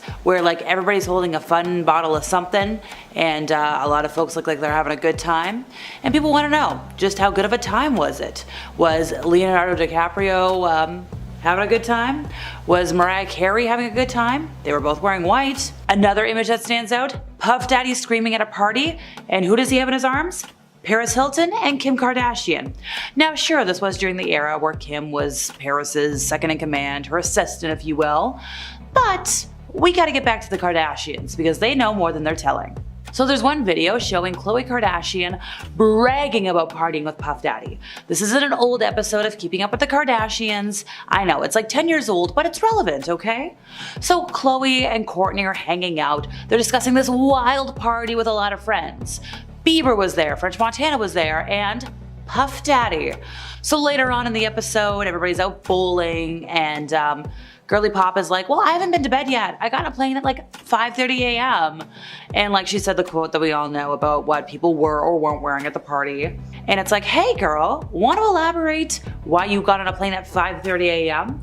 Because we all know when the bad part of the party happened, and it was after 5 a.m. She said, well, I know you're known for the parties. When you think of a party or a good time, you think of Puff. And we've been known to party with you a few times. And then Kourtney was like, oh yeah, like you were just at Puffy's party. And she's like, oh my gosh, I forgot about that. That was an epic night too. Like that night was fun because all the girls ditched me. So it was like me and the boys. It was me, Kanye, and we were just like hanging out and it was fun. I loved it. And then once again, Khloe turns to Puffy and is like, I don't know how you have all the energy, but that's who you are. And that's why people are so drawn to you because you're so eclectic. No matter what, no matter how much you work, you don't sleep, you don't do anything, but that's just you. And if you thought that's where the friendship ends, flash forward, I think 3 years later, 2019, Khloe is posting pictures of her family and Puff Daddy. December 16th, 2019. Everybody's hanging out. It's like, oh my gosh, yeah, like happy 50th birthday. So here's the thing. Normally when Khloe posts photos of her family on Insta, the comment section is usually flooded with well wishes. But fast forward to this year, September 24th, 2024, now that everything's coming to light, yeah, there's some suspicion and anger in the comments. Folks want to know, like, hey, Kardashian family, you've been hanging out with Puff Daddy for years at this point. We just went through the timeline. And like, what's going on? So even though this was a completely unrelated post, like Khloe's dropping off her family at school, and yes, there are a couple of nice little things, like there's a pop singer who was like, oh my gosh, best mama. Everybody else wants to know other stuff. They said, and I quote, so are we just glossing over the fact that she and the other Kardashians knew what went on at Puffy parties? The circus is trying to deflect from them parties they went to, and that one was in all caps, but like, I'm not yelling at you, you don't need that. So let's go through the family tree. Apparently Kim has unfollowed Puffy on Insta, but has not spoken publicly over the speculation. But going back to Khloe, once again, she's always said nothing like a Puffy party and she hasn't said anything else. Now sure, nobody in the family has been linked to any of the allegations that Puffy is facing, but they have not spoken out following his arrest. They've been fawning over him for how many years now publicly? And like if we're going up to, let's see, the matriarch of the family, Kris Jenner, her partner Corey Gamble had ties to the rapper as well. So there's a theory. A theory is the family is dreading the prospect of testifying at the upcoming trial. Now this is according to some insiders who claim that the family is in panic mode. Because all these years they've been bragging about partying with Puffy, and of course everybody's wondering, were you involved in the freak-offs? And if you don't know what the freak-offs are, how can I word this without getting in trouble with the internet?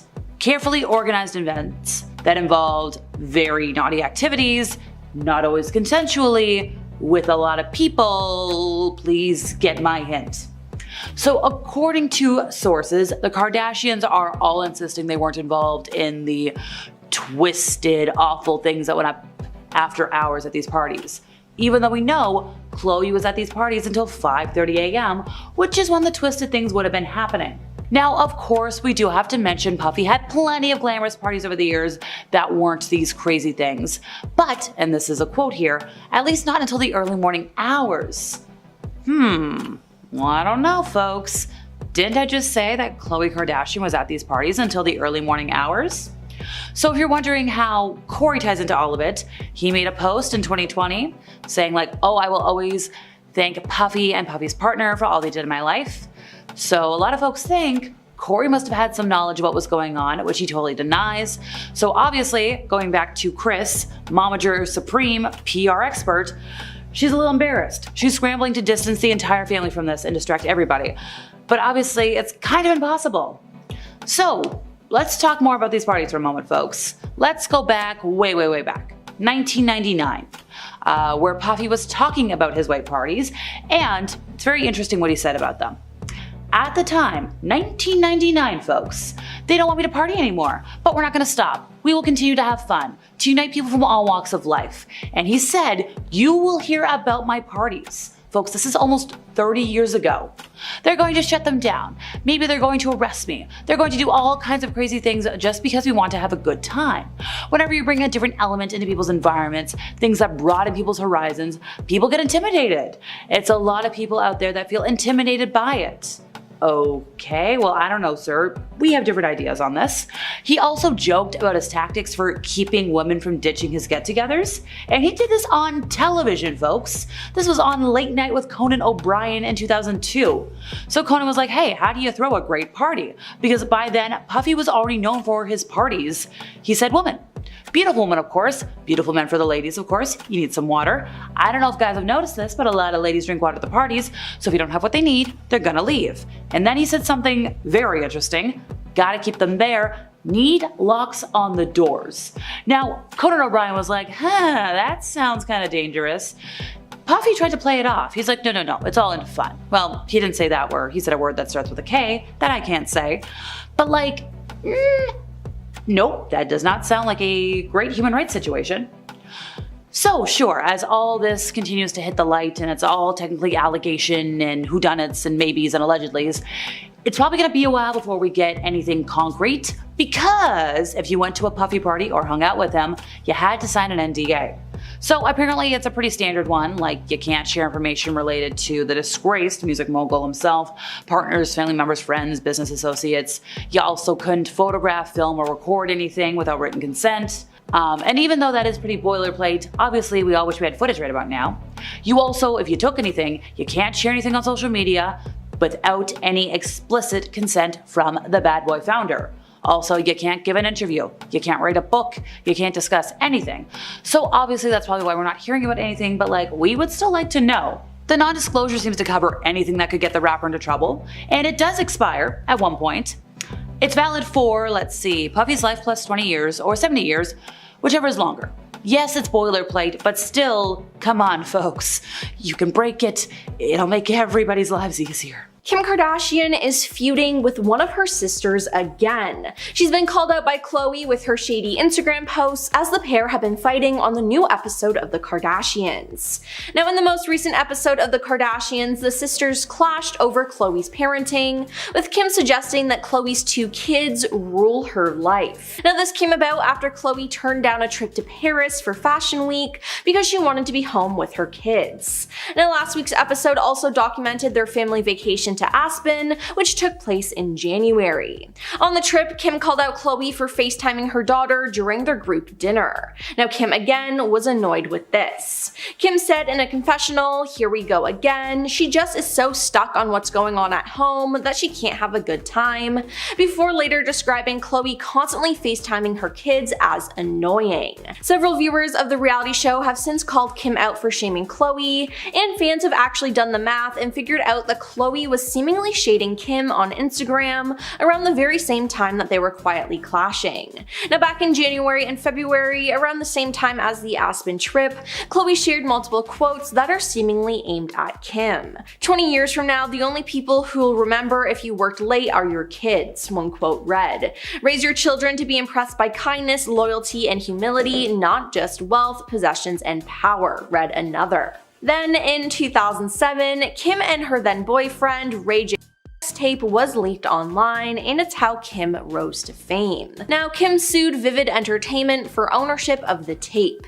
In late April 2007, Kim dropped the suit and settled for $5 million. Now, the blame was put on Ray J for releasing the video, but after all these years, Ray J maintains his innocence. He said, "I've sat in the shadows for over 14 years, allowing the Kardashians to use my name, to abuse my name, make billions of dollars over a decade and a half, talking about a topic I've never really spoken about. I've never leaked anything. I've never leaked a tape in my life." Now he claims that Kim and Kris negotiated the release of the tape in the early 2000s. Now Kris apparently watched 3 different Ray J and Kim and chose to leak the one that gave her daughter a better look. Now if that's true, that is just gross. Now Kris Jenner has denied playing a role in getting her daughter tape released and even took a lie detector test on the James Corden show, but Ray J is still adamant that they did help. Now looking back, Ray J said he is embarrassed of the tape. Now Kim's whole relationship with Kris Humphries was something else. They dated for 6 months before they got married. Now Kris wasn't really into all the fame, but Kim wanted it all. Now their relationship made them a lot of money. The reality star was paid $1.5 million by people for their wedding photos alone. They also got $30,000 for their engagement announcement and another massive chunk of cash from both her bridal shower and her honeymoon pictures.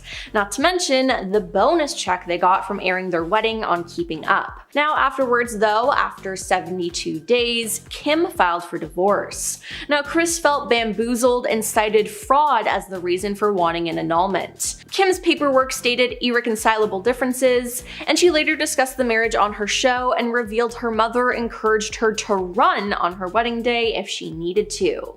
Now following their split, Kris's lawyer told the Los Angeles fraud court that Kim had no intention of proceeding with this marriage. It was basically a tactic for the benefit of her show and to make money. But Jonathan Jackson, who worked with the reality star between 2007 and 2009, said that the pair's union was a publicity stunt. Speaking on Good Day LA back in 2011, Jackson said, 2 weeks prior to her wedding, she knew it was not something she wanted to do. Unfortunately, they were obligated to honor contracts with the E! Network, which had TV rights. Otherwise, they would have owed a lot of people a lot of money. Now, after their divorce and sketchy relationship, Kris exposed some of Kim's secrets. Back in 2013, Kris revealed that the proposal for the show was not a surprise and that Kim was aware of it, so the scene where she seemed moved and surprised in is super fake. In fact, Kris went further to say that they had to reshoot the proposal because Kim didn't like her reaction. Kim told Kris how, where, and when to propose. It was absolutely no surprise to her whatsoever, a source told Radar Online. First of all, Kris proposed in the middle of the day, and he had to do that because it would create better lighting to capture the moment. Now Kim looked surprised but knew it was happening. She was in full hair and makeup, and she's always in on the show. But all of his ideas were shot down by production officials and Kim. Now, another person she got married to was Kanye West. They got married and had 4 children together, and they were happy until things started to go south in 2020. In July 2020, Kanye acknowledged the possibility of Kim ending their marriage, and later that month, he wrote on Twitter that he had been attempting to divorce Kim. Now, he also wrote that the Kardashian family was attempting to lock him up. In January 2021, CNN reported that the couple were discussing discussing divorce, and a month later, Kim filed for divorce, agreeing to joint custody of their children and declining spousal support from each other. The divorce settlement was finalized in November 2022, and after they divorced, Kim dated Pete Davidson, which Kanye did not like, and he took a lot of digs at Pete and Kim.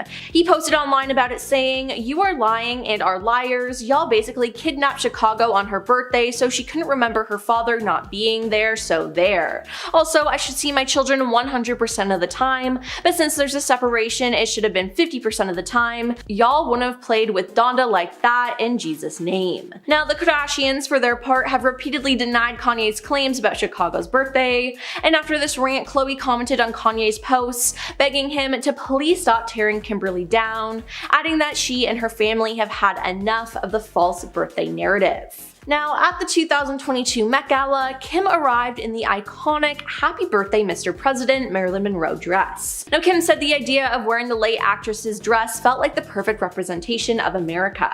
She was granted special access to wear it as it is kept in a museum, and people did not like this. They thought it was unfair and in poor taste to take the dress of an icon and have Kim wear it. Now, besides that, Kim revealed that she had to lose 16 pounds in 3 weeks in order to fit into the gown. She said, "It was such a challenge, it was like a role, I was determined to fit in it. I'd wear a sauna suit twice a day, run on the treadmill, completely cut out all sugar and all carbs, and just eat the cleanest veggies and protein. I didn't starve myself, but I was so strict." Following this, many slammed Kim for appearing to promote a toxic and dangerous mindset about body image and weight loss. She said, "To me, it was like, okay, Christian Bale can do it for a movie role and that is acceptable. It's all the same to me. I wasn't saying, hey everyone, why don't you go lose this weight in a short period of time." Now, her losing all that weight in a short period of time, though, really rubbed people the wrong way. And finally, we have Kim's short-lived feud with Chloe Grace Moretz. In July 2016, when Kim had her own celebrity feud going on with Taylor Swift, she posted her supposed proof on Snapchat of Taylor lying, and fans went crazy. This annoyed Chloe Grace Moretz, though, who tweeted, "Everyone in the industry needs to get their heads out of a hole and look around and realize what's actually happening in the real world. Stop wasting your voice on something so petulant and unimportant." Minutes later, jumping to her big sister's defense, Khloe Kardashian responded with a collage of pictures. Now, the first picture was of Khloe Grace at the beach, and the next photo was a photo of an unknown blonde-haired woman who she presumably thought was Khloe in the sea, suffering an embarrassing and revealing bikini mishap. Now, Khloe Kardashian captioned the image, "Is this the hole you're referring to?" at Khloe G. Moretz, and Khloe straightaway tweeted back, "Fact check, first photo is me filming my movie Neighbors 2, the second photo is some girl who was wrongly photographed."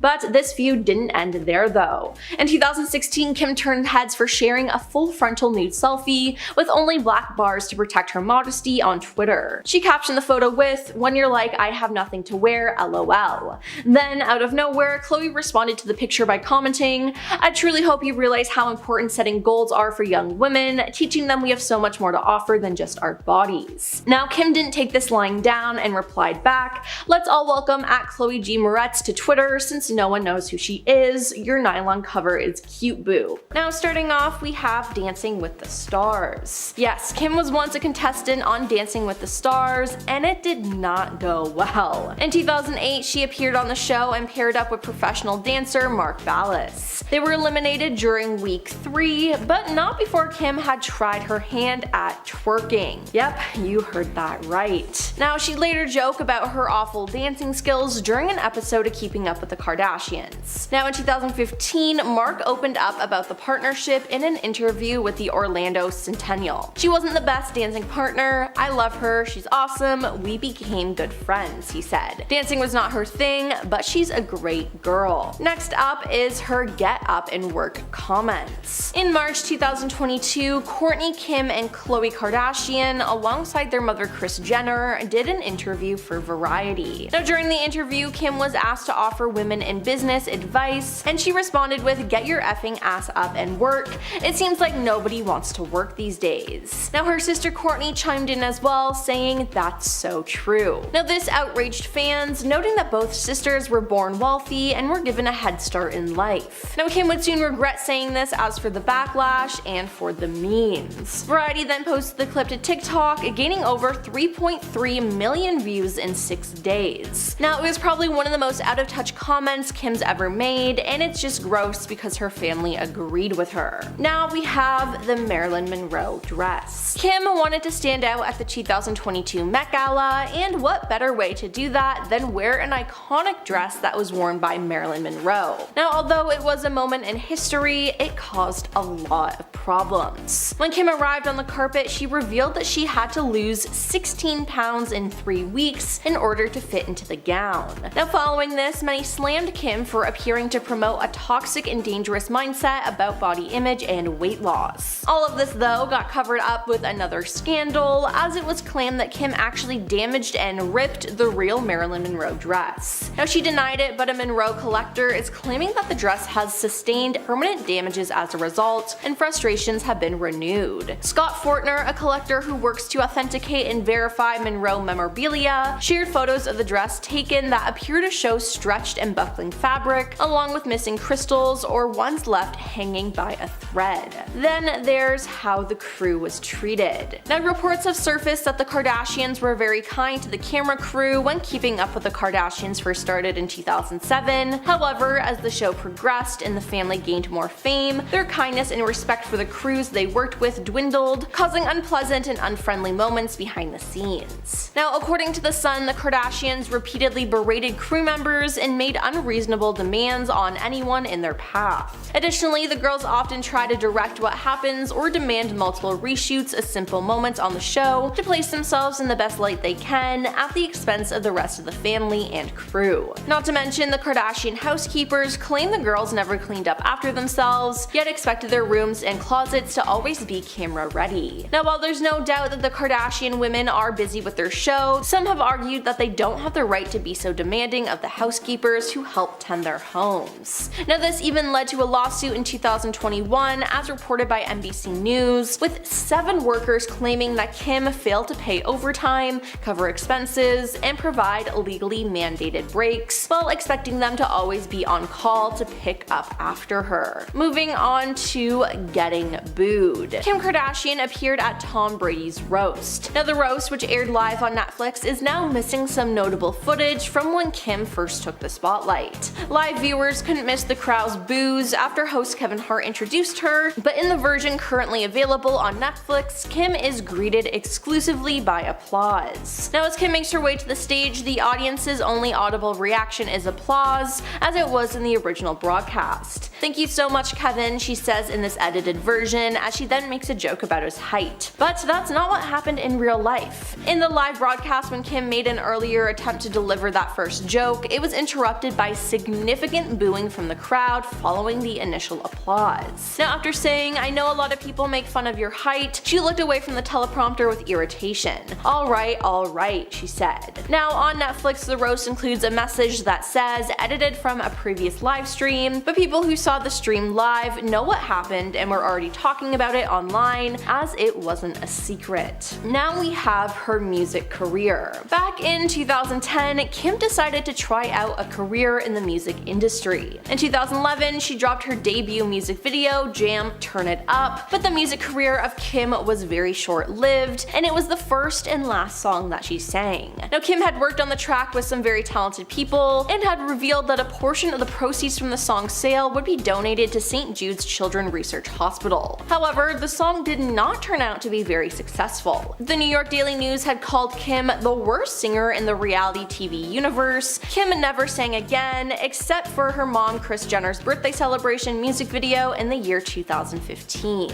Now, according to Rolling Stone, Kim had revealed on an episode of Watch What Happens Live that she regrets singing the track. The reality TV star revealed on the show that making Jam Turn It Up was a memorable experience and allowed her to raise money for cancer, but that she considered the track to be her biggest mistake. Now, she further said that she does not like it when people do things they are not good at, and for herself, she thinks that she does not have a good voice to be a singer, therefore she should not have sung the track. I mean, it appears that it was for a good cause, but still, Kim did horrible, but at least she can acknowledge that. Now let's talk about her acting debut. Yes, you might not know it, but before Kim starred in American Horror Story, she had a role in the 2008 comedy Disaster Movie. Kim starred alongside Carmen Electra and Vanessa Milano before she was slammed by a meteorite. Now, as expected, the movie only got a 1% approval rating on Rotten Tomatoes. those. Now, during an appearance on the ABC reality show Big Fan almost a decade after the film premiered, Kim revealed that she's not particularly proud of this one.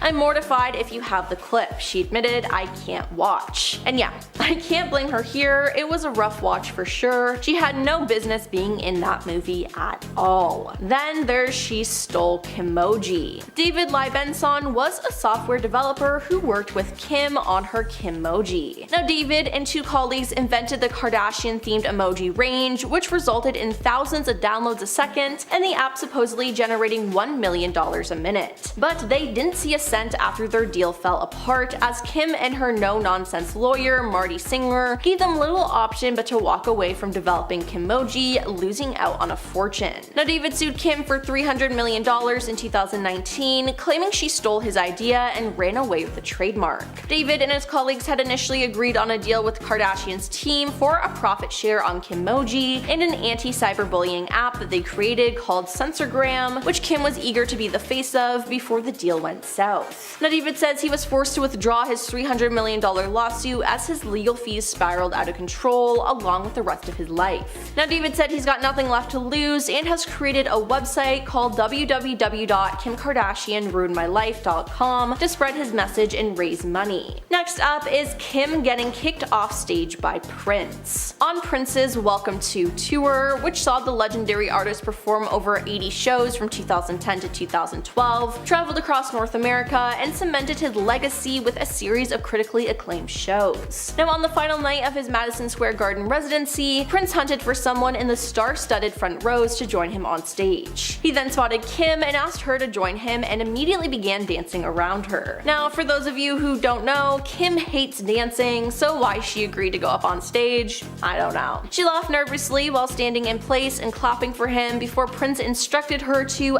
get off my stage. Now, Kim later discussed the incident during an episode of Keeping Up with the Kardashians. "I was just so nervous and I was just like laughing. To my defense, like, didn't Prince watch Dancing with the Stars? Like, I'm not a good dancer." Now, following this moment, Prince and Kim would never meet again. He never forgot her performance on stage with him, as he refused to take part in an episode of New Girl alongside members of her family, according to Zooey Deschanel. Yikes. And lastly, we have Kim's lost earring. One of the most iconic scenes in Keeping Up with the Kardashians history is when the family was vacationing in Bora Bora in 2011. Kim was with Chris Humphries at the time, and he threw her into the ocean while she was wearing her clothes. Kim then noticed that her $75,000 earrings she was wearing were no longer in her ears. She then began crying and turns hysterical. When her sister Kourtney finds out what happens, she iconically exclaims, "There's people that are dying, Kim." Now, Kylie later found the earrings shortly after Kim lost them, but Kim's bratty reaction would last forever in a meme form. Now, Kim explained years later to People magazine why the earrings caused such a reaction. "For years, for my birthday, I buy myself a birthday present and I had upgraded that pair of diamond studs. Worked really hard, I had just gotten them and I didn't insure them. And imagine if you don't insure something and it's gone. I just threw that money away." Then she defended her reaction during E's 10th anniversary special in 2017, telling viewers that while she could see Kourtney's point now, people just don't realize how much those jewels meant to her. Now, it's said that Kourtney's relationship with Travis has led to a breakdown between her friends and even her family.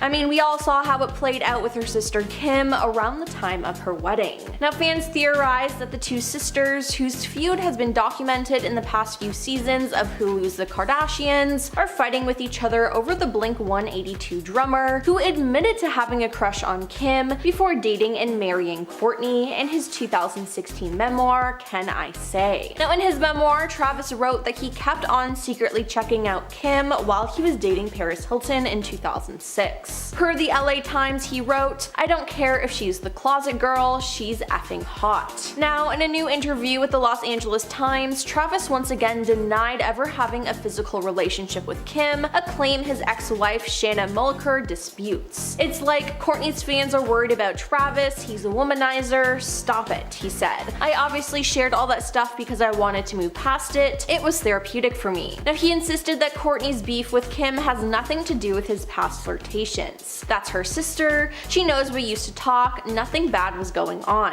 You give people a little information and they think they solve the mystery of this is why they're fighting. it's just so ridiculous. Now, during a 2021 Q&A session on her Instagram story, Kim denied rumors that she hooked up with Travis. "No, false narrative," she wrote at the time. "We've been friends for years and I'm so happy for him in court." So they both deny it, but who knows? Now, Kourtney and Kim's feud has been a central plot point in the Kardashians, with the sisters' heated rivalry intensifying as Kim directed Dolce & Gabbana's Milan Fashion Week show 4 months after Kourtney and Travis tied the knot in a wedding themed after the brand in Italy. Now, there were lots of similarities, so it appears that this ignited another feud. In a season 3 episode of the Kardashians, a teary-eyed Kourtney opened up to Kendall Jenner about feeling hurt by the collab in June 2023. "She sees everything that I had there and takes it for her own and doesn't even see it. She sees it for the dollar signs," Kourtney said. Now, later in the episode, Khloe informed Kim of Kourtney's reaction and was shocked. In a confessional, Kim said she couldn't have handled the situation in a more mindful way. "I said don't do the Madonna collection, don't do the lace collection, don't do anything that Kourtney wore to her wedding," Kim said, referring to her discussions about the show with the Dolce team. "She doesn't know that I have an email string begging them to push it a year." Now, Kim wasn't going to stand with what she thought was disrespect and decided to fight fire with fire and point out that Kourtney's Italian wedding had similar aspects to her own nuptials in 2014.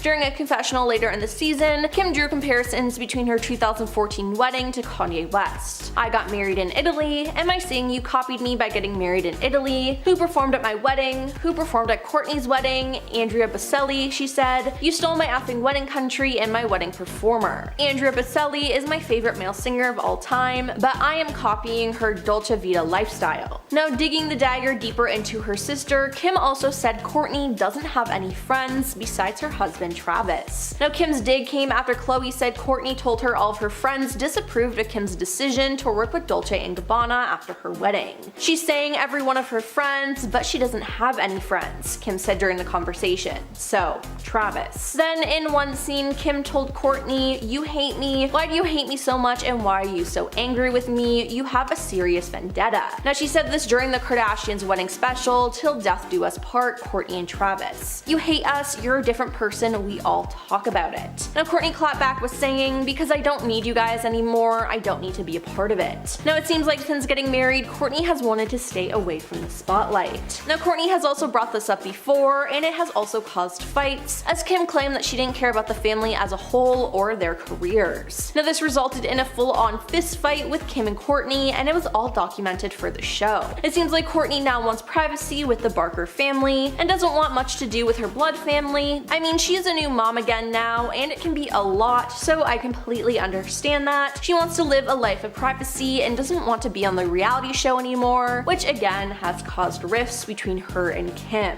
Now, Travis and Kourtney started dating in 2021 and quickly bombarded fans with their very public relationship before tying the knot the following year. The pair documented their journey on the Kardashians with their attempts to have a child. Now, it worked and they welcomed their son Rocky in November 2023, 8 years after Kourtney called it quits for good with Scott Disick, with whom she has 3 children with. Now, Kourtney had a complicated relationship with Scott as they got together in 2006 and broke up multiple times. Now, Scott was known for cheating on Kourtney and he really struggled with his sobriety. Now, they officially called it quits in 2015, but Scott was still around the family. Scott continued to be featured on the show as they navigated co-parenting, and the father of 3 remained close to Kourtney's family. But when the show rebranded to The Kardashians and jumped ship to Hulu in 2022, Kourtney's relationship with Travis was in full force, and Scott revealed that he was no longer as close to his ex, admitting it had been a huge adjustment losing her as a best friend. Now, both Travis and Scott appeared on season 1, with Kourtney left furious that her ex feelings surrounding her engagement was a big storyline. Now, Scott only made a cameo in season 2 and fans were mad. They wanted Scott back on the show, so it said he made a $2 million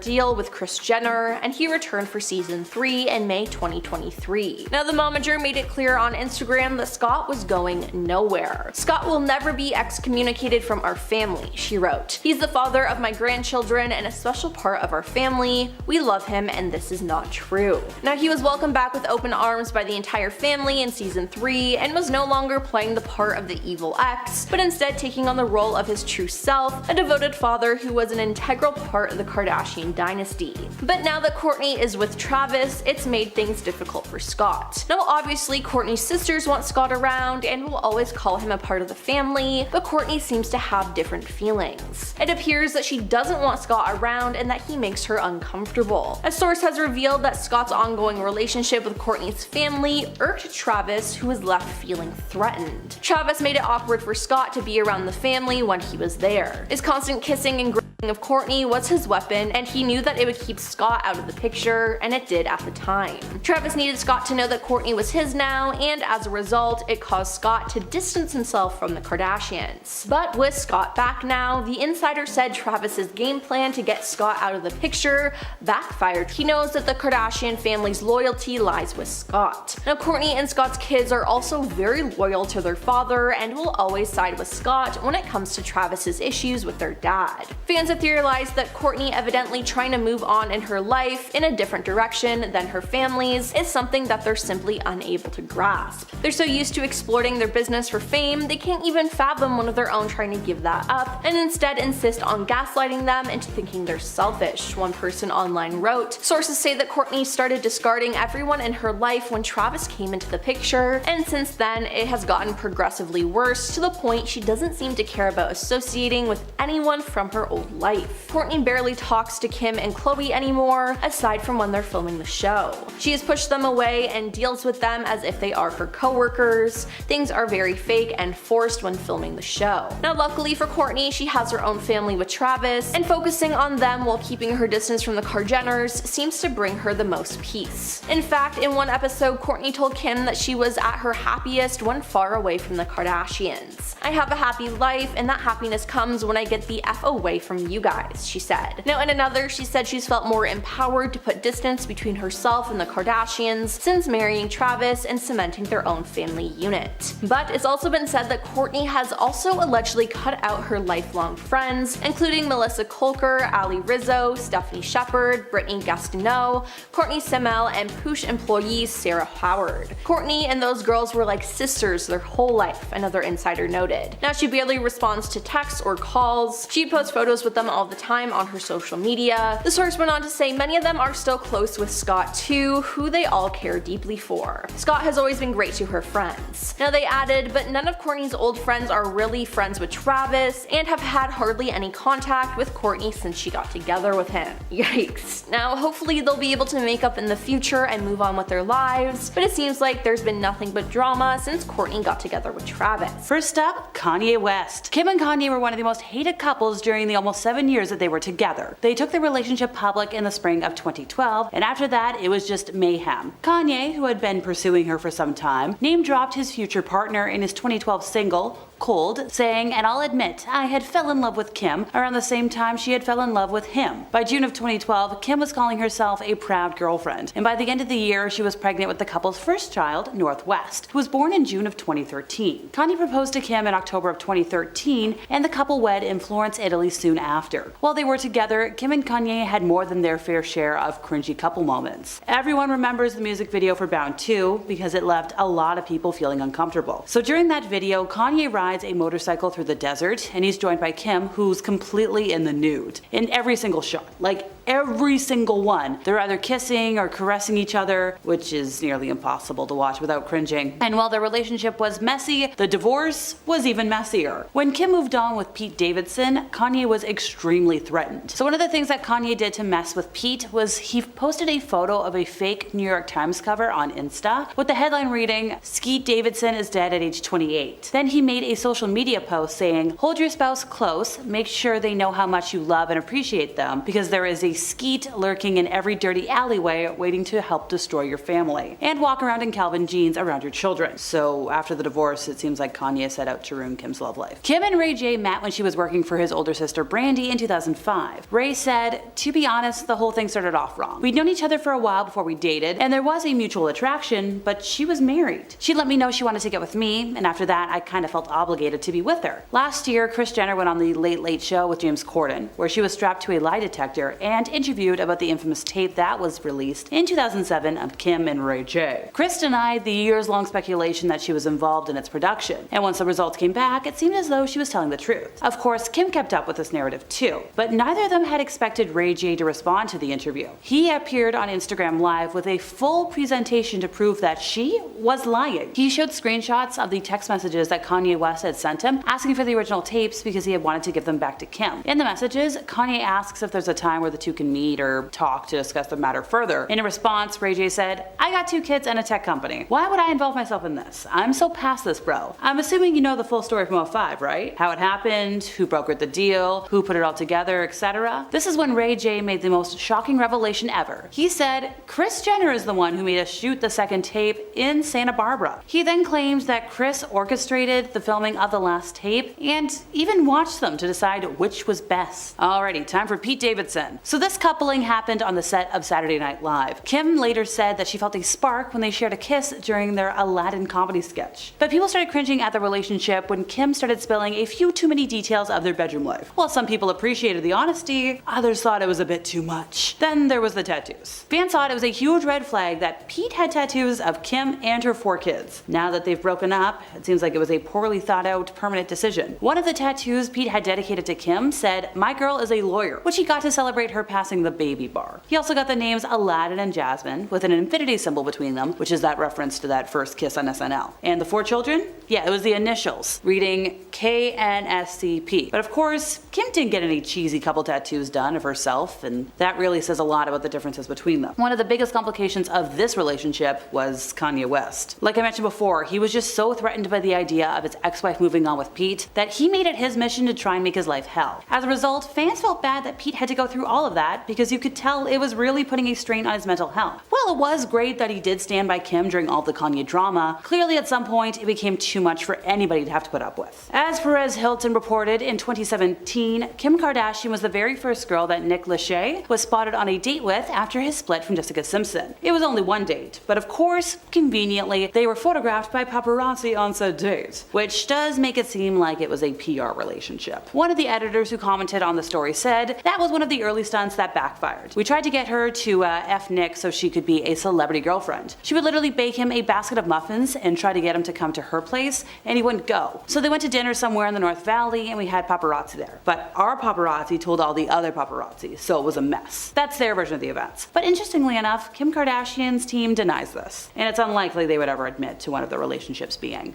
fake. Kris Humphries proposed to Kim on an episode of Keeping Up with the Kardashians after 6 months of dating, and the two wed in August of 2011. 72 days later, she filed for divorce. Kim eventually told Andy Cohen that she knew their marriage was doomed during the honeymoon, but she went through it because of the pressure from getting older. She was 30 years old at the time and thought, "I'd better get married." That 72-day marriage had certainly shown signs that it was going to end quickly. Like a few days before Kim divorced Kris, I think it was day 68, the couple was spotted arguing in their car while out on a dinner date in Hollywood. The newlywed couple was photographed heading back to Kim's car after dinner, and you could see the tension in the air. Kris looked fed up, and Kim was giving her new husband the death stare while yelling and waving her hands at him as the argument was escalating. This very public fight was kind of indicative that their relationship was on the rocks, because, well, that same year, Kim went to file for divorce and get the marriage annulled. The LA Times even reported that Kim had only married him to increase ratings on Keeping Up with the Kardashians. The best part was that Kris asked for a $7 million divorce settlement from his ex-wife, otherwise he threatened to make her endure an ugly public trial. But the NBA star ended up walking away with literally nothing. When speaking about their marriage, Kris said, "Look, I should have known what I was getting into. I was definitely naive about how much my life was going to change. But the one thing that really bothers me is whenever people say my marriage was fake. There's definitely a lot about that world that is not entirely real, but our actual relationship was 100% real. When it was clear that it wasn't working,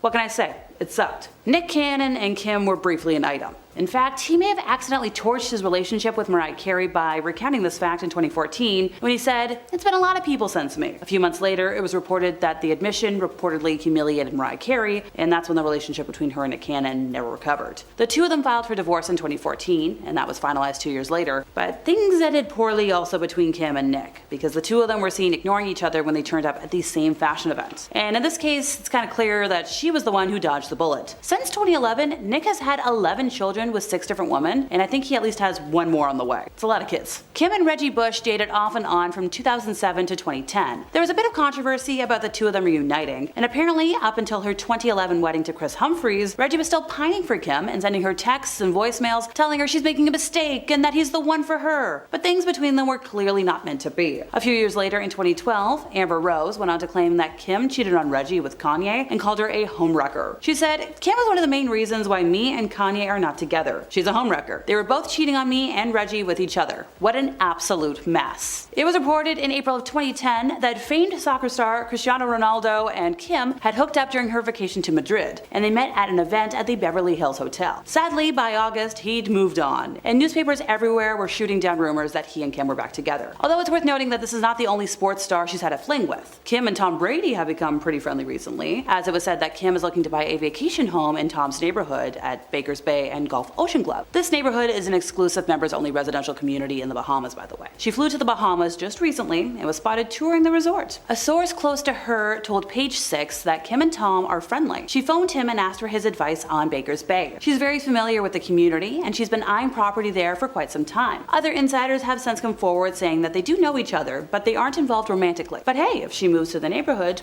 maybe their friendship could turn into something more. It was reported in July of 2010 that Kim and Miles Austin looked pretty happy together. They were canoodling all night. He's a pretty shy and low-key guy, so he's perfect for her. Which sounded promising, but of course, the relationship was not meant to last. And whatever it was, it would fizzle by September, leading newspapers to report that they are not getting back together, they are just friends. And sometimes, that's just the way it ends. And last but not least, it was reported in October of 2010 that serial celebrity dater John Mayer had his eye on the curvy Kim Kardashian, referencing a night out that the pair had with friends to see if they would hit it off. It was reported that the two of them had been on several dates by themselves after the group situation, but clearly nothing came out of that outing, because by May of 2019, John was denying any reports that he was dating Kourtney Kardashian. It's no surprise though, considering the singer is a bit of a playboy. His reputation as a womanizer definitely precedes him, especially with Jessica Simpson. So that couple dated for a year, but they broke up like several times throughout the relationship. In fact, sources close to the couple told People that things were always on and off between the pair, and they had arguments constantly. Unfortunately, 2006 marked the year that they split for good. The couple was on vacation in Mexico when photos of them arguing in the balcony of their room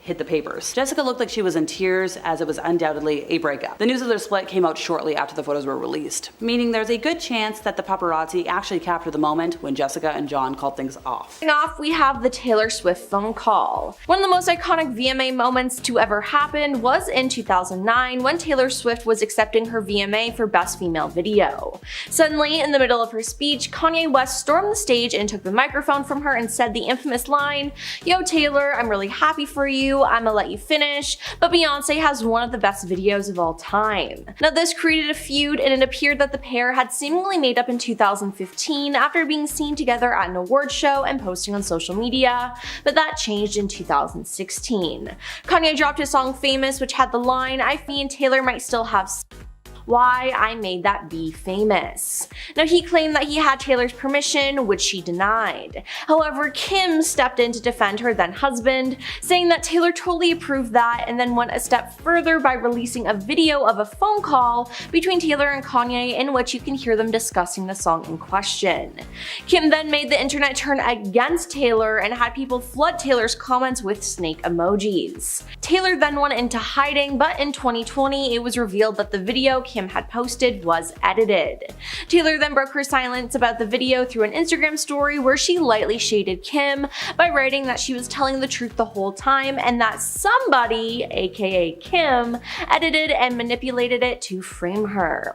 Since then, a lot of people have turned on Kim and Kanye, and they hate them for trying to frame Taylor. Next up is her robbery. In October 2016, Kim was robbed at weapon point in her Paris hotel room, with around $10 million worth of jewelry being taken. Kim had been staying at the Hotel de Portels for Paris Fashion Week when the masked men broke in. They tied her up and duct taped her mouth and eyes shut. Then, during a sit-down interview with David Letterman in 2020, Kim described the evening as 7 7 or 8 minutes of torture.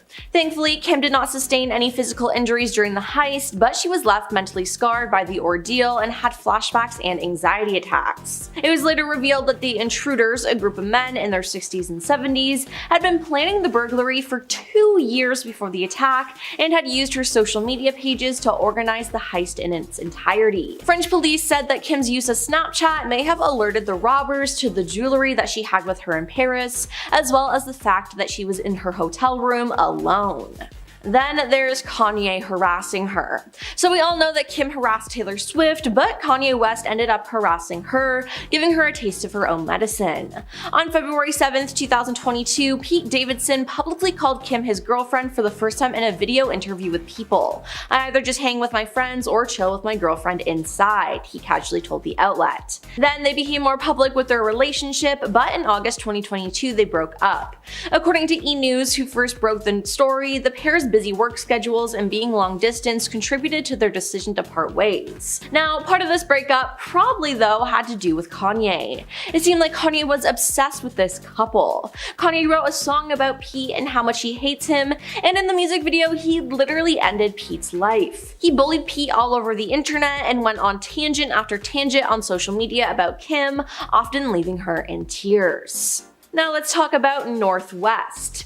Kim's first child, North West, sure is something. She's pretty much a copy of her father, Kanye West. Kim has shed light on North's outgoing personality and admitted that she takes after her father, who is certainly no stranger when it comes to pushing boundaries. Kim said, "Absolutely, I mean North West is Kanye West's daughter. Forget that, she's his twin. She's blunt with her mother, telling her when her outfit looks bad, and she tells people her mom's secrets." Now when speaking about North on her show, Kim said, "North is really special and smart and creative and definitely beats to her own drum. Her personality is really silly." She continued by saying, "Courtney always says that North is my lesson on this planet. It means I'm supposed to learn more patience. She teaches me patience. She has taught me a lot about life." Now it seems like North could be her karma. Moving on to her rough pregnancies. Kim has 4 children, but she only gave birth to 2 of them because of her rough pregnancies. For her last 2 children, she ended up getting a surrogate because it was too dangerous for her. During her second birth, she suffered from placenta erecta, the same condition she experienced with her first pregnancy with daughter North. Now the reality star opened up about her past pregnancy complications in a post on her website when discussing her concerns about childbirth the second time around. She said, "I was able to get pregnant through that with my son Saint, and then I had 2 embryos left. I had the same condition, same awful delivery that I had with my first daughter," she said in the video. "After that, I had to have 5 different operations within a year and a half to fix the damage that all that did on the inside." Now both children she birthed were happy and healthy though, and going for a surrogate for the next 2 was probably a good idea. Then there's being called out for Photoshop. Kim has been called out for photoshopping her photos for years now. Now one of the most shocking times was when she photoshopped photos of her own daughter and nieces, which is just crazy. But some fans were able to spot photos where she removed entire body parts from herself. In August 2022, Kim promoted her collaboration with Beats by Dre with photos and videos of herself enjoying some pool time, but eagle-eyed TikTok users noticed that the reality star appeared to edit out her trapezius muscles. Kim K is notorious for photoshopping out her traps, the user Caroline began in a video. Why, I don't know, maybe it makes her neck look smaller. In January 2022, Kim posted photos from her Skim Swim collection photo shoot, only for fans to immediately notice that her leg appeared warped and featured a curve behind her knee. "Kim, what happened to your leg?" one fan commented, while another hinted on Twitter, Kim, your right leg is..." The reality star was quick to delete and then repost the photo without the error, but her followers were quick to take screenshots of the mishap. Now let's talk about the fake flower. In 2012, Kim created a new fragrance and had a launch party for it, but things didn't go as planned. Someone unleashed a flower bomb on Kim, ruining her outfit and yelling what sounded like "lousy fur hag." Now at the time of the attack, it was speculated that a PETA activist had thrown the flower, as the organization previously condemned Kim's former love of real fur. But recently, Kim's former media strategist claims that her infamous 2012 flower bomb attack was actually a manufactured media moment. A PR professional who worked with Kim starting around 2005 claimed that the incident was an inside job, according to the British Channel 4 documentary, The Kardashians' Billion Dollar Dynasty. Now, sources close to the situation told the Post that Kim was never aware of the move and placed the blame on PETA, the animal rights organization that was originally speculated to be behind the incident. But it wouldn't surprise me if she was behind this, as her career was just starting out and it would give her more media coverage. On to the Met Gala dress drama. When Kim arrived at the 2022 Met Gala in the Marilyn Monroe dress, she revealed that she had to lose 16 pounds in 3 weeks in order to fit into the gown. Now, following this, many slammed Kim for appearing to promote a toxic and dangerous mindset about body image and weight loss. Now, in Kim's defense though, her trainer maintained that she lost the weight in a healthy way. All of this though got covered up with another scandal, as it was claimed that Kim actually damaged and ripped the real Marilyn Monroe dress. She denied it, but a Monroe collector is claiming that the dress has sustained permanent damages as a result, and frustrations have been renewed. Scott Fortner, a collector who works to authenticate and verify Monroe memorabilia, shared photos of the dress that were taken after the Met that appear to show stretched and buckling fabric, along with missing crystals or ones left hanging by a thread. Up next is being kicked off the stage by Prince. On Prince's Welcome to Tour, which saw the legendary artist perform over 80 shows from 2010 to 2012, he traveled across North America and cemented his legacy with a series of critically acclaimed shows. Now, on the final night of his Madison Square Garden residency, Prince hunted for someone in the star-studded front rows to join him on stage. He then spotted Kim and asked her to join him on stage, and he immediately began dancing around her.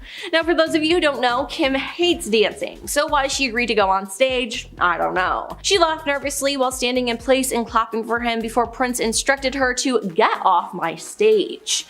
Kim later discussed the incident during an episode of Keeping Up with the Kardashians, when she told Ryan Seacrest, "I was just so nervous and I was just like laughing. To my defense, like, didn't Prince watch Dancing with the Stars? Like, I'm not a good dancer." Now, following this moment, Prince and Kim would never meet again. He never forgot her performance on stage with him, as he refused to take part in an episode of New Girl alongside members of her family, according to Zooey Deschanel. And finally, we have the diamond earring. In one of the most iconic scenes in Keeping Up with the Kardashians history, the family was vacationing in Bora Bora in 2011. Kim was with Kris Humphries at the time, and he threw her into the ocean while she was wearing her clothes. Kim then noticed that her $75,000 earrings she was wearing were no longer in her ears. She then begins to cry and turns hysterical. When her sister Kourtney finds out what happened, she iconically exclaims, "There's people that are dying, Kim."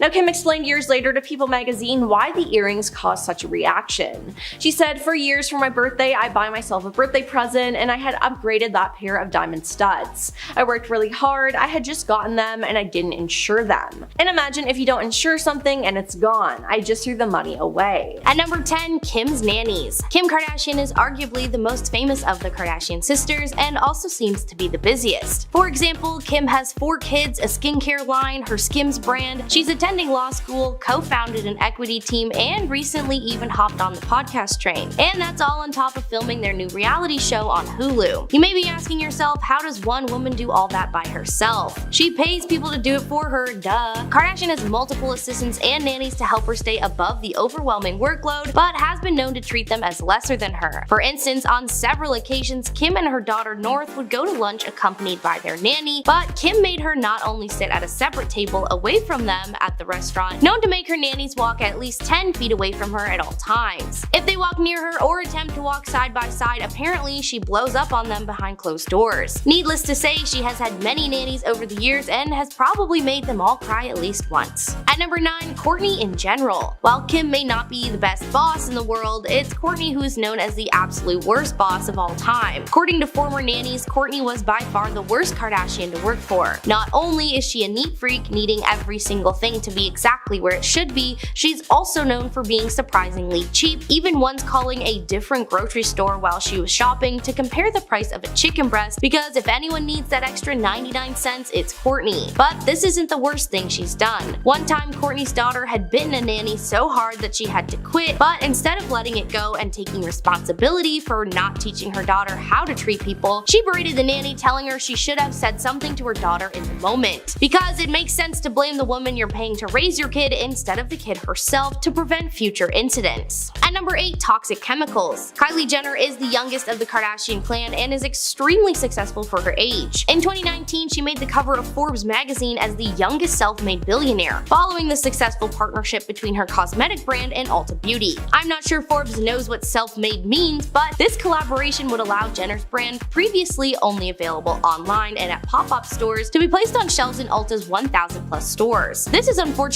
considering the true nature of just where those products come from. Many employees at the factory that mixed and packaged her makeup and beauty products have been reported that they were never given proper safety equipment that one would require to do that job. They were only given hairnets, lab coats, and safety goggles, leaving their hands and face completely exposed. Workers would regularly report migraines and mild chemical burns on their hands. I know they say beauty is pain, but I don't think this is what they meant. At number 7, Victoria. Victoria Valero has been Kylie Jenner's close personal assistant since 2015, but the pair go back to 2014 when Valero was interning as a personal assistant for Kris Jenner. After gaining the family's trust, she was hired as Kylie's house manager and soon after became her personal assistant. Victoria and Jenner became very close over the years, and she was even present at the secret birth of Kylie's daughter Stormi. You would think with being so close to the family, it would be through thick and thin, right? Well, all good things must come to an end as Victoria quit in 2019. Many fans allege that she had quit to focus on becoming an Instagram influencer, but that was far from her real reason for leaving. Being around that family means seeing a lot of stuff and doing a lot of stuff. Victoria was basically in charge of scheduling Kylie's life. Booking appointments, meetings, massages, all of this is stressful enough, basically being a 24/7 gig, but the job was also very degrading, with Kylie even having Victoria pull out a stool and set it up outside so that Kylie could get out of her car smoother. I think anyone in their right mind would want to get out of that job as soon as possible. At number 6, GoFundMe. In March 2021, Kylie shared an Instagram post asking for prayers for one of her makeup artists, Samuel Rhoda, with the post redirecting fans to a GoFundMe page where they were asked to donate money to cover his medical bills for an upcoming surgery. That's right, the woman who got a feature on Forbes' top 60 self-made women list was asking her fans to donate some of their money. Why would Kylie herself not just use some of her billions of dollars to cover the bills? Well, she went online to claim that her and Sam didn't know each other on a personal level. She had worked with him a few years prior and thought he was a sweetheart. Supposedly, her current makeup artist had shared a post about Samuel's accident, which included a link to a GoFundMe campaign created by his family. She went on to let fans know that she herself donated $5,000. Okay, sure, that's a ton of money to most of us, but for Jenner, that's like $5. Something tells me the surgery would be a lot more than that. This is just another instance proving Kylie is the worst, because I know she would drop more than that on a purse. At number 5, the lawsuit. In March of 2021, a lawsuit was arranged by several of Kim's former employees. The plaintiffs claimed that Kardashian failed to pay them overtime, cover expenses, and provide legally mandated breaks. The employees also never received actual pay stubs or any proof of payment whatsoever. They were also made to purchase everything out of pocket, and one plaintiff was even fired on the spot for simply addressing his concerns to Kim. Then, when the rest were eventually let go, they received no type of severance package or pay of any kind. It was also uncovered that Kim would keep 10% of all their earnings for tax purposes, but failed to report their employment to tax authorities. Kim argued that she couldn't be held responsible because most of her employees were apparently hired and paid through third-party companies, meaning Kim herself was technically not their direct employer and therefore cannot be liable. Kim maintains that she paid people on time and that they were suing the wrong person, but if that were the case, Kardashian would have used her high status and influence long ago to make things work for her staff, and maybe she wouldn't have gotten sued by them. At number 4, Kim and Kanye. Kim Kardashian and Kanye West started dating in 2012 and were officially married in 2014. During their marriage, life was rocky to say the least. While Kim was fairly tame for the most part, as we all know, Kanye's mental health was slowly slipping. He began posting hate speech and racially fueled tweets, as well as constantly sharing his political views and publicly backing Donald Trump. Is it really any surprise that Kim found comfort in another man's arms? While hosting SNL in 2021, Kim met Pete Davidson while still married to Kanye. We'll cover their side in another entry. Kanye discovered that Kim and Pete began dating following the live show and seemed to be the final breaking point. Apparently, only a few months before the show, Ye and Kim were constantly arguing about everything. Following their divorce, Kim revealed that she would constantly try to help Ye understand why his views and words were wrong. She wanted him to to get better, but instead he doubled down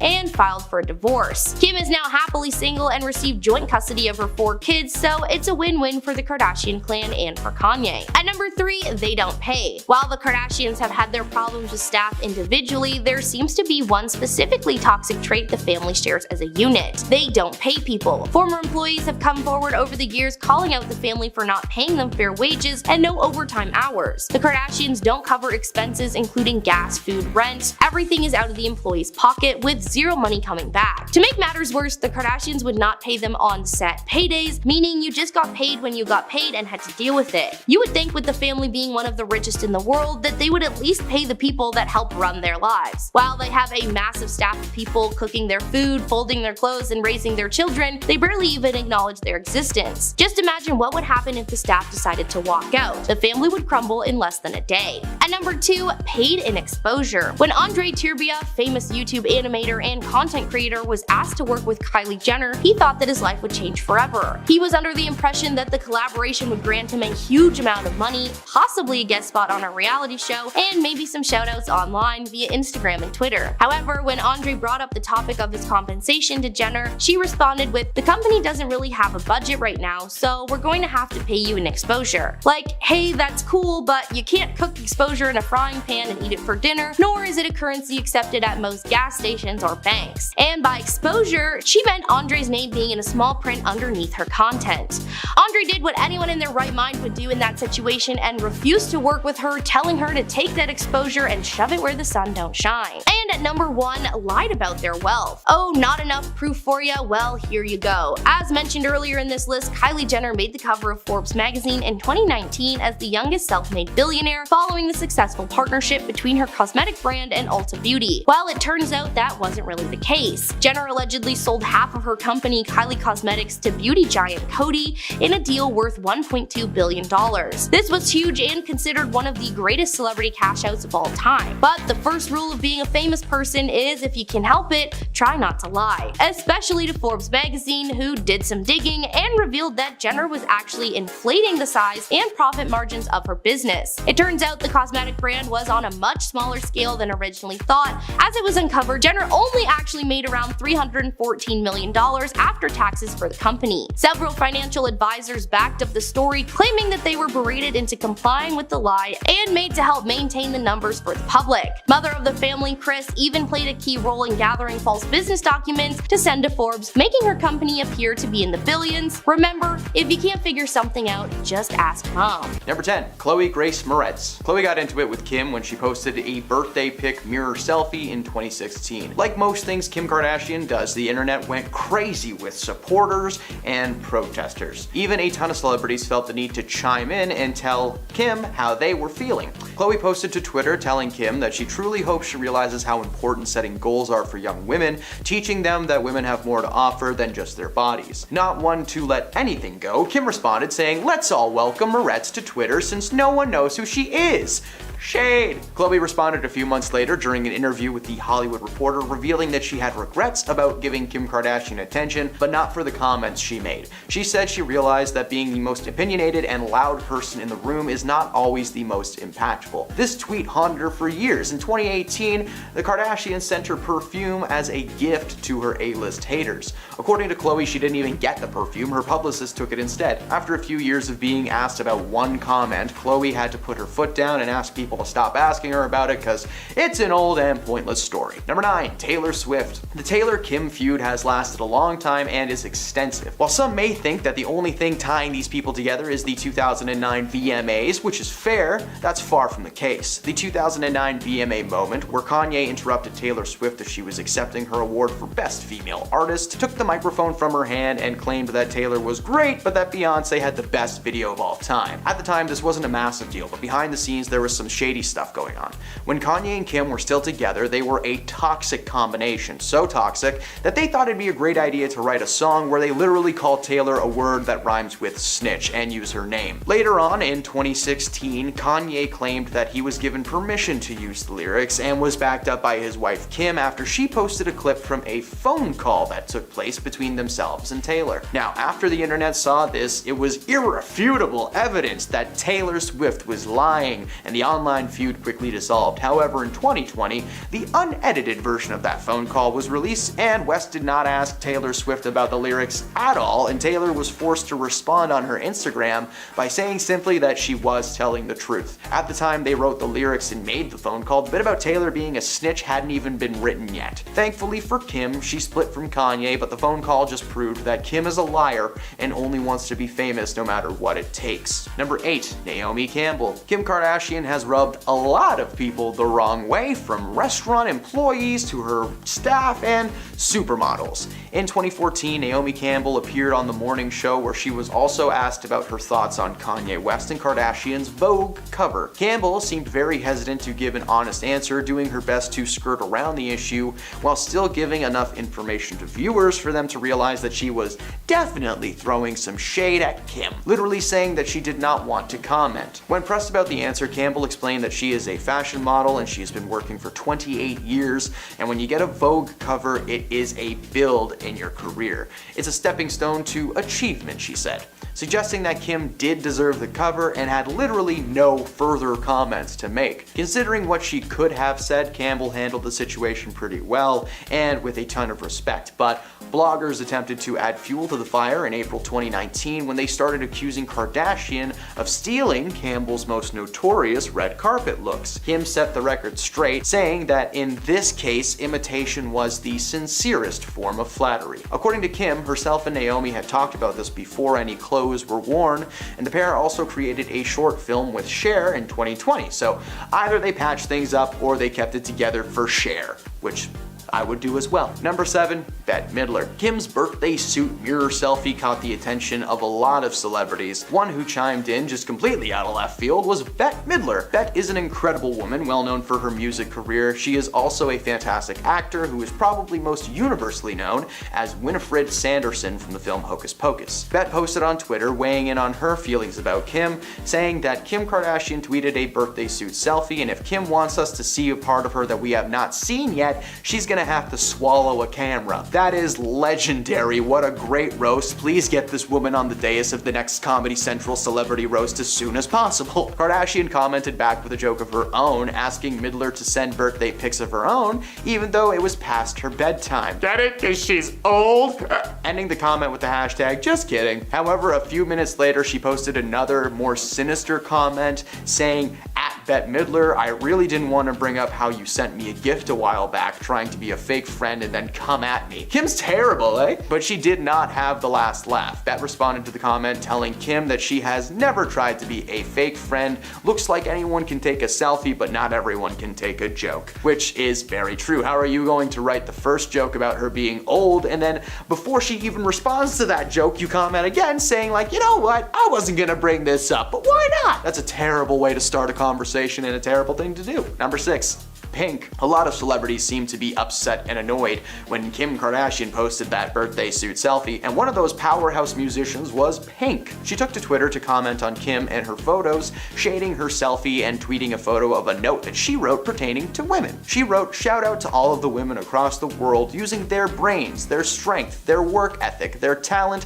their magic that they were born with that only they possess," and continued that it may not ever bring you as much attention or banknotes as using your body, your orientation, your identity, but women like you don't need that kind of attention. Pink does not hide her feelings, so when she came onto a show called Watch What Happens Live with Andy Cohen, a fan asked her if her post was in fact in reference to Kim Kardashian, and Pink did not hesitate and said yes. Kim had apparently gone in on Bette Midler, and according to Pink, if you mess with Bette, you'll be hearing from the Pink. Number 5, Miley Cyrus. Miley is no stranger to a raunchy post or two, but when Kim Kardashian posted those birthday selfie pics that everyone seems to be upset about, it didn't go over well with Miley either. Her issue was not with the photo itself, but instead of the amount of attention that the photo had received. Miley was even prompted to create her own Instagram post addressing the issue. The pics from Kim became such a phenomenon that Miley just couldn't ignore it, in her words. Taking to Instagram, Miley posted a Kim-moji of Kim Kardashian's famous booty, clearly trying to let everyone know who she was talking about without actually posting any pictures of Kim Kardashian. She also included a caption addressing the feud, calling those involved tacky. Instead of asking the world to just straight up stop celebrating Kim, she attempted to shift the focus to celebrating women in general, posting to her Instagram asking women to celebrate each other, writing, "Why don't we overly fortunate women come together and try to create and bring jobs to other women in desperate need of them, so that they can support not only themselves but their families as well." Kim never responded to that post or showed any support of any kind for Miley, and eventually the world moved on to something else, but the message Cyrus was trying to share is one worth noting. Number 4, Sharon Osbourne. Sharon is no stranger to controversy herself, being fired from her views on The Talk, but that did not stop her from being one of the celebrities that vocally trashed Kim's mirror pics. Sharon even went so far as to recreate the photo herself in support of Kim, writing #liberated. However, while the photo is still up, she seemed to go back on her statement in 2017 when she berated Kim for the revealing photo. She wrote that Kim says she is doing everything in the name of feminism, but that this was not that. She said in reference to the Kardashian women as a whole that these women live off their bodies, half of LA has been through them, and everything they do from the tapes to the plastic see-through dresses and gym wear are all about sex and not female progress. Kardashian responded to the post saying that she never exclusively said that anything was in the name of feminism. Instead, she said she posts body-barring pics because she said, "I like how I look and I feel proud when I've lost all the baby weight," and she posts it because she feels like posting it and feels powerful. Those are her words. Number 3, Beyonce. Considering Beyonce and Kim run in similar circles thanks to their Hollywood connections, their former rap husbands who were friends, and entrepreneurial backgrounds, you would think that these people get along, but apparently that is very far from the case. Rumors about Kardashian and Beyonce's feud started in 2014 when Jay-Z and Beyonce didn't show up to Kim and Kanye's wedding. Fans, being the way that they are, started launching rumors left and right, flooding the internet with possibilities. 2 of the big ones were A, that they were too busy, which is fair,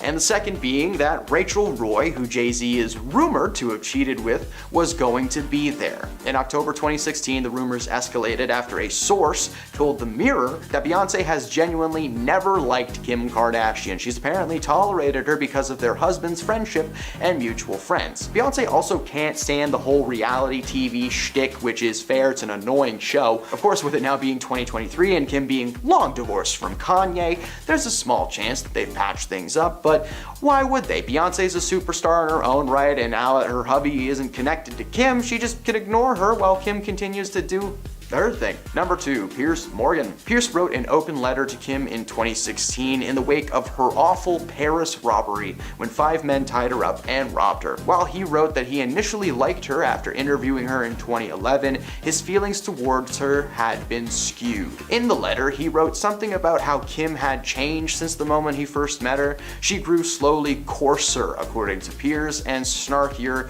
and started bombarding the world with regular X-rated selfies. By 2018, his tirade continued, claiming on Good Morning Britain that time should be up for Miss Kardashian after she posted a topless photo on Instagram. Unsurprisingly, Morgan happened to later be a recipient of Kardashian's Valentine's Day gifts, the only man on that list. The gift only fueled his hatred and criticism, and in September of 2019, he continued his hate when he mocked Kardashian's Emmy presentation with her sister Kendall, where the entire audience openly laughed at the 2 starlets. Morgan said that compared to the genuinely talented people on stage that night, those sisters looked like idiots. And at number 1, Amber Portwood. One of Kim's earliest feuds dates back to 2011 when she upset a ton of young moms from the TV show Teen Mom. Kim wrote a negative post on her blog about teen pregnancy rates, blaming Teen Mom for making the situation seem cool in the eyes of young women. Clearly, she's never seen an episode of that show. There's nothing cool about it. In fact, it's pretty depressing. One of those kids, as she put it, didn't let Kim talk down to them without consequences. Amber posted on Twitter saying that the last time she checked, Kim had an X-rated movie floating around the internet that she made a lot of money off of. She did that, but she wants to bash the girls in Teen Mom. When her sister Kylie got pregnant, she seemed much more supportive of the situation, so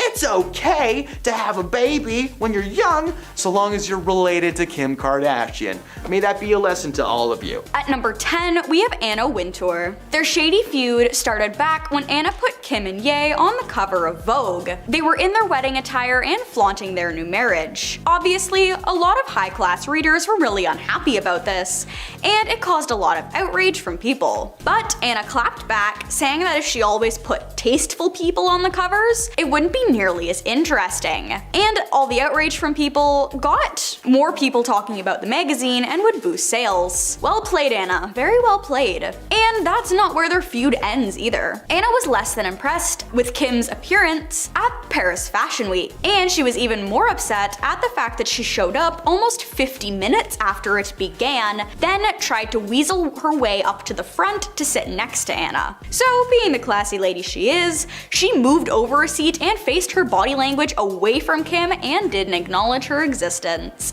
Now that's a snub if I've ever seen one. At number 9, we have Scott Disick. There's no surprise that he wants nothing to do with the family anymore, considering he's Kourtney's ex-husband. He was actually a fan favorite while he was on the show, but after they split, things got really awkward and he was no longer invited to events. For obvious reasons. And he refuses to watch the reboot of the show, considering Kourtney is now married to someone else. Apparently he had some loyalty issues while he was with Kourtney, but that wasn't what split them up. It was the fact that he was constantly struggling with substance issues, and he claimed that the only reason he was unfaithful was because of the substances. One way or another, they have snubbed one another, and Scott has moved on since then. So I guess everything worked out? At number 8, we have Rebel Wilson. Rebel Wilson is an incredible actress starring in Bridesmaids and the Pitch Perfect trilogy, and she faced a lot of criticism because of her weight loss journey. Something that hasn't changed though is her hatred for Kim Kardashian and the Kardashian family as a whole, really. She was asked to present an award alongside with Kendall and Kylie Jenner, and she refused the offer without hesitation. She said that she didn't want to be compared to Kim Kardashian because Kim became famous from a private tape, whereas Rebel went to school for acting and earned her fame. She went to school in Australia for acting in the early 2000s to the 2010s, and she starred in Pitch Perfect in 2012, which was one of her biggest roles. So you can't blame her for snubbing the Kardashians, who didn't have to lift a finger for their fame when she worked incredibly hard to get to where she is now. At number 7, we have Prince, the Purple Rain singer who is a musical prodigy, so for him to have something against the Kardashians is very interesting to think about. But it started back when he was still with us and touring. Kim Kardashian was up front at one of his concerts, and he spotted her in the audience and called her onto the stage. She complied begrudgingly, and she just kind of stood on the stage awkwardly because Prince expected her to dance. Well, little did he know, she swore off dancing ever again when she was eliminated first off Dancing with the Stars. So she was sticking to that. After a few very awkward minutes, he kicked her off the stage. And even after that, Prince said that the Kardashians would never be invited to one of his parties because he didn't want anything to do with them. That was definitely a blow to Kim's ego, and he even took this snub with him to the grave, considering they never reconciled. Can you blame him, really? At number 6, we have Chelsea Handler. She was the host of her own e-show called Chelsea Lately, and it was right up there with Keeping Up with the Kardashians in terms of views. However, in 2014, Chelsea quit because she was just fed up with celebrities, and having to always be talking about them, seeing them, and everything about it just got to her. She named the Kardashians particularly because people always talked about how much they hated the Kardashians, but how they only watched the show to make fun of them. She claimed that that was one of the biggest parts of the problem, and there was no point in complaining about them if you're gonna watch the show anyway. So she left E! And moved to Netflix. Her career has been thriving there, and she is even still blaming the Kardashians for the downfall of modern media.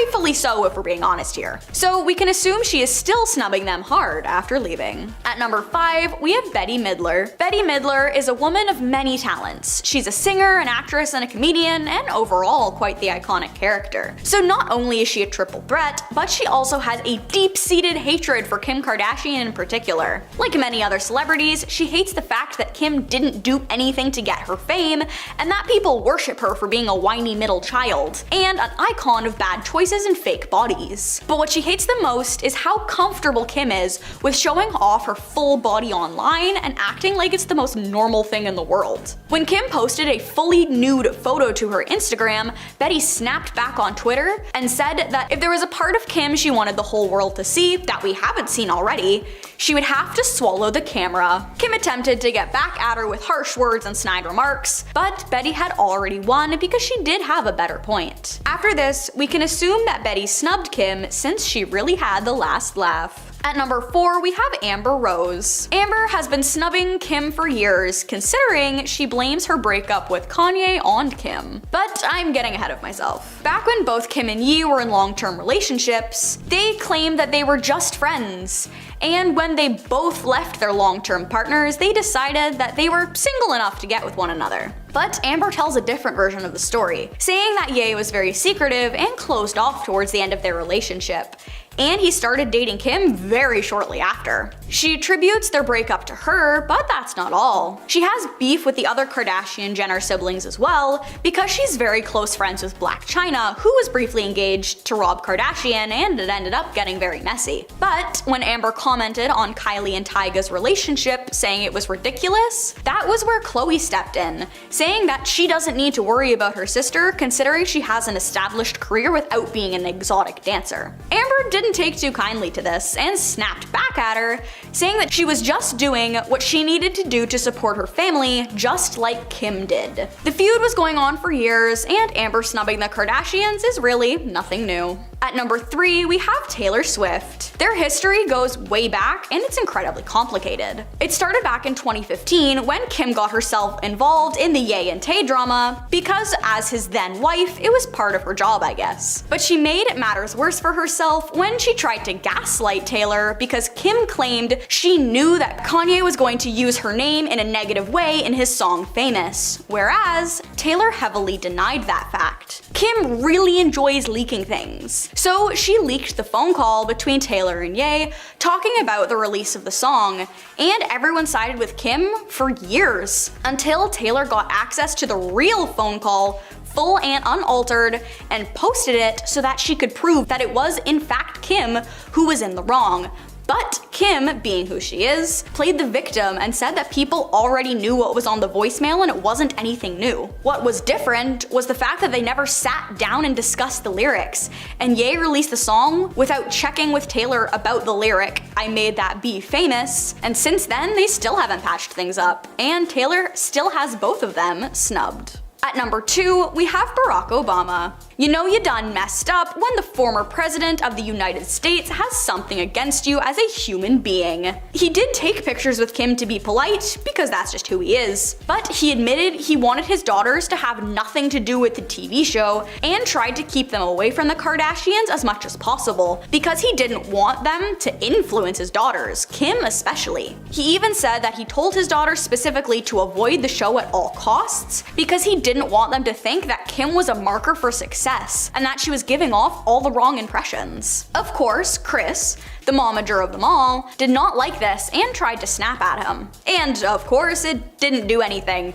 because she doesn't hold nearly as much power as he did. But he made it a point to not only snub the show, but snub them as people after this incident. And last but not least, at number 1, we have Beyonce. Beyonce and Kim aren't friends, but apparently Kim used to go out of her way to get Bey's attention, and usually failed. It started with the fact that Jay-Z and Ye aren't really friends anymore either, because Ye is a little off his rocker and went on quite the rant about the power couple, individually, and it made both of them really unhappy with him. Therefore, Kim was roped into it since she was married to him. But this is about Kim and Beyonce. Fans speculate their lack of friendship is also because of their emotional and personality difference. Kim's entire life has basically been documented, whereas Beyonce is very closed off and likes to keep her personal life personal. Another reason they don't get along is that Kim is very close friends with Rachel Roy, who is an arch nemesis to Beyonce. So you can't blame her for not wanting to be around someone who's like besties with her enemy. Her snubbing of Kim is valid for so many different reasons. Number 10, grave shopping. Window shopping is not weird. We all love to mindlessly walk around a store that we know well and good we will be purchasing nothing from. But the Kardashian family doesn't go to Hot Topic, or maybe they do. I live in Toronto, I've never seen them. Instead, this family likes to window shop for coffins and grave plots. During an episode of Keeping Up with the Kardashians, momager Kris decided that the best gift she could get for her kids was a nice, comfortable place to keep their lifeless husks tucked away when they pass. Kris and the crew spent the day trying to decide what model of coffin they wanted to purchase. purchase, with Kris going so far as to getting into a coffin to see if it was cozy. Hey Kris, if you're trying to get cozy in a coffin, you're still alive! Bang on that lid, man! On top of shopping for physical coffins, she also took the kids on a tour of a graveyard that seemed to boast some pretty stellar plots. There is such a serious conversation over the choice of in the ground or in a mausoleum made of marble. Yeah, which one do you think they picked? Number 9, mystery meat. Following a brief discussion on the practice of eating the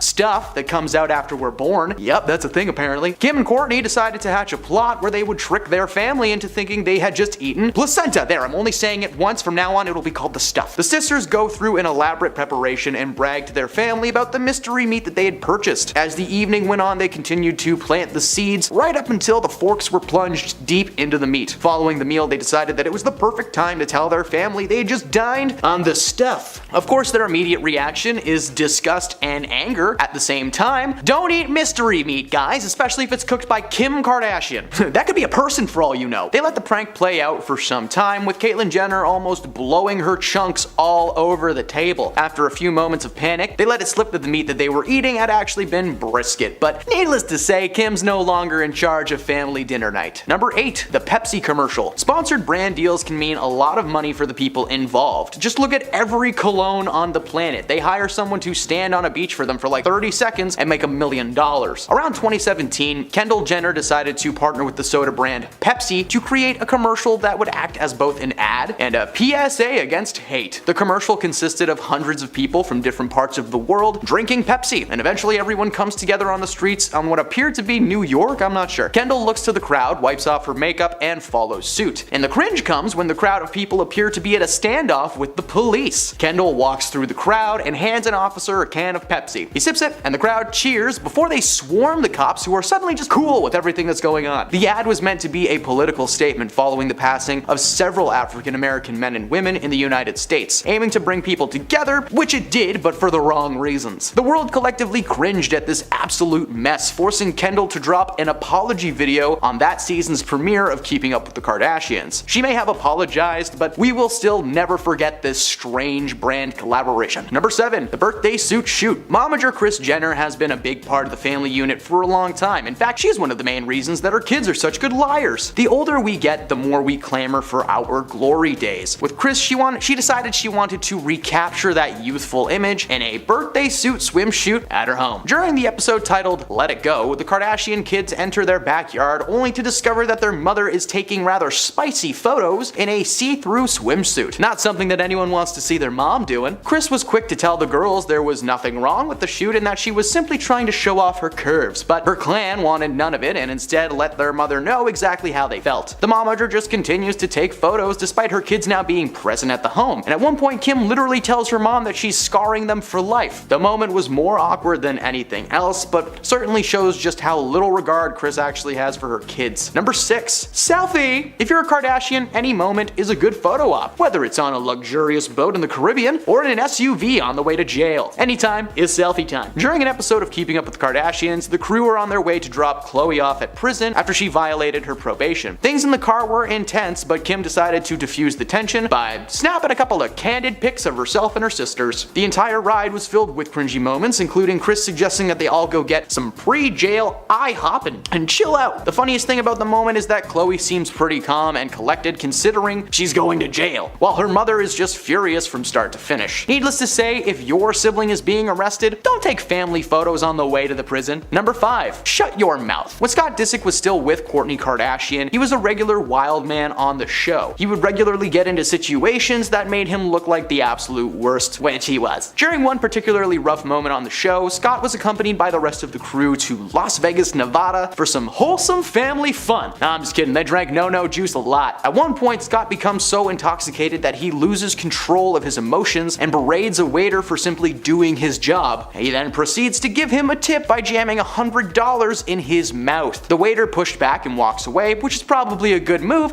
If Scott Disick shoved $100 in my mouth, well, I'm poor, I'd probably take it and spend it on my hydro bill. Scott is one of the messiest members of the family, despite not being a blood-born Kardashian, but thankfully Kourtney eventually came to her senses and dumped him like yesterday's lunch. Number 4, Kylie's billions. Kylie Jenner made the cover of Forbes magazine in 2019 as the youngest self-made billionaire ever, following the successful partnership between her cosmetic brand and Ulta, which was like a beauty beauty salon company. It turned out that that wasn't actually the case though. Jenner allegedly sold half of her cosmetics company, Kylie Cosmetics, to the beauty giant Coty in a deal worth $1.2 billion.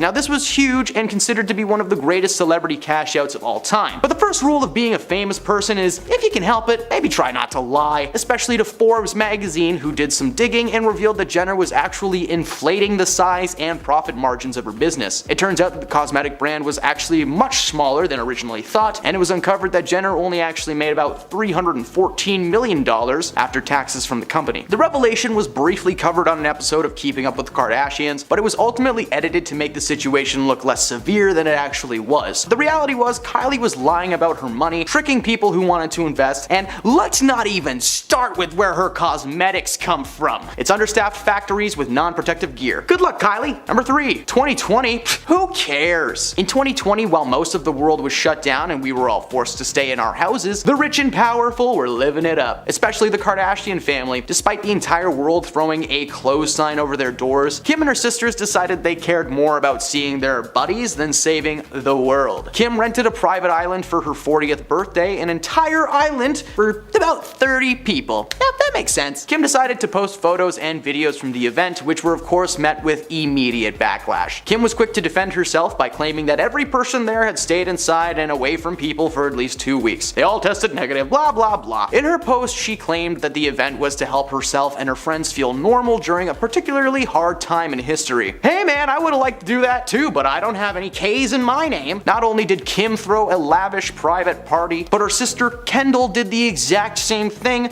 only much worse. Kendall decided it would be an awesome idea to throw a private rooftop Halloween party in Hollywood, California, and invited not 30, but 100 of her closest friends. Again, the crew claimed that everyone attending the event was tested and good to go, but the reality was nobody knows what went down or where they came from. Most of them probably showed up in a helicopter or something. Freaking famous jerks. Number 2, cut the cucumber. Alright, anybody who's ever made a meal has probably chopped a vegetable once or twice. For me, it was only once, never again. For Kendall Jenner, it seems like the answer is she's never done it. During an episode of the latest version of the reality show, The Kardashians, Kendall was shot attempting to cut a cucumber, and I do mean attempting. Like in the footage, she moves her hands around in a weird way that makes her like chop the cucumber backwards. I don't know. This woman has clearly never taken a single cooking class in her life. And I'd like to thank my high school cooking teacher, Mr. Kenzel, for being so good at his job and preventing me from looking like this. Seriously, she was holding the already cut side of the cucumber trying to grip it. Like, just watch one YouTube tutorial. The moment went viral online and she received massive amounts of online hate, with many asking the question why she was trying to make herself a snack. Like, we all know that these people have a literal closet full of chefs waiting to be activated and put into cook mode. Next time, Kendall should just go on Amazon and buy the automatic cucumber slicer for 3 easy payments of $99.99. And at number 1, girls don't work these days. In March 2022, the Kardashian clan were doing a profile for the outlet Variety. When the question was asked, what advice do you have for women aiming to be entrepreneurs? Kim decided to declare that women simply needed to get off their bums and work. Nobody wants to work these days. The tone-deaf statement was met with massive amounts of backlash. Considering Kim comes from a long line of wealthy people, it's no surprise that she would receive such public hate. If I was born rich, I'd probably be telling people to work harder too, but like, Kim gets paid to basically look good and be on TV, that's it. Oh yeah, definitely hard work being done there. Oh, so exhausting.